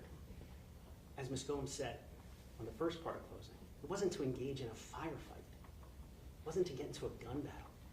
It was to make his mere presence known, to mess up the shooter's OODA loop. And that's what goes through, I guess, shooters' minds when they're trying to kill innocent children. And yet he chose not to do that. And let's just presume, based upon the defendant's statement, although you can hear in the back of the dispatch other shots are being fired, let's just presume 2 or 3 shots. So you have reports of firecrackers from the 1200 building, and you hear 2 to 3 shots from a building you ran away from. What does the training say to do? What does common sense say to do? What does the fact that you're a police officer say you do? You go and investigate. You don't go back and play on the radio for 48 minutes. You go and gather intelligence. You go and do your job. And he didn't do that. And that's if you consider just the dispatch and just the statement. Yet, the state has shown so much more. You heard from the 2 people standing near the defendant, Mr. Greenleaf and Mr. Stoneman, that they knew instantly 1200 building. Stop waiting inside 1200 building. Those are the 2 that have the same perception, the same vantage point as the defendant. The kids called running out of the 700, different vantage point, different perspective. The cops up on Holmberg Road, who, by the way, were told to stay back by Peterson, they're 100 yards plus away. They're there for mere seconds during the shooting. He's there for 4 minutes and 15 seconds. He hears 70 rounds.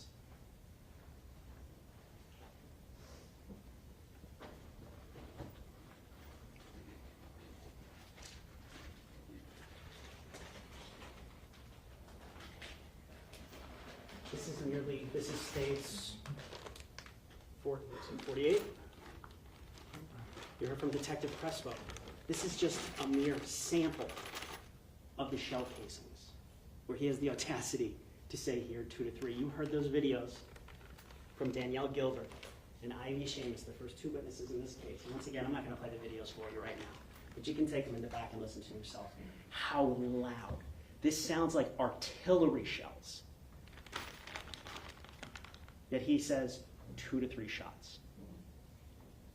Defense keeps saying that he had to know precisely where the shots were coming from. That's just simply not true. That's not what the training says. Why do you seek out a shooter? To find the shooter. And let's be honest, after you heard from Lieutenant Cardinale about what classroom his son was in, he didn't know the different classrooms anyway, even though he's been the SRO there 9 years. His job was to go, investigate, and make his presence known. And that simply did not happen.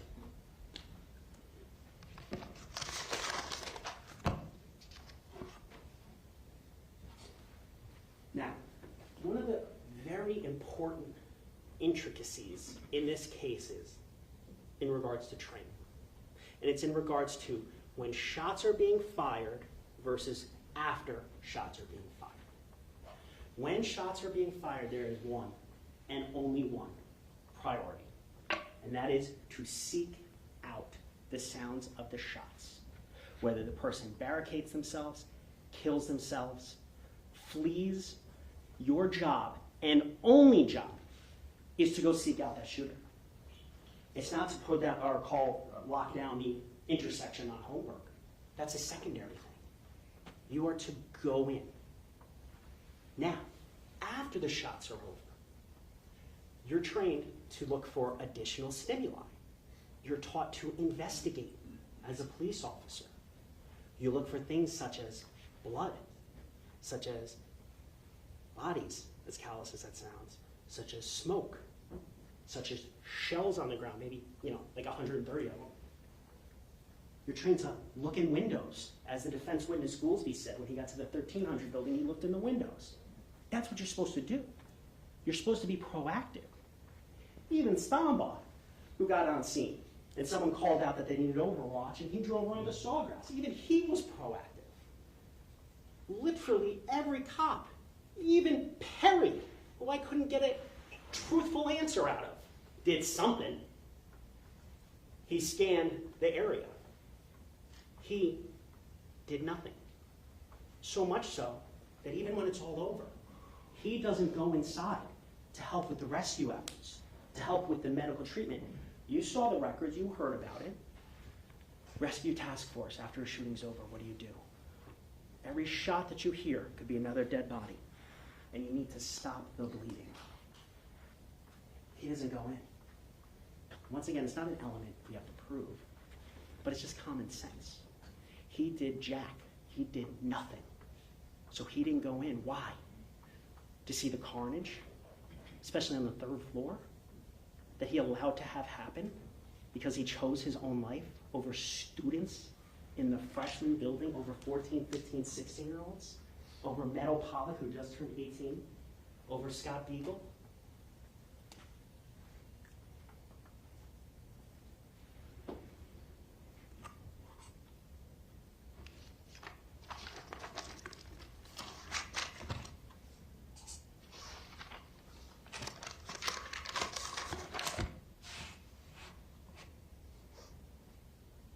Now, the defense went through all of the witnesses, and they asked some questions.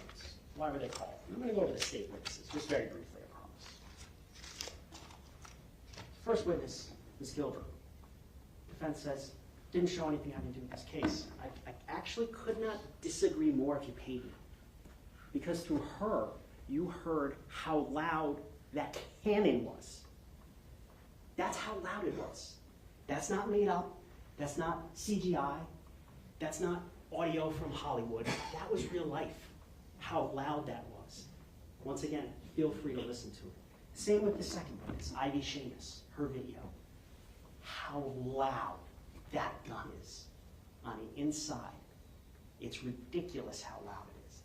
That's why they were called. Heinrich. Heinrich is watering the baseball field. He hears firecrackers, draws his attention. What does he do? He runs, unarmed, wearing basketball shorts to the building. Unarmed, no vest, nothing. His son goes to that school. He has kids. He knows something's wrong. Does not hesitate. Comes across Elliot Bonner, Vietnam vet. Shot a gun for 3 years in Vietnam. Reversing, saying Feist is down. Does Heinrich turn around? He's not a caregiver for them. He has no obligation to those kids. Zero. Does he turn around? No. He keeps going forward, unarmed. And what does he do? He sees Kyle, and you heard from Kyle. And you saw that poor kid's leg. And what does he do? He helps Kyle. Because according to Jeff Heinrich, that's a catastrophic injury. That means that kid can die from that injury. And he provides treatment. And you heard him, he brings him along the fence, ultimately over to the dugout, to the office. Now, on their argument, they said Heinrich heard every single shot. I think they're forgetting that Heinrich went around and was in the baseball office, but I digress.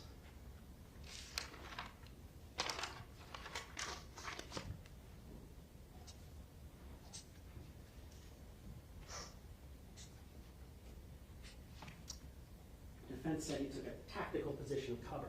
Yeah, for a couple seconds. And then even unarmed, he still had action, made action. And frankly, saved Kyle's life.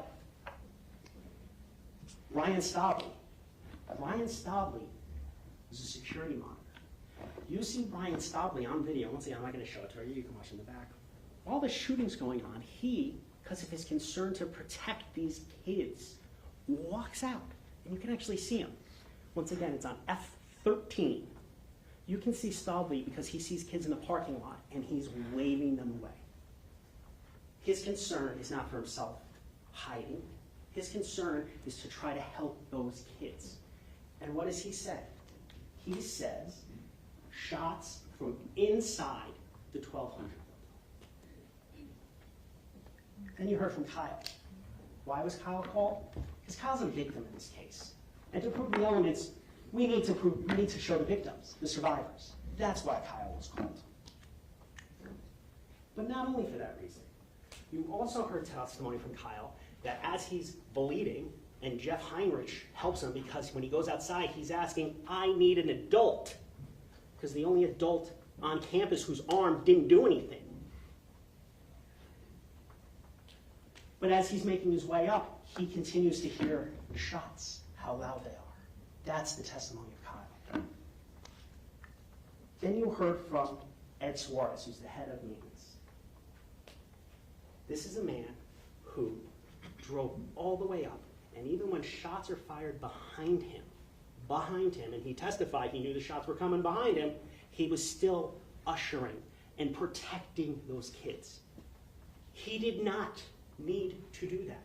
He chose to do that because those students are vulnerable. They're children, they're babies, they're kids. You heard from Anthony Borges.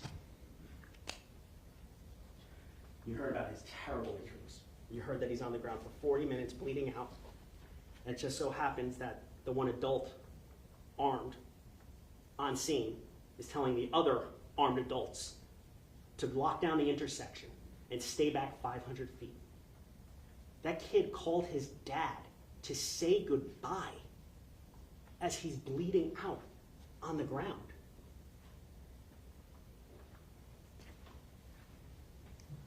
Screaming out in Spanish and English, help, help. And where was help? 75 feet away, playing on the radio, rather than listening to his training and doing his job. Then you heard from Mazzi, the Coral Springs cop. He was the bald guy. He ran in like G.I. Joe. And the defense said he wasn't heroic because he had all the answers. I don't even know what the hell that means. What I know is, from that video, that man ran into that building just like a firefighter who runs into a fire, not caring about his own safety, to try to help those kids. Polar opposite of the guy sitting over there. Polar opposite.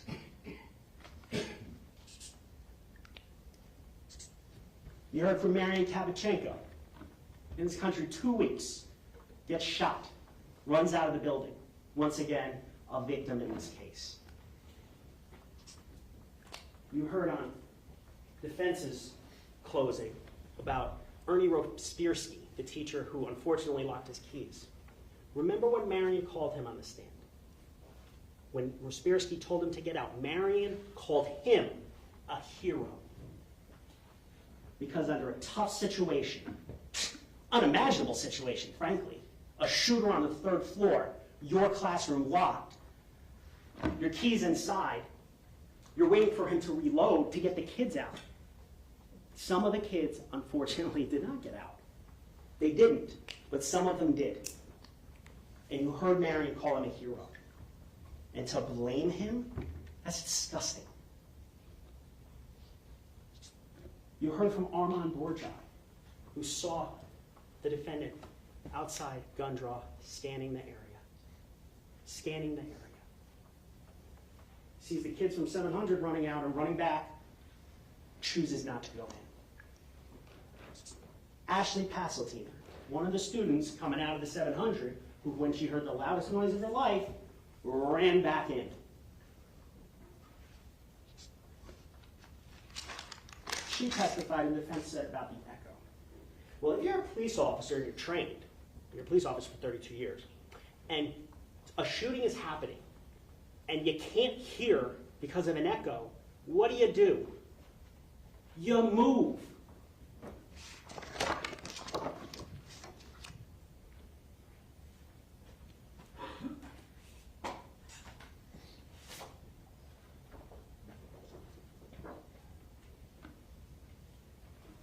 This is where Peterson is. You hear an echo here. You can go this way. You can go further down and up. There's things to do. You don't just stand there.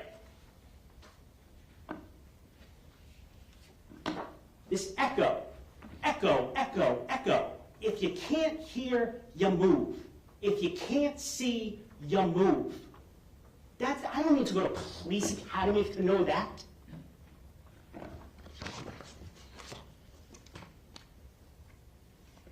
You heard from Coral Springs Officer Best. And they're making a big deal that Best didn't go into the 1200 building. Well, Best arrived there after the shooting's over. Best is liaisoning with him to gather information. And what does he tell him? Shooter, 1200, second and third story. Would have been something nice to tell Tim Burton, your friend, and I'll get to Tim in a second. Next, you heard from Richard Vanderings, the BSO deputy. You saw him on the body cam. The reason he was called to show that BSO deputies know what to do when they follow their training. He's pushing. You see it in the body cam.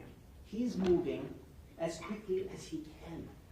And this is when shots have stopped. Remember, there's a huge difference, a very important difference when shooting is going on and when the shooting is done. He's there when shooting is done and he's pushing as quickly as possible. Why? To stop the bleeding. Tim Burton. Tim Burton dropped off the 1200 building by Medina. The same building that that Peterson's dropped off by Medina. Burton finds out the description of Cruz. Medina had that information when he dropped Peterson off. And they're making a big deal. Oh, did Medina tell him? Use your common sense. Just like Greenleaf said on the stand when he looked in his eyes and he knew he wasn't going in. Greenleaf he said it's possible they had that conversation. It's the exact same information Medina gave to Burton just a few minutes later. And also with Burton. When Burton arrives on scene, defense in their closing said he was facing the 1200 building. Now you can recall on your own what the testimony is, but I'll tell you that's wrong. That when Burton got there, his friend told him the parking lot, so he turns around, exposing his back to the 1200 building. Thank God the shooter is gone, or else he could have gotten a bullet in his back from his friend for 7 years, who he called Scotty.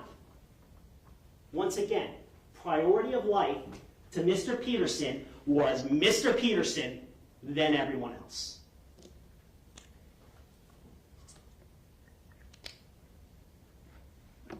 And you saw Burton, big dude. And Peterson tells him, don't know where the shots are coming from. Why? Why does he tell Tim Burton that?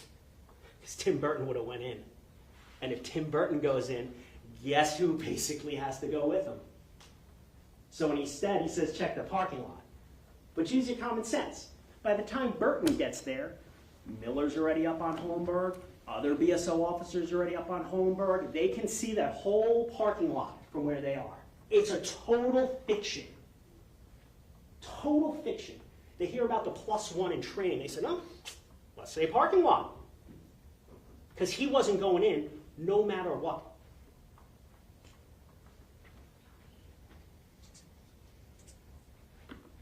You heard from Miss LaPelle, who got shot to get her students in that room, to protect the kids. You heard from Brett Schroy from Coral Springs. Defense says, oh, he doesn't give intel to the defendant. The defendant is the first deputy on scene. He is literally the real-time intelligence. Literally. But he chose not to look in the windows, open the door, or do anything. You heard from crime scene and Detective Suarez. This is actually quite important. You heard from the detective. No fragments came out. No bullets came out the south side of the second floor. Defense concocts a story about a sniper. There were no bullets. There's no round confirmation. It didn't happen. You heard from Danny Polo in the mask. Went in to save lives. And the defendant had the audacity to say that if the defendant had the same information, he would have done the same. The defendant was there, supposed to gather real-time intelligence. It didn't move for 48 minutes. Didn't even help with the rescue effort. Yet he's going to besmirch heroes like Danny Polo. Moving on. You heard from Gloria Crespo, crime scene. I can take out the shells. 70 shots on the third. I'm sorry, let me start back. 61 shots on the third floor. 61. And if you remember her testimony, 28 of them were from the east side. Why is that important? Because on the east side is where the defendant's near. 28. So even if they want to say, oh, it's 73 yards away, the building's 73 yards, well, you heard testimony that 28 of those shots were on the east side of the building. That's much closer to the defendant. You also heard that she's in charge of the school resource officers up in Deerfield. And she explained their responsibility, the mentorship, administrative searches, the differences between regular, standard road patrol cops and school resource officers. Her testimony highlights that they're caregivers. They're different than regular officers. You heard from DeRosa, who's constantly moving. And once again, I can show you a video from the camera angle of F-13 towards the end. Because remember, Peterson's there until 3:11. At about, I'll give you a time, you can write it down if you want to or not. But at about 3:01:59, you see DeRosa with a whole bunch of other cops searching the area, clearing the buildings. And what is Peterson doing at this time? Take a guess. Hasn't moved. You heard from the Emmys. Awful testimony. Needed to be put on to show the injuries. You heard from Samuel. And on cross, defense started off with, here we go, folks. This is the head of training. This is the guy that trains all the other cops what to do. And I'm not going to go through all of his testimony. He was on the stand for hours. What's the most important thing to glean from that testimony? That when you hear shots, you go towards the shots. Defense said in their closing, we still don't know what he was supposed to do. Yeah, we do. Yes, we do. We know exactly. You can ask any cop what to do when you hear shots. You go to the sound of the shots. You seek out the shooter. You gather intelligence. Your mere presence will stop it. You can look at the training. It's in that yellow folder. You can look through it all. It's all right there.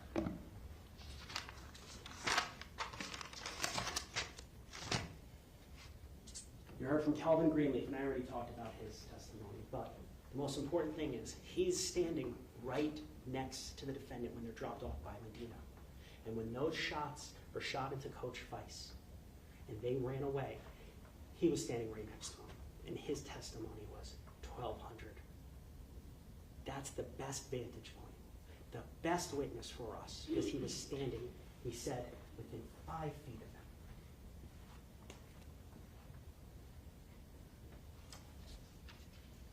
And you heard from Cardinale. You heard from Cardinale that his kid was in this building. The BSO officers are telling him to stay back because of Peterson's instructions. And his kid's in the building. And what does a real parent do? Not my kids, but a real parent. He said, fuck you. And he ran into that building. And he ran over there. Because his actual kid is in that building. And he is going to save his kid. Not my kids. And lastly, you heard from Curcio, Detective Curcio. Now his job was to investigate the shooter, not him. But one of the responsibilities is to talk to the first person on scene. And you hope they tell you the truth. Well, in this case, they didn't. Because 2 to 3 shots, it's not just said one time. It's the whole transcript. It's 36 pages. Page 9.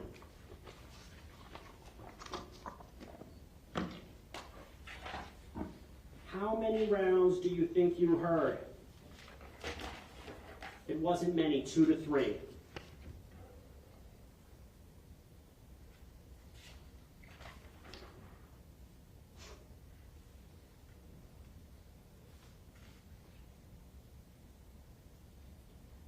can see down the sidewalk looking out west. I get a good dimensional of that whole building at that point. Why is that important? For the kids running out with the balloons and for when Cruz runs out the west side. His own words, 2 days after the shooting.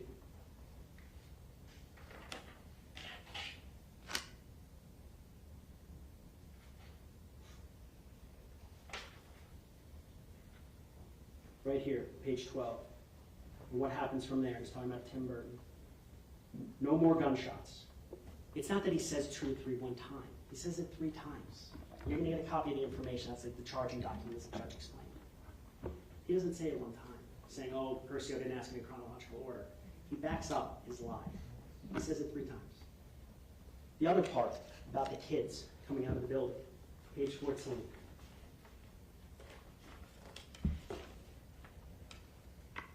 Right here.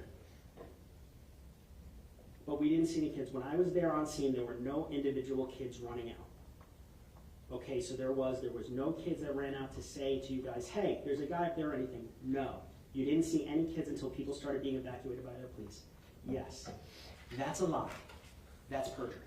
It's that simple.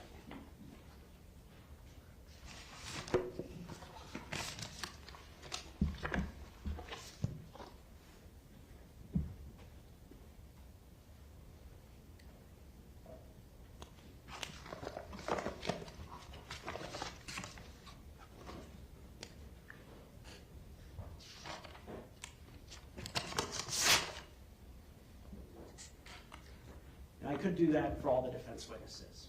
But I'm just going to lump them, save us some time. You heard from a few witnesses who weren't on scene during the shots. And let's be honest, that's the important part. DeVita, BSO, who actually did something. He actually ran around the entire campus trying to be proactive and trying to do something even though shots are over. You heard from Oakley. What did Oakley say? He could have asked for a patch at any time. He's the first responder. Defense is trying to blame all this patch stuff. He just had to ask for it. And then you heard from Mines, Angela Mines, head of the regional communication. And what did she say? Throttling doesn't occur until they're at capacity.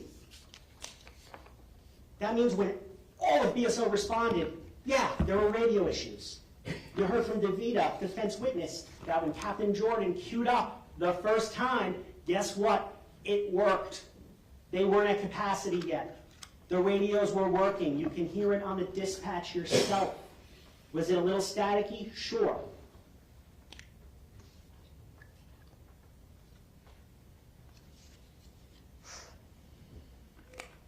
Children were called to say they didn't know where the shots were coming from. Children. Kids. Who said, I thought a bomb went off. You heard Dylan Redshaw say, I was wondering where the cops were. These kids ran predominantly back to the 700 building, away from the 1200 building, mind you, because this was the most startling, scary moment of their young lives. You heard from teachers who, based on their training, their code red training that they all followed, that testified their responsibility to protect the kids. It's not their job to seek out the shooter. It's not their job to seek out the sounds of gunshots.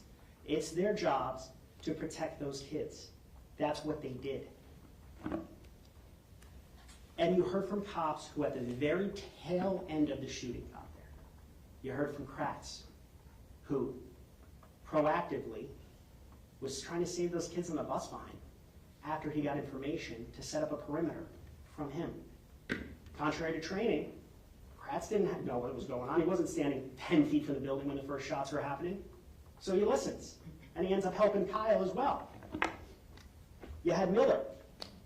Yeah, he's the sergeant, but you heard from him. Rank doesn't matter at that juncture. When you're the first responder, you call out what to do. Miller's locking down the intersection. That's what he was told to do. You heard from Goolsby. Goolsby ultimately makes entry and gets up to the 1300 building. He's doing something proactive. He heard shots, not sure where because he's 100 yards away, and he only heard a couple shots, but he tries to do something. You heard from Stambach, who when he went out at the radio, Overwatch on Sawgrass, he went to the Sawgrass. And you heard from Perry, who, I hate that I have to say something good about him, but at least he scanned the area to the football field. He wouldn't say they were his kids, and he wouldn't say it was his school, but at least he did something. And let me remind you about all of those officers. They are not the SRO of Douglas. They are not the caregiver for Douglas. He is.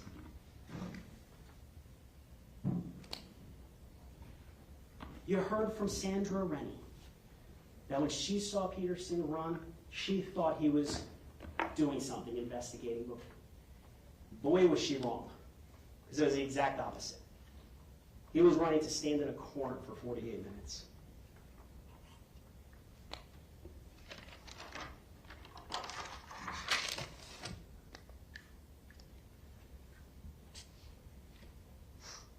Now, I'm going to go back kind of what I was talking about earlier, about what the defense's theory is, about the 1,200.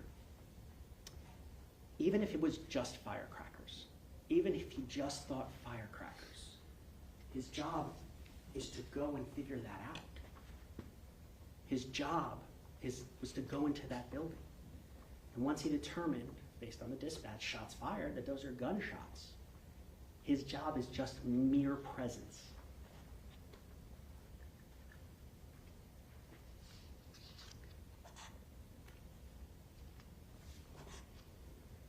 Now, obviously, we recognize that Scot Peterson did not murder the people in the building.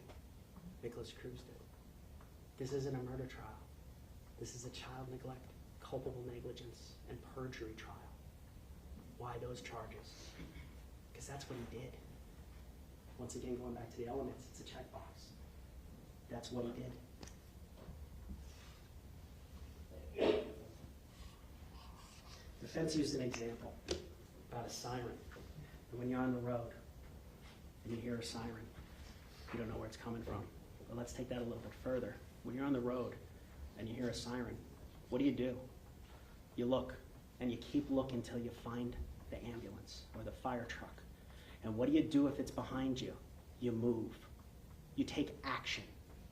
You do something.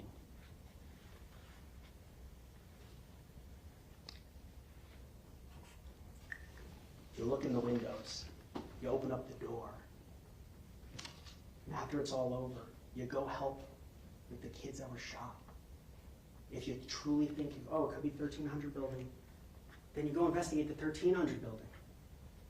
If you hear shots fired from Kratz, and you believe that, although you know better because you're standing 75 feet from where the shots are actually happening, then you go to the football field. You don't just stand in that corner. That's not what you do. He knew enough, Peterson knew enough to do something, but he chose to do nothing.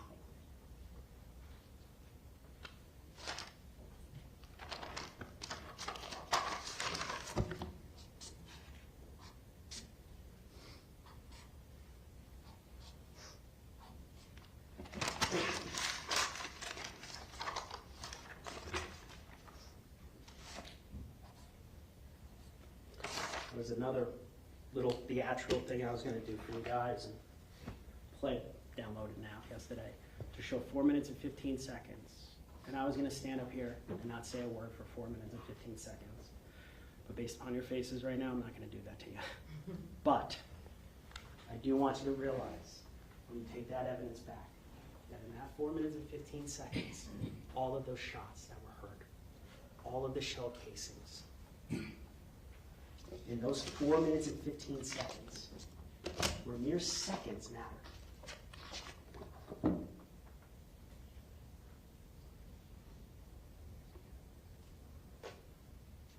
Joaquin Oliver was killed. Scott Eagle was killed. Jamie Guttenberg was killed. Meadow Pollock was killed.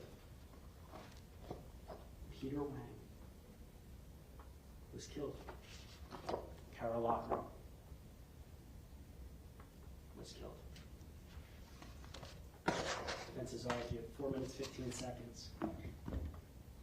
What was he to do? It took SWAT 30 minutes, 10 minutes. Remember, SWAT didn't hear shots. SWAT didn't hear shots. He did. He knew where it was going on. and he chose to do nothing. The priority of life was not Kara, it was Scott.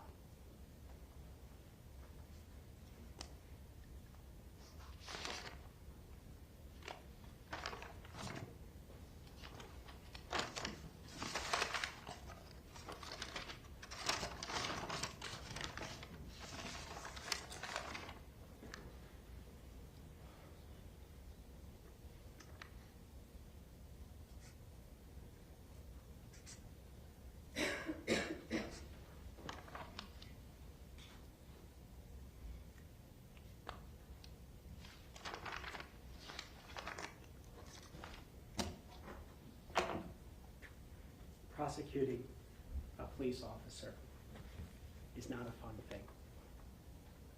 Police officers take an oath, just like you guys did back a month ago, when you said to raise your right hand, said you're gonna follow the law. Police officers are given a badge, they're given a gun, they're given power. They can go into your houses, they can stop you in a car, they can arrest you for committing a crime. With that power comes responsibility. With that power comes duty. With that power comes what you heard from basically every other cop that took the stand. That said, I didn't want to go there. I don't want to be at a shooting, but that's my job. We're paid to do it. And on February 14th, 2018, that's what those officers did. Except for one, the guy sitting back there. He had the badge, he had the gun, he had the responsibilities. He had those kids to take care of as a caregiver, to watch out for their welfare, to make sure they were okay. I mean, you even heard that that day he was meeting with someone's father about a fake ID. That's not what regular cops do. They arrest you. He was more than just a cop to those kids. He was their protector, the only one on campus. And when a madman came on campus and did the unthinkable, he chose his life over everybody else's. And like I said, this isn't fun. But just like those cops have a job to do, we have a job to do. No one is above the law. Not even a police officer. Not even the SRO of the year. Not even the deputy of the year. That when you break the law, you will be held responsible, because no one is above the law. Ladies and gentlemen, when you look at those jury instructions and you see those elements, you all know right now, I want you to go in there and read the instructions, but you all know right now, this case is a slam dunk. He neglected those children. He was responsible for them. And the worst thing imaginable to a parent, even Scott Beagle's parents, even though he was an adult, the worst thing imaginable happened. And he stood on the sidelines. And because of that, we're here. And because of that, ladies and gentlemen, he's guilty of every single one of these crimes we charged. Thank you.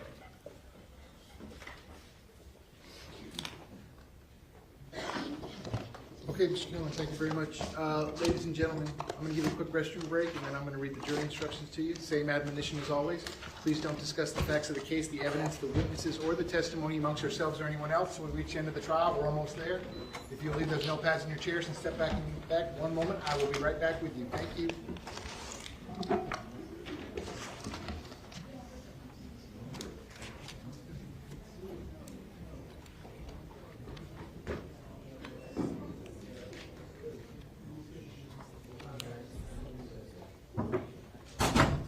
Okay, we're outside the presence of the jury. Real quick 5-minute restroom break. We'll be in recess for 5 minutes.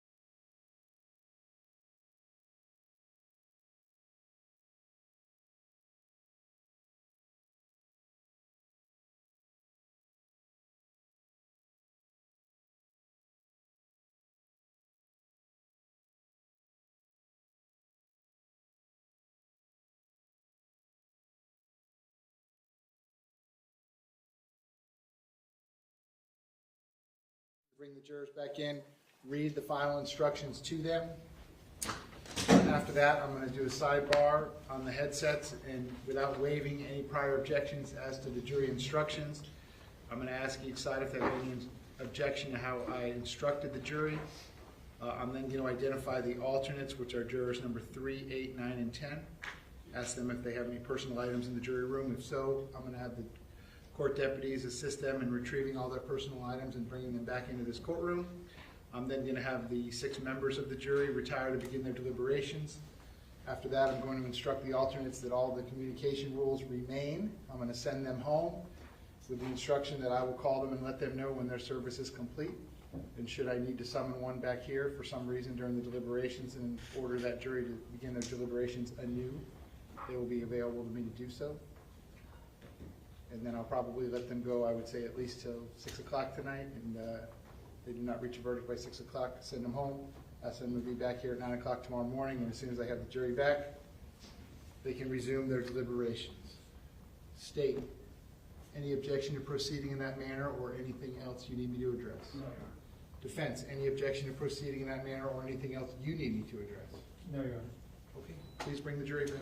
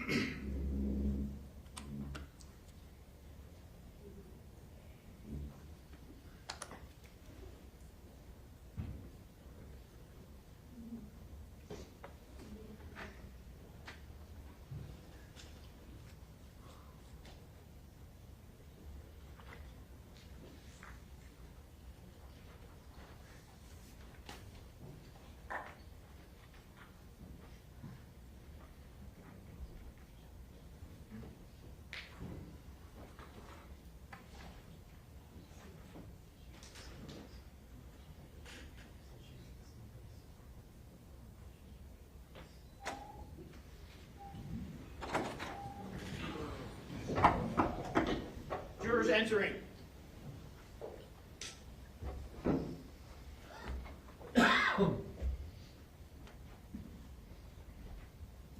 Ladies and gentlemen, welcome back. Come on in.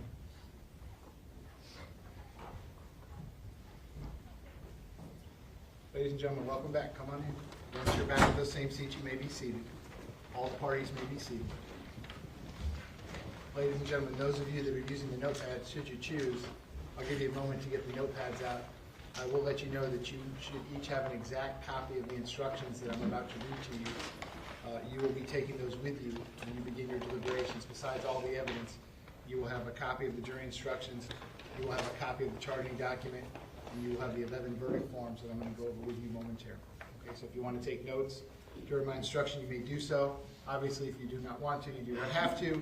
You all have an exact copy of what I'm about to read to you. Members of the jury, I thank you for your attention during this trial. Please pay attention to the instructions I'm about to give you. Scot Peterson, the defendant in this case, has been accused of the crimes of neglect of a child, great bodily harm, permanent disability, or permanent disfigurement. Neglect of a child, great bodily harm, permanent disability, or permanent disfigurement. Neglect of a child, great bodily harm, permanent disability, or permanent disfigurement. Neglect of a child, great bodily harm, permanent disability, or permanent disfigurement. Neglect of a child, great bodily harm, permanent disability, or permanent disfigurement. neglect of a child, great bodily harm, permanent disability, or permanent disfigurement, neglect of a child without great bodily harm, permanent disability, or permanent disfigurement, culpable negligence, culpable negligence, culpable negligence, and perjury not in an official proceeding. To prove the crime of neglect of a child causing great bodily harm, permanent disability, or permanent disfigurement, the state must prove the following four elements beyond a reasonable doubt. 1. Scot Peterson willfully or by culpable negligence failed or omitted to provide Anthony Borges with the care, supervision, and services necessary to maintain Anthony Borges' physical or mental health. Or Scot Peterson failed to make reasonable effort to protect Anthony Borges from abuse, neglect, or exploitation by another person. 2. In doing so, Scot Peterson caused great bodily harm, permanent disability, or permanent disfigurement to Anthony Borges. 3. Scot Peterson was a caregiver for Anthony Borges. 4. Anthony Borges was under the age of 18 years. Neglect of a child may be based on repeated conduct or on a single incident or omission that resulted in or reasonably could have been expected to result in serious physical or mental injury or a substantial risk of death to a child. Caregiver means a parent, adult household member, or other person responsible for a child's welfare. I will now define what is meant by the term culpable negligence. Each of us has a duty to act reasonably towards others. If there's a violation of that duty without any conscious intention to harm, that violation is negligence. But culpable negligence is more than a failure to use ordinary care for others. For negligence to be called culpable negligence, it must be gross and flagrant. The negligence must be committed with an utter disregard for the safety of others. Culpable negligence is consciously doing an act or following a course of conduct that the defendant must have known or reasonably should have known was likely to cause death or great bodily harm. Great bodily harm means great as distinguished from slight, trivial, minor, or moderate harm, and as such does not include mere bruises. To prove the crime of neglect of a child causing great bodily harm, permanent disability, or permanent disfigurement, the state must prove the following four elements beyond a reasonable doubt. 1. Scot Peterson willfully or by culpable negligence failed or omitted to provide Kara Logren with the care, supervision, and services necessary to maintain Kara Logren's physical or mental health. Or Scot Peterson failed to make reasonable effort to protect Kara Logren from abuse, neglect, or exploitation by another person. 2. In doing so, Scot Peterson caused great bodily harm, permanent disability, or permanent disfigurement to Kara Logren. 3. Scot Peterson was a caregiver for Kara Logren. 4. Kara Logren was under the age of 18 years. Neglect of a child may be based on repeated conduct or on a single incident or omission that resulted in or reasonably could have been expected to result in serious physical or mental injury or a substantial risk of death to a child. Caregiver means a parent, adult household member, or other person responsible for a child's welfare. I will now define what is meant by the term culpable negligence. Each of us has a duty to act reasonably towards others. If there is a violation of that duty without any conscious intention to harm, that violation is negligence. But culpable negligence is more than a failure to use ordinary care for others. For negligence to be called culpable negligence, it must be gross and flagrant. The negligence must be committed with an utter disregard for the safety of others. Culpable negligence is consciously doing an act or following a course of conduct that the defendant must have known or reasonably should have known was likely to cause death or great bodily harm. Great bodily harm means great as distinguished from slight, trivial, minor, or moderate harm, and as such does not include mere bruises. To prove the crime of neglect of a child causing great bodily harm, permanent disability, or permanent disfigurement, the state must prove the following four elements beyond a reasonable doubt. 1. Scot Peterson willfully or by culpable negligence failed or omitted to provide Joaquin Oliver with the care, supervision, and services necessary to maintain Joaquin Oliver's physical or mental health. Or Scot Peterson failed to make reasonable effort to protect Joaquin Oliver from abuse, neglect, or exploitation by another person. In doing so, Scot Peterson caused great bodily harm, permanent disability, or permanent disfigurement to Joaquin Oliver. 3. Scot Peterson was a caregiver for Joaquin Oliver. 4. Joaquin Oliver was under the age of 18 years. Neglect of a child may be based on repeated conduct or on a single incident or omission that resulted in, or reasonably could have been expected to result in, serious physical or mental injury, or a substantial risk of death to a child. Caregiver means a parent, adult household member, or other person responsible for a child's welfare. I will now define what is meant by the term culpable negligence. Each of us has a duty to act reasonably towards others. If there is a violation of that duty without any conscious intention to harm, that violation is negligence. But culpable negligence is more than a failure to use ordinary care for others. For negligence to be called culpable negligence, it must be gross and flagrant. The negligence must be committed with an utter disregard for the safety of others. Culpable negligence is consciously doing an act or following a course of conduct that the defendant must have known or reasonably should have known was likely to cause death or great bodily harm. Great bodily harm means great as distinguished from slight, trivial, minor, or moderate harm, and as such does not include mere bruises. To prove the crime of neglect of a child causing death, causing great bodily harm, permanent disability, or permanent disfigurement, the state must prove the following 4 elements beyond a reasonable doubt. 1. Scot Peterson willfully or by culpable negligence failed or omitted to provide Kyle Lehman with the care, supervision, and services necessary to maintain Kyle Lehman's physical or mental health. Or Scot Peterson failed to make reasonable effort to protect Kyle Lehman from abuse, neglect, or exploitation by another person. 2. In doing so, Scot Peterson caused great bodily harm, permanent disability, or permanent disfigurement to Kyle Lehman. 3. Scot Peterson was a caregiver for Kyle Lehman. 4. Kyle Lehman was under the age of 18 years. Neglect of a child may be based on repeated conduct or on a single incident or omission that resulted in, or reasonably could have been expected to result in, serious physical or mental injury or substantial risk of death to a child. Caregiver means a parent, adult household member, or other person responsible for a child's welfare. I will now define what is meant by the term culpable negligence. Each of us has a duty to act reasonably towards others. If there is a violation of that duty without any conscious intention to harm, that violation is negligence. But culpable negligence is more than a failure to use ordinary care for others. For negligence to be called culpable negligence, it must be gross and flagrant. The negligence must be committed with an utter disregard for the safety of others.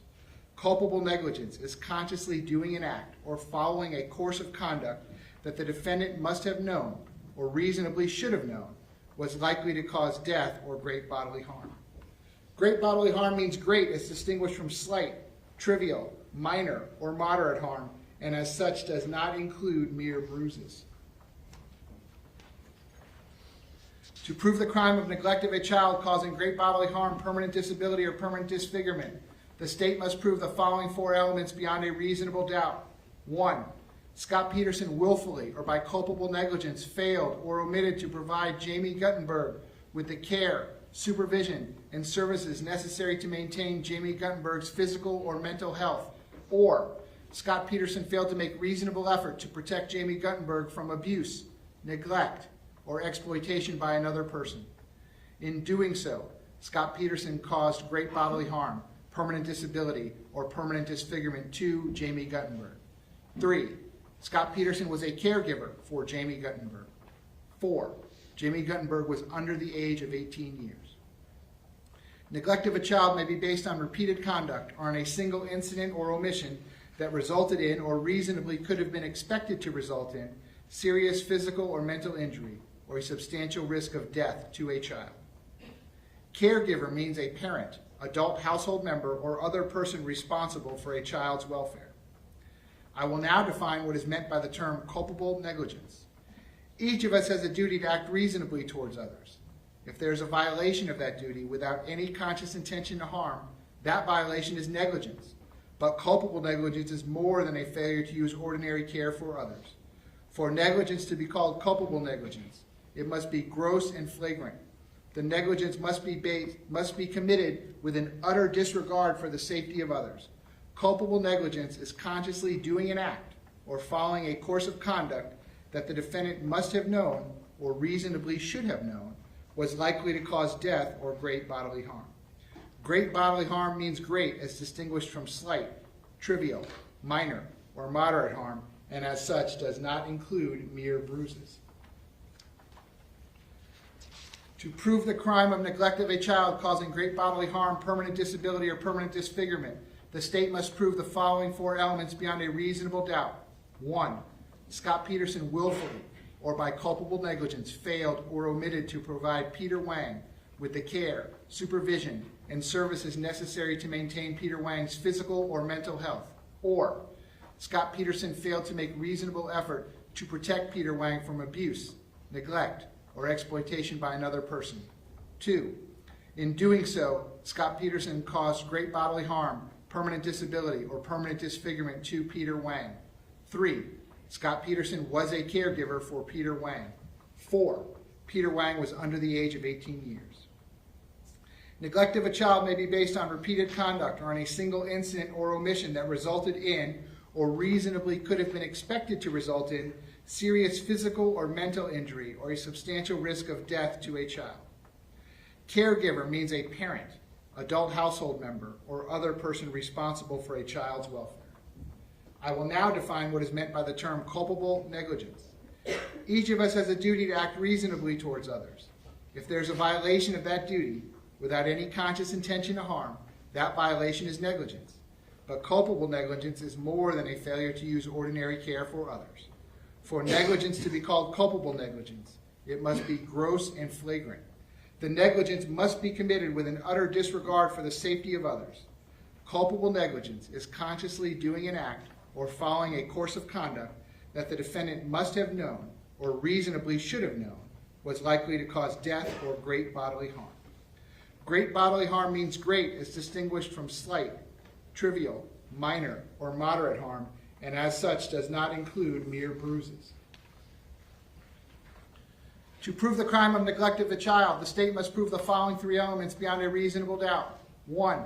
Scot Peterson willfully or by culpable negligence failed or omitted to provide Marian Kabachenko with the care, supervision, and services necessary to maintain Marian Kabachenko's physical or mental health. Or Scot Peterson failed to make reasonable effort to protect Marian Kabachenko from abuse, neglect, or exploitation by another person. 2. Scot Peterson was a caregiver for Marian Kabachenko. 3. Marian Kabachenko was under the age of 18 years. Neglect of a child may be based on repeated conduct or on a single incident or omission that resulted in, or reasonably could have been expected to result in, serious physical or mental injury or a substantial risk of death to a child. Caregiver means a parent, adult household member, or other person responsible for a child's welfare. I will now define what is meant by the term culpable negligence. Each of us has a duty to act reasonably towards others. If there is a violation of that duty without any conscious intention to harm, that violation is negligence. But culpable negligence is more than a failure to use ordinary care for others. For negligence to be called culpable negligence, it must be gross and flagrant. The negligence must be committed with an utter disregard for the safety of others. Culpable negligence is consciously doing an act or following a course of conduct that the defendant must have known or reasonably should have known was likely to cause death or great bodily harm. To prove the crime of culpable negligence, the state must prove the following two elements beyond a reasonable doubt. 1. Scot Peterson exposed Scott Beagle to personal injury. 2. He did so through culpable negligence. Actual injury is not required. I will now define culpable negligence for you. Each of us has a duty to act reasonably towards others. If there's a violation of that duty without any conscious intention to harm, that violation is negligence. But culpable negligence is more than a failure to use ordinary care for others. In order for negligence to be culpable, it must be gross and flagrant. Culpable negligence is a course of conduct showing reckless disregard for human life or for the safety of persons exposed to its dangerous effects, or such an entire want of care as to raise a presumption of a conscious indifference to consequences, or which shows wantonness or recklessness, or a grossly careless disregard for the safety and welfare of the public, or shows such an indifference to the rights of others as is equivalent to an intentional violation of such rights. To prove the crime of culpable negligence, the state must prove the following two elements beyond a reasonable doubt. 1, Scot Peterson exposed Stacy Lapel to personal injury. 2, he did so through culpable negligence. Actual injury is not required. I will now define culpable negligence for you. Each of us has a duty to act reasonably towards others. If there's a violation of that duty, without any conscious intention to harm, that violation is negligence. But culpable negligence is more than a failure to use ordinary care for others. In order for negligence to be culpable, it must be gross and flagrant. Culpable negligence is a course of conduct showing reckless disregard for human life or for the safety of persons exposed to its dangerous effects, or such an entire want of care as to raise a presumption of a conscious indifference to consequences, or which shows wantonness or recklessness, or a grossly careless disregard for the safety and welfare of the public, or shows such an indifference to the rights of others as is equivalent to an intentional violation of such rights. To prove the crime of culpable negligence, the state must prove the following two elements beyond a reasonable doubt. 1, Scot Peterson exposed Meadow Pollock to personal injury. 2, he did so through culpable negligence. Actual injury is not required. I will now define culpable negligence for you. Each of us has a duty to act reasonably towards others. If there's a violation of that duty without any conscious intention to harm, that violation is negligence. But culpable negligence is more than a failure to use ordinary care for others. In order for negligence to be culpable, it must be gross and flagrant. Culpable negligence is a course of conduct showing reckless disregard for human life or for the safety of persons exposed to its dangerous effects, or such an entire want of care as to raise a presumption of a conscious indifference to consequences, or which shows wantonness or recklessness, or a grossly careless disregard for the safety and welfare of the public, or shows such an indifference to the rights of others as is equivalent to an intentional violation of such rights. To prove the crime of perjury not in an official proceeding, the state must prove the following 5 elements beyond a reasonable doubt. 1, Scot Peterson took an oath or otherwise affirmed that he was obligated by conscience or by law to speak the truth during a sworn statement. 2, the oath or affirmation was made to Broward Sheriff's Detectives John Curcio and Jeffrey Curtis. 3, Scot Peterson, while under an oath, made the statement. Question: okay, all right, once you get closer and you hear those guys, how many rounds do you think you heard? Answer: it wasn't many. 2, 3. Question: okay. Answer: so I'm right there, I'm on the radio, I can hear the units coming, and the next thing while I'm keeping an eye on the door in the building, I don't, no shots, nothing anymore, it's quiet. Question: all right, what happens from there? Answer: and he, Officer Tim Burton, runs up by the tree, and I'm just telling him, you know what I heard. I heard a couple of shots, haven't heard anything since, and he's just taking cover by, behind the tree. I'm taking cover here, and units are now starting, no more gunshots, and units are starting to come in. Question: okay, now did you ever see, while everybody is starting to arrive, did you ever see any of the students leave Building 12 at all? Answer: yes. Question: which were they all the doors or? Answer: no. They were evacuating, and they were telling them they were taken out, and the kids were going out toward the parking lot. Question: okay, but that's when the officers, answer, when the officers came. Question: inaudible. Answer: but we didn't see any kids, no. When I was on the scene, there were no individual kids running out. None. Question: okay, so there was no kids that ran out to say to you guys, hey, there's a guy up there or anything of that? Answer: no. Question: you didn't see any kids until people started being evacuated by the police? Answer: yes. 4, the statement was false. 5, Scot Peterson did not believe the statement was true when he made it. Knowledge of the materiality of the statement is not an element of this crime, and the defendant's mistaken belief that his statement was not material is not a defense to the charge. In considering the evidence, you should consider the possibility that although the evidence may not convince you that the defendant committed the main crimes of which he is accused, there may be evidence that he committed other acts that would constitute a lesser included crime or crimes. Therefore, if you decide that the main accusations have not been proved beyond a reasonable doubt, you will next need to decide if the defendant is guilty of any lesser included crimes. The lesser crimes indicated in the definition of neglect of a child, great bodily harm, permanent disability, or permanent disfigurement are neglect of a child without great bodily harm, permanent disability, or permanent disfigurement, and culpable negligence. The lesser crime indicated in the definition of neglect of a child without great bodily harm, permanent disability, or permanent disfigurement is culpable negligence. To prove the crime of neglect of a child, the state must prove the following three elements beyond a reasonable doubt. 1, Scot Peterson willfully or by culpable negligence failed or omitted to provide Anthony Borges with the care, supervision, and services necessary to maintain Anthony Borges' physical or mental health. Or, Scot Peterson failed to make reasonable effort to protect Anthony Borges from abuse, neglect, or exploitation by another person. 2, Scot Peterson was a caregiver for Anthony Borges. 3, Anthony Borges was under the age of 18 years.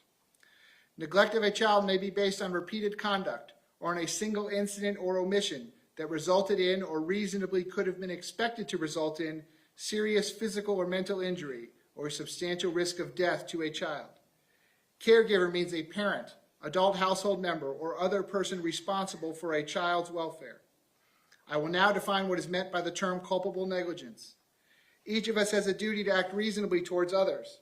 If there is a violation of that duty without any conscious intention to harm, that violation is negligence. But culpable negligence is more than a failure to use ordinary care for others. For negligence to be called culpable negligence, it must be gross and flagrant. The negligence must be committed with an utter disregard for the safety of others. Culpable negligence is consciously doing an act or following a course of conduct that the defendant must have known or reasonably should have known was likely to cause death or great bodily harm. To prove the crime of neglect of a child, the state must prove the following three elements beyond a reasonable doubt.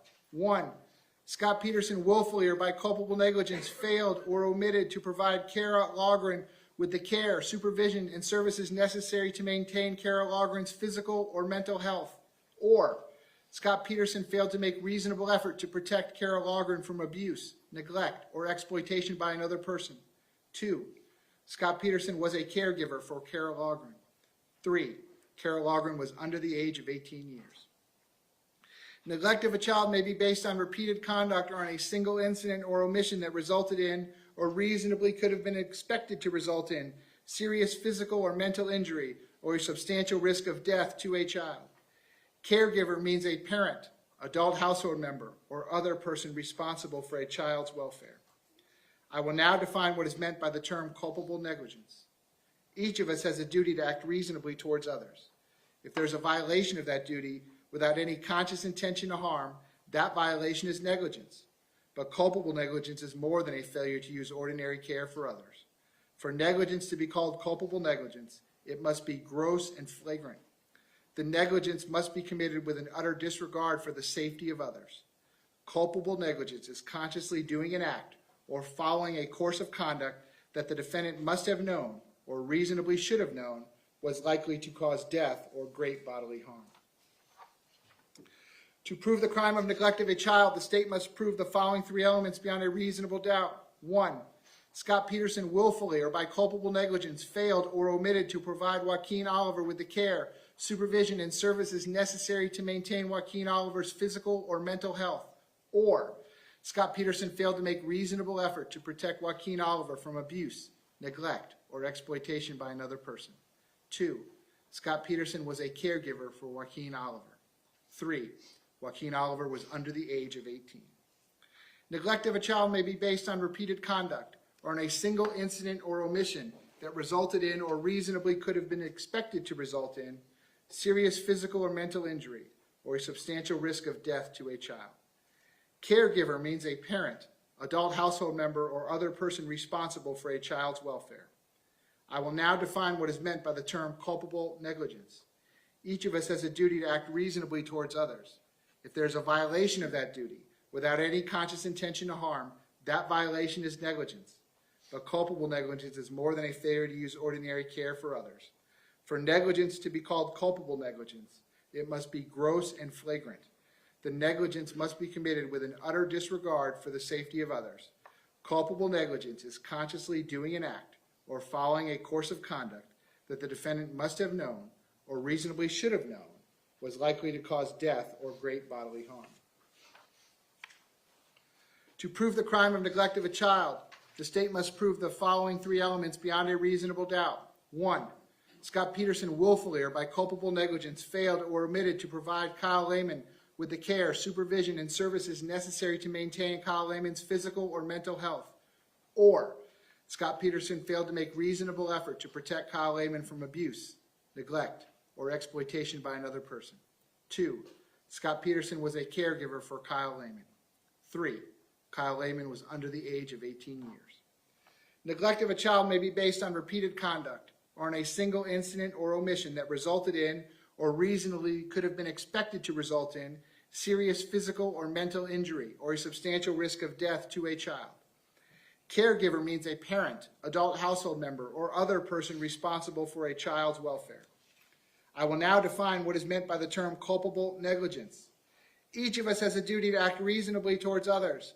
If there is a violation of that duty without any conscious intention to harm, that violation is negligence. But culpable negligence is more than a failure to use ordinary care for others. For negligence to be called culpable negligence, it must be gross and flagrant. The negligence must be committed with an utter disregard for the safety of others. Culpable negligence is consciously doing an act or following a course of conduct that the defendant must have known or reasonably should have known was likely to cause death or great bodily harm. To prove the crime of neglect of a child, the state must prove the following three elements beyond a reasonable doubt. 1. Scot Peterson willfully or by culpable negligence failed or omitted to provide Jamie Guttenberg with the care, supervision, and services necessary to maintain Jamie Guttenberg's physical or mental health. Or Scot Peterson failed to make reasonable effort to protect Jamie Guttenberg from abuse, neglect, or exploitation by another person. 2. Scot Peterson was a caregiver for Jamie Guttenberg. 3. Jamie Guttenberg was under the age of 18 years. Neglect of a child may be based on repeated conduct or on a single incident or omission that resulted in or reasonably could have been expected to result in serious physical or mental injury or a substantial risk of death to a child. Caregiver means a parent, adult household member, or other person responsible for a child's welfare. I will now define what is meant by the term culpable negligence. Each of us has a duty to act reasonably towards others. If there is a violation of that duty without any conscious intention to harm, that violation is negligence. But culpable negligence is more than a failure to use ordinary care for others. For negligence to be called culpable negligence, it must be gross and flagrant. The negligence must be committed with an utter disregard for the safety of others. Culpable negligence is consciously doing an act or following a course of conduct that the defendant must have known or reasonably should have known was likely to cause death or great bodily harm. To prove the crime of neglect of a child, the state must prove the following three elements beyond a reasonable doubt. 1. Scot Peterson willfully or by culpable negligence failed or omitted to provide Peter Wang with the care, supervision, and services necessary to maintain Peter Wang's physical or mental health. Or Scot Peterson failed to make reasonable effort to protect Peter Wang from abuse, neglect, or exploitation by another person. 2. Scot Peterson was a caregiver for Peter Wang. 3. Peter Wang was under the age of 18 years. Neglect of a child may be based on repeated conduct or on a single incident or omission that resulted in or reasonably could have been expected to result in serious physical or mental injury or a substantial risk of death to a child. Caregiver means a parent, adult household member, or other person responsible for a child's welfare. I will now define what is meant by the term culpable negligence. Each of us has a duty to act reasonably towards others. If there's a violation of that duty, without any conscious intention to harm, that violation is negligence. But culpable negligence is more than a failure to use ordinary care for others. For negligence to be called culpable negligence, it must be gross and flagrant. the negligence must be committed with an utter disregard for the safety of others. Culpable negligence is consciously doing an act or following a course of conduct that the defendant must have known or reasonably should have known was likely to cause death or great bodily harm. To prove the crime of culpable negligence, the state must prove the following two elements beyond a reasonable doubt. 1, Scot Peterson exposed Anthony Borges to personal injury. 2, he did so through culpable negligence. Actual injury is not required. I will now define culpable negligence for you. Each of us has a duty to act reasonably towards others. If there is a violation of that duty without any conscious intention to harm, that violation is negligence. But culpable negligence is more than a failure to use ordinary care for others. In order for negligence to be culpable, it must be gross and flagrant.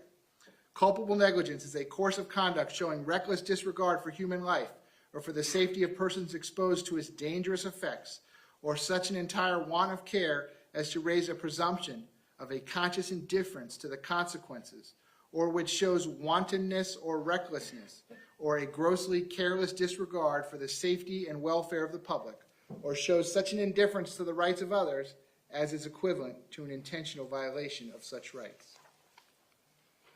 To prove the crime of culpable negligence, the state must prove the following two elements beyond a reasonable doubt. 1, Scot Peterson exposed Kara Logren to personal injury.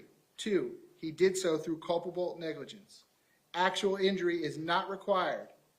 I will now define culpable negligence for you. Each of us has a duty to act reasonably towards others. If there is a violation of that duty without any conscious intention to harm, that violation is negligence.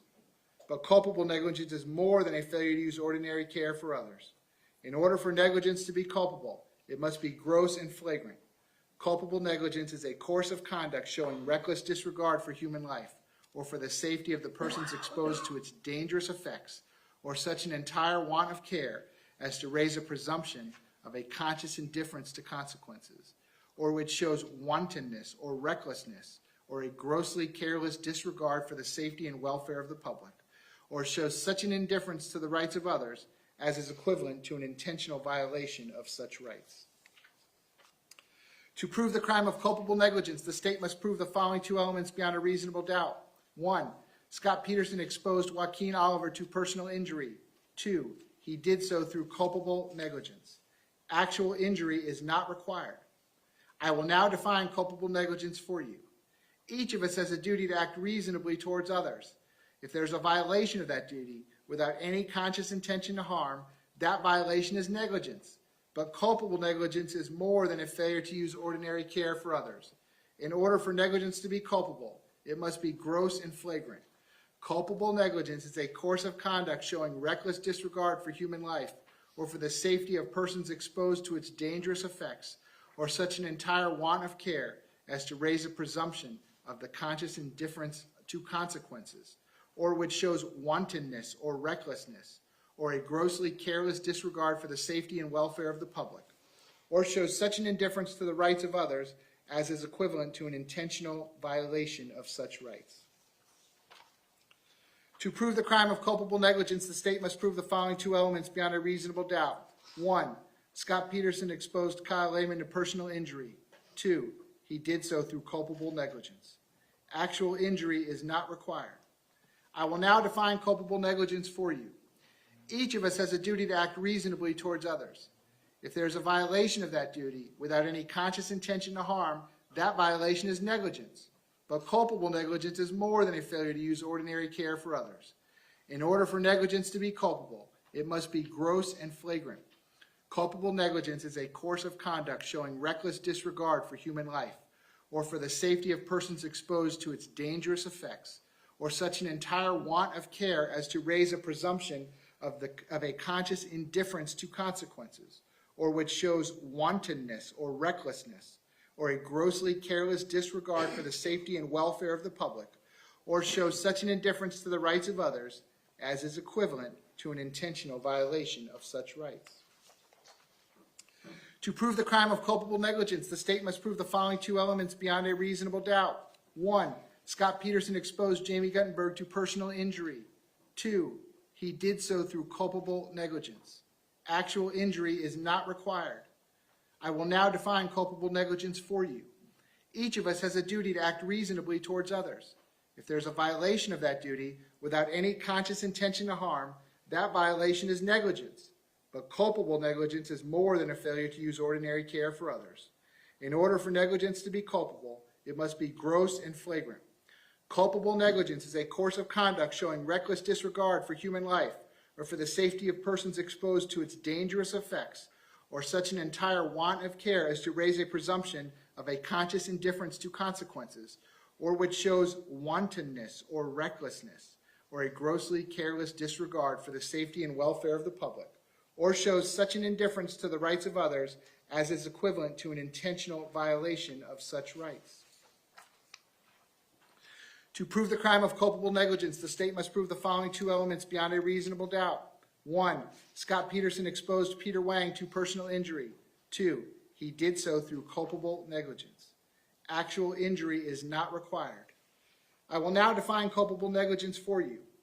Each of us has a duty to act reasonably towards others. If there is a violation of that duty without any conscious intention to harm, that violation is negligence. But culpable negligence is more than a failure to use ordinary care for others. In order for negligence to be culpable, it must be gross and flagrant. Culpable negligence is a course of conduct showing reckless disregard for human life or for the safety of persons exposed to its dangerous effects, or such an entire want of care as to raise a presumption of the conscious indifference to consequences, or which shows wantonness or recklessness, or a grossly careless disregard for the safety and welfare of the public, or shows such an indifference to the rights of others as is equivalent to an intentional violation of such rights. To prove the crime of culpable negligence, the state must prove the following two elements beyond a reasonable doubt. 1, Scot Peterson exposed Marian Kabachenko to personal injury. 2, he did so through culpable negligence. Actual injury is not required. I will now define culpable negligence for you. Each of us has a duty to act reasonably towards others. If there's a violation of that duty without any conscious intention to harm, that violation is negligence. But culpable negligence is more than a failure to use ordinary care for others. In order for negligence to be culpable, it must be gross and flagrant. Culpable negligence is a course of conduct showing reckless disregard for human life or for the safety of persons exposed to its dangerous effects, or such an entire want of care as to raise a presumption of a conscious indifference to consequences, or which shows wantonness or recklessness, or a grossly careless disregard for the safety and welfare of the public, or shows such an indifference to the rights of others as is equivalent to an intentional violation of such rights. The defendant has entered a plea of not guilty. This means you must presume or believe the defendant is innocent. The presumption stays with the defendant as to each material allegation in the information through each stage of the trial, unless it has been overcome by the evidence to the exclusion of and beyond a reasonable doubt. To overcome the defendant's presumption of innocence, the state has the burden of proving the crime with which the defendant is charged was committed, and the defendant is the person who committed the crime. The defendant is not required to present evidence or prove anything. Whenever the words reasonable doubt are used, you must consider the following.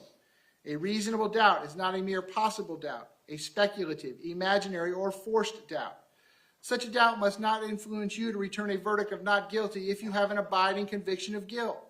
On the other hand, if, after carefully considering, comparing, and weighing all the evidence, there is not an abiding conviction of guilt, or if having a conviction, it is one which is not stable, but one which wavers and vacillates, then the charge is not proved beyond every reasonable doubt, and you must find the defendant not guilty because the doubt is reasonable.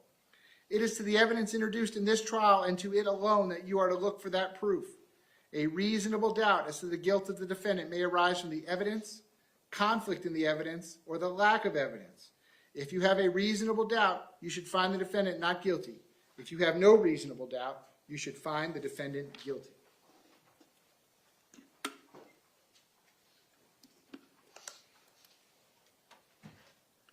It is up to you to decide what evidence is reliable. You should use your common sense in deciding which is the best evidence and which evidence should not be relied upon in considering your verdict. You may find some of the evidence not reliable or less reliable than other evidence. You should consider how the witnesses acted as well as what they said. Some things you should consider are: Did the witness seem to have an opportunity to see and know the things about which the witness testified? Did the witness seem to have an accurate memory? Was the witness honest and straightforward in answering the attorney's questions? Did the witness have some interest in how the case should be decided? Does the witness's testimony agree with the other testimony and other evidence in the case? Did the witness at some other time make a statement that is inconsistent with the testimony he or she gave in court? Whether the state has met its burden of proof does not depend on the number of witnesses it has called or upon the number of exhibits it has offered, but instead upon the nature and quality of the evidence presented.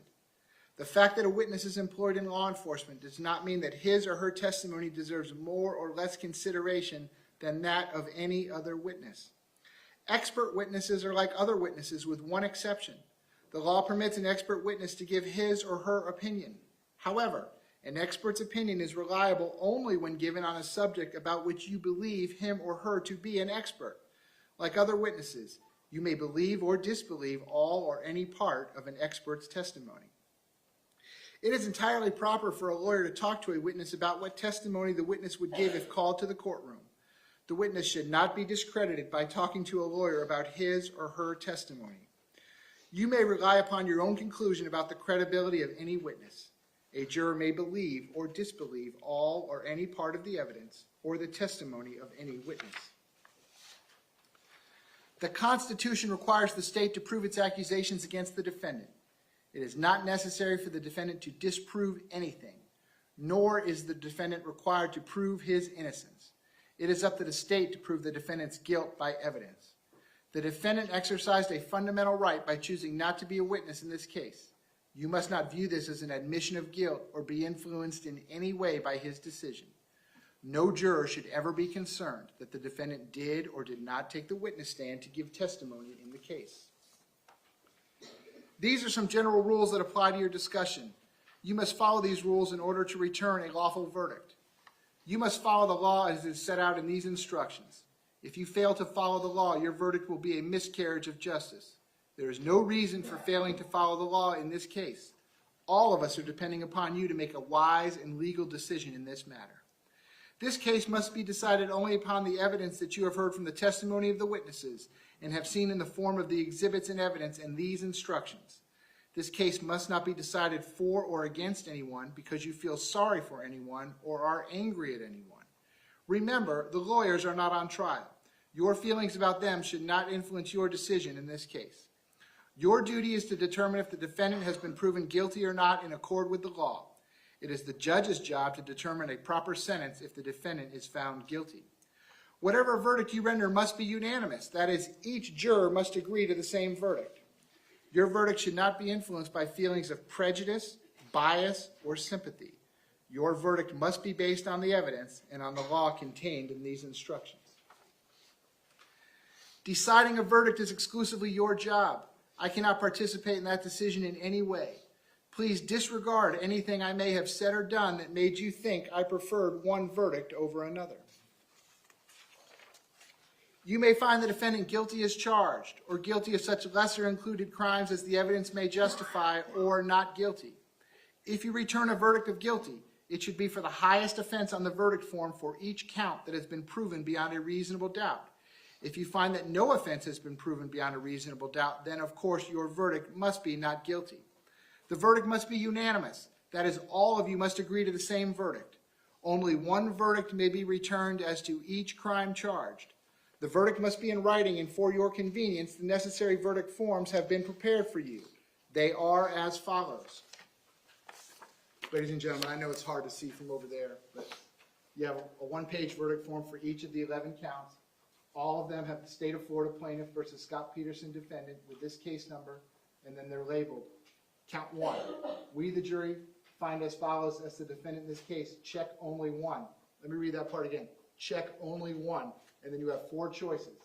A, the defendant is guilty of neglect of a child, great bodily harm, permanent disability, or permanent disfigurement as charged in the information. B, the defendant is guilty of neglect of a child without great bodily harm, permanent disability, or permanent disfigurement, a lesser included offense. C, the defendant is guilty of culpable negligence, a lesser included offense. D, the defendant is not guilty.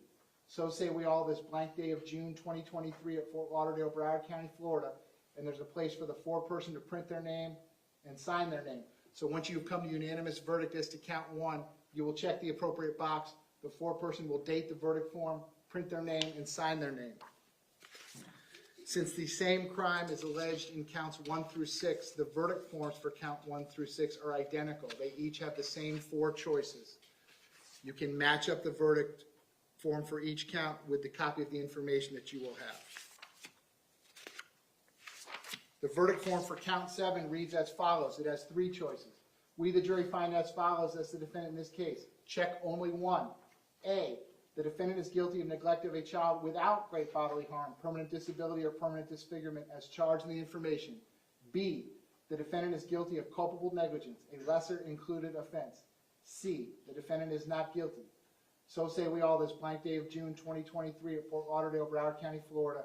Again, a place for the foreperson to print their name and sign their name. So once you have come to unanimous decision as to count 7, you will check the appropriate box. The foreperson will date the verdict form and print and sign their name. The verdict forms for count 8, 9, and 10 are identical as they all charge the same crime. They all read as follows. This is the verdict form for count 8. We, the jury, find as follows the defendant in this case. Check only one. There's 2 choices. The defendant is guilty of culpable negligence as charged in the information. Or B, the defendant is not guilty. So say we all this blank day of June 2023 at Fort Lauderdale, Broward County, Florida. And again, a place for the foreperson to print their name and sign their name.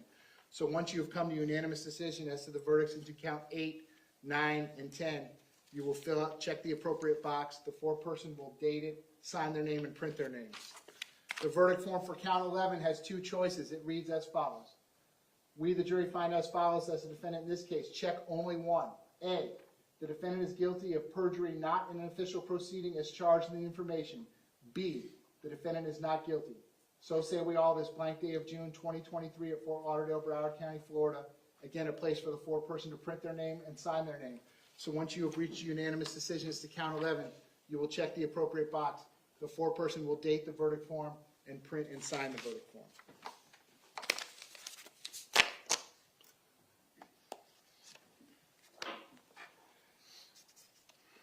A separate crime is charged in each count of the information, and although they have been tried together, each crime and the evidence applicable to it must be considered separately, and a separate verdict returned as to each.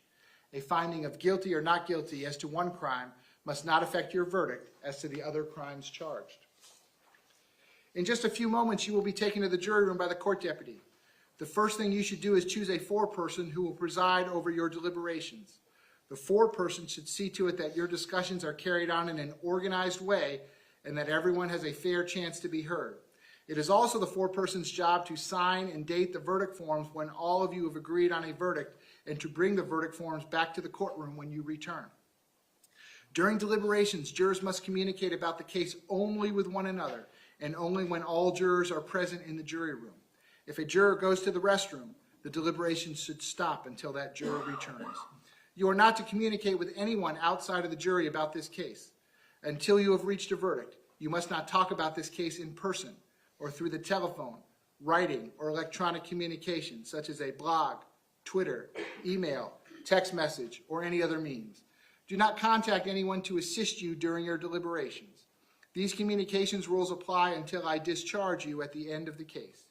If you become aware of any violation of these instructions or any other instruction that I have given in this case, you must tell me by giving a note to the court deputy. Many of you may have cell phones, tablets, laptops, or other electronic devices here in the courtroom. The rules do not allow you to bring your phones or any of those types of electronic devices into the jury room. Kindly leave those devices on your seats where they will be guarded by the court deputy while you deliberate. Excuse me.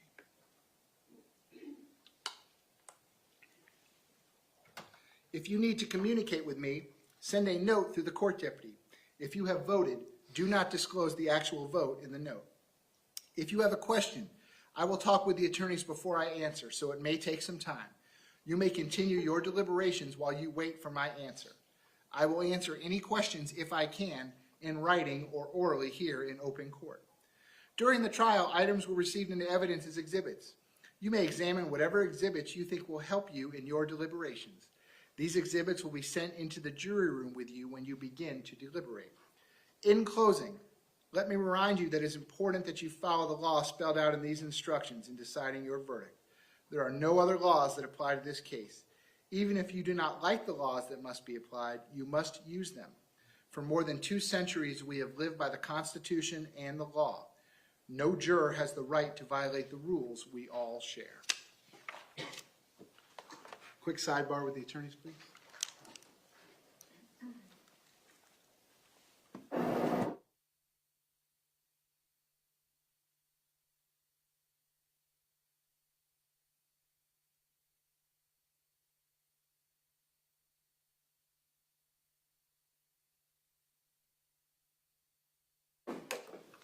Okay, ladies and gentlemen, everyone is feeling healthy, ready to deliberate. If anyone's having a problem, raise your hand. Okay, I don't see any hands. Okay, ladies and gentlemen, again, we're going to do this by number, by the number that's on the back of your lanyard. Where is juror number 3? Juror number 8, 9, 10. Jurors number 3, 8, 9, and 10, you all are the alternate jurors. Just you 4. Do you have any of your personal items in the jury room right now? Okay. The court deputy is going to escort you back. The other 6 of you, please remain in your seats. And I'm going to have you 4 get those personal items and come right back here, and I will wait for you.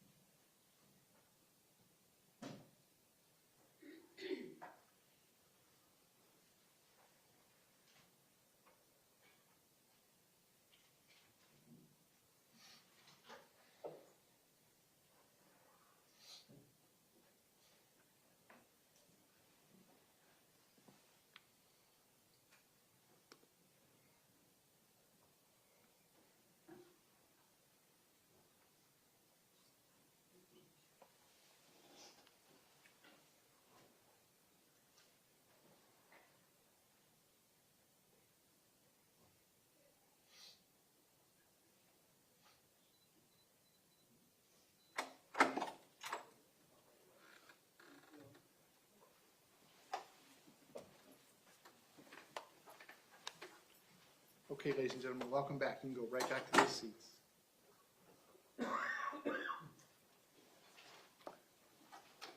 Okay, I've got everyone back. You have all your personal belongings from the jury room. Okay, so the 4 of you, 3, 8, 9, and 10, if you will remain in your seats, I have separate instructions for you. The rest of you, ladies and gentlemen, which is 1, 2, 4, 5, 6, and 7, you may now retire to begin your deliberations. You can take the notepads with you. Momentarily, we will send back to you the verdict forms, a copy of the charging document, as well as all of the evidence. So at this point, you may retire to begin your deliberations.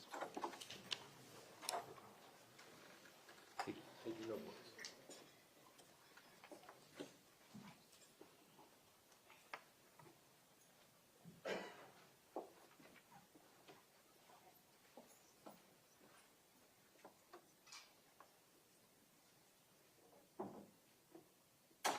Okay, we're outside the presence of the jury. Everyone can be seated. So, ladies and gentlemen, Warview, your jury service has not concluded at this point, okay? You are going to be under the same communication rules, all the rules the same as I've instructed you throughout the entire trial for the following reasons, okay? Again, I place no time limit on the deliberations. The jury may take as short or as long a period of time, but, and it has happened in the past, sometimes things come up and we have an emergency with a deliberating juror. If that were to occur, and I had to replace one of the deliberating jurors, I would do that with one of you since you have heard all the evidence in the case. So I still don't want you to talk to anyone about the facts of the case. I don't want you to do any research, nothing on the internet, no newspaper, no television news, no social media. Momentarily, we're going to get you, and BSO is going to escort you out of the building. I will keep your notes in the notepads. We're going to lock them up. I want you to keep the lanyards. Okay, I have your phone numbers. If the jury reaches a verdict, I will call you and let you know that you're discharged at that point, and then at that point you're free to talk to anyone you want about this case, or you're free to talk to no one about this case. That will be up to each of you. But until I call you, please operate under the same rules as I've been instructing you since all the way back on June the 5th. Again, I may need you, one of you, or more than one of you, and again, it has happened in the past. Does anyone have any questions about that at this point? So I'm not going to give you a specific day or time to come back. Resume your normal lives. Keep the lanyard. I will keep your notes. If and when your jury service is concluded, I will call you and let you know. And then, believe it or not, I usually just ask the people to mail the lanyards back, and we always get them back. So I trust that you guys will mail them back to us. And unless you have any other questions, again, with the same admonition, please don't discuss the facts of the case, evidence, witnesses, or testimony. That would be included amongst yourselves as well as you're walking out. Again, with my great thanks for your time, effort, and energy throughout the entire process. And there's also a certificate and a thank you letter that my office will deliver to you, but that will be after your jury service is concluded, which isn't just yet, but hopefully will be soon. So with that being said, I hope you all have a good night. I wish you a good return to your lives tomorrow, and then I will be in touch with you when you're going to be discharged. So at this point, have a good night. Talk to you soon.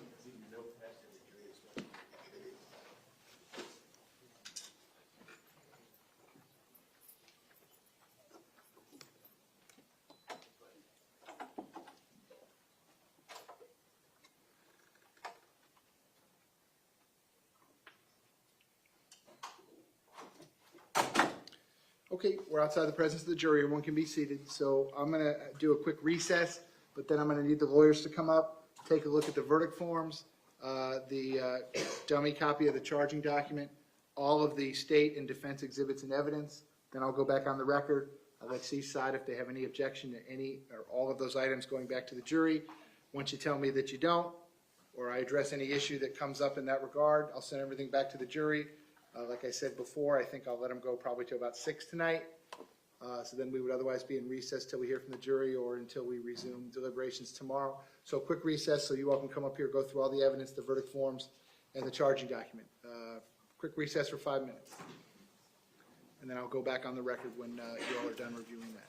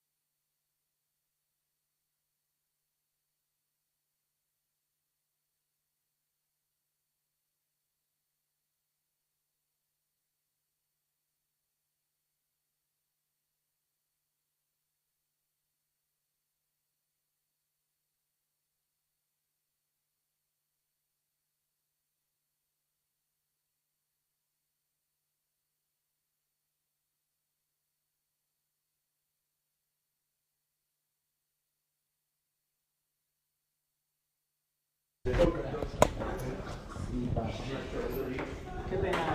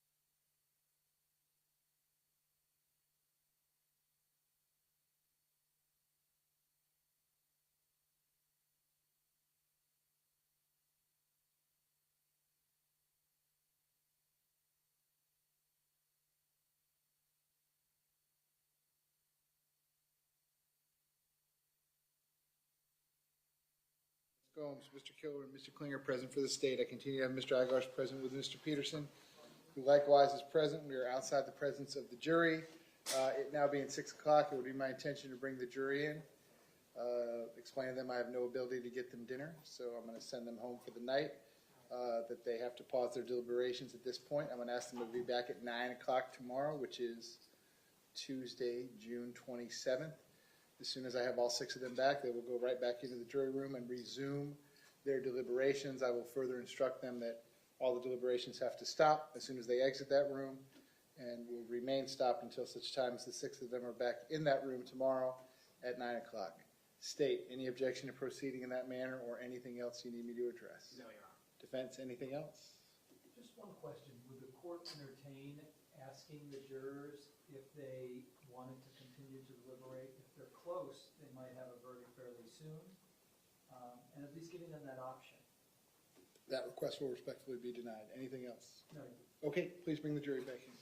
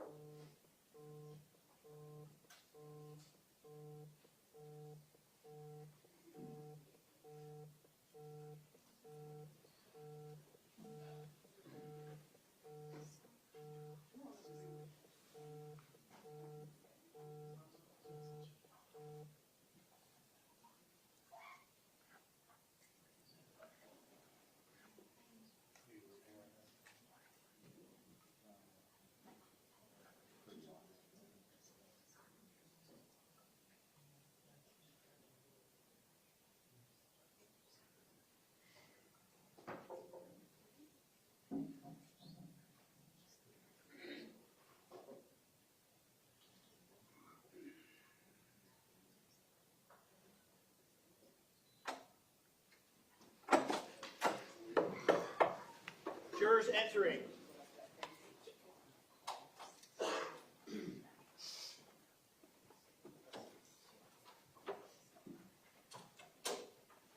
Welcome back, ladies and gentlemen. Come on in. Once you're back at your seats, you may be seated. All the parties may be seated. So, ladies and gentlemen, here's the situation going forward. I don't have any ability to get you dinner, so we're going to pause on the deliberations at this point. I'm going to send you home. I'm going to ask you to be back here tomorrow at 9 o'clock in the jury room, which is Tuesday, June 27th at 9 o'clock. Let me give you a couple specific instructions in addition to the normal instructions that I always give. Even though your deliberations have started, now we're going to press pause on the deliberations. So we're going to go back to the old rules. In other words, even though you're going to be together walking out of the building tonight, even though you're probably going to be together when you return tomorrow, when you're walking back up here, all the deliberations have to stop. There's going to be no discussion about the facts, the testimony, the evidence, the witnesses, nothing that has to do with the case until you're back in the jury room tomorrow morning, okay? All of the evidence, all of your notes, everything will remain in that jury room, and it will be sealed up tonight. No one's going to go in there. And it'll be waiting for you when you come back tomorrow. So we're going to pause on the deliberations at this point.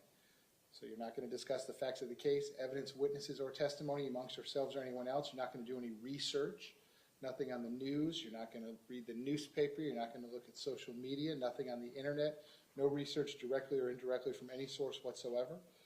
I wish you all a good night. I'm going to see you back at the jury room tomorrow, which is Tuesday, June 27th at 9 o'clock. And as soon as the 6 of you have returned, you're going to go right back into the jury room. As soon as you all are back together in the jury room, you may resume your deliberations.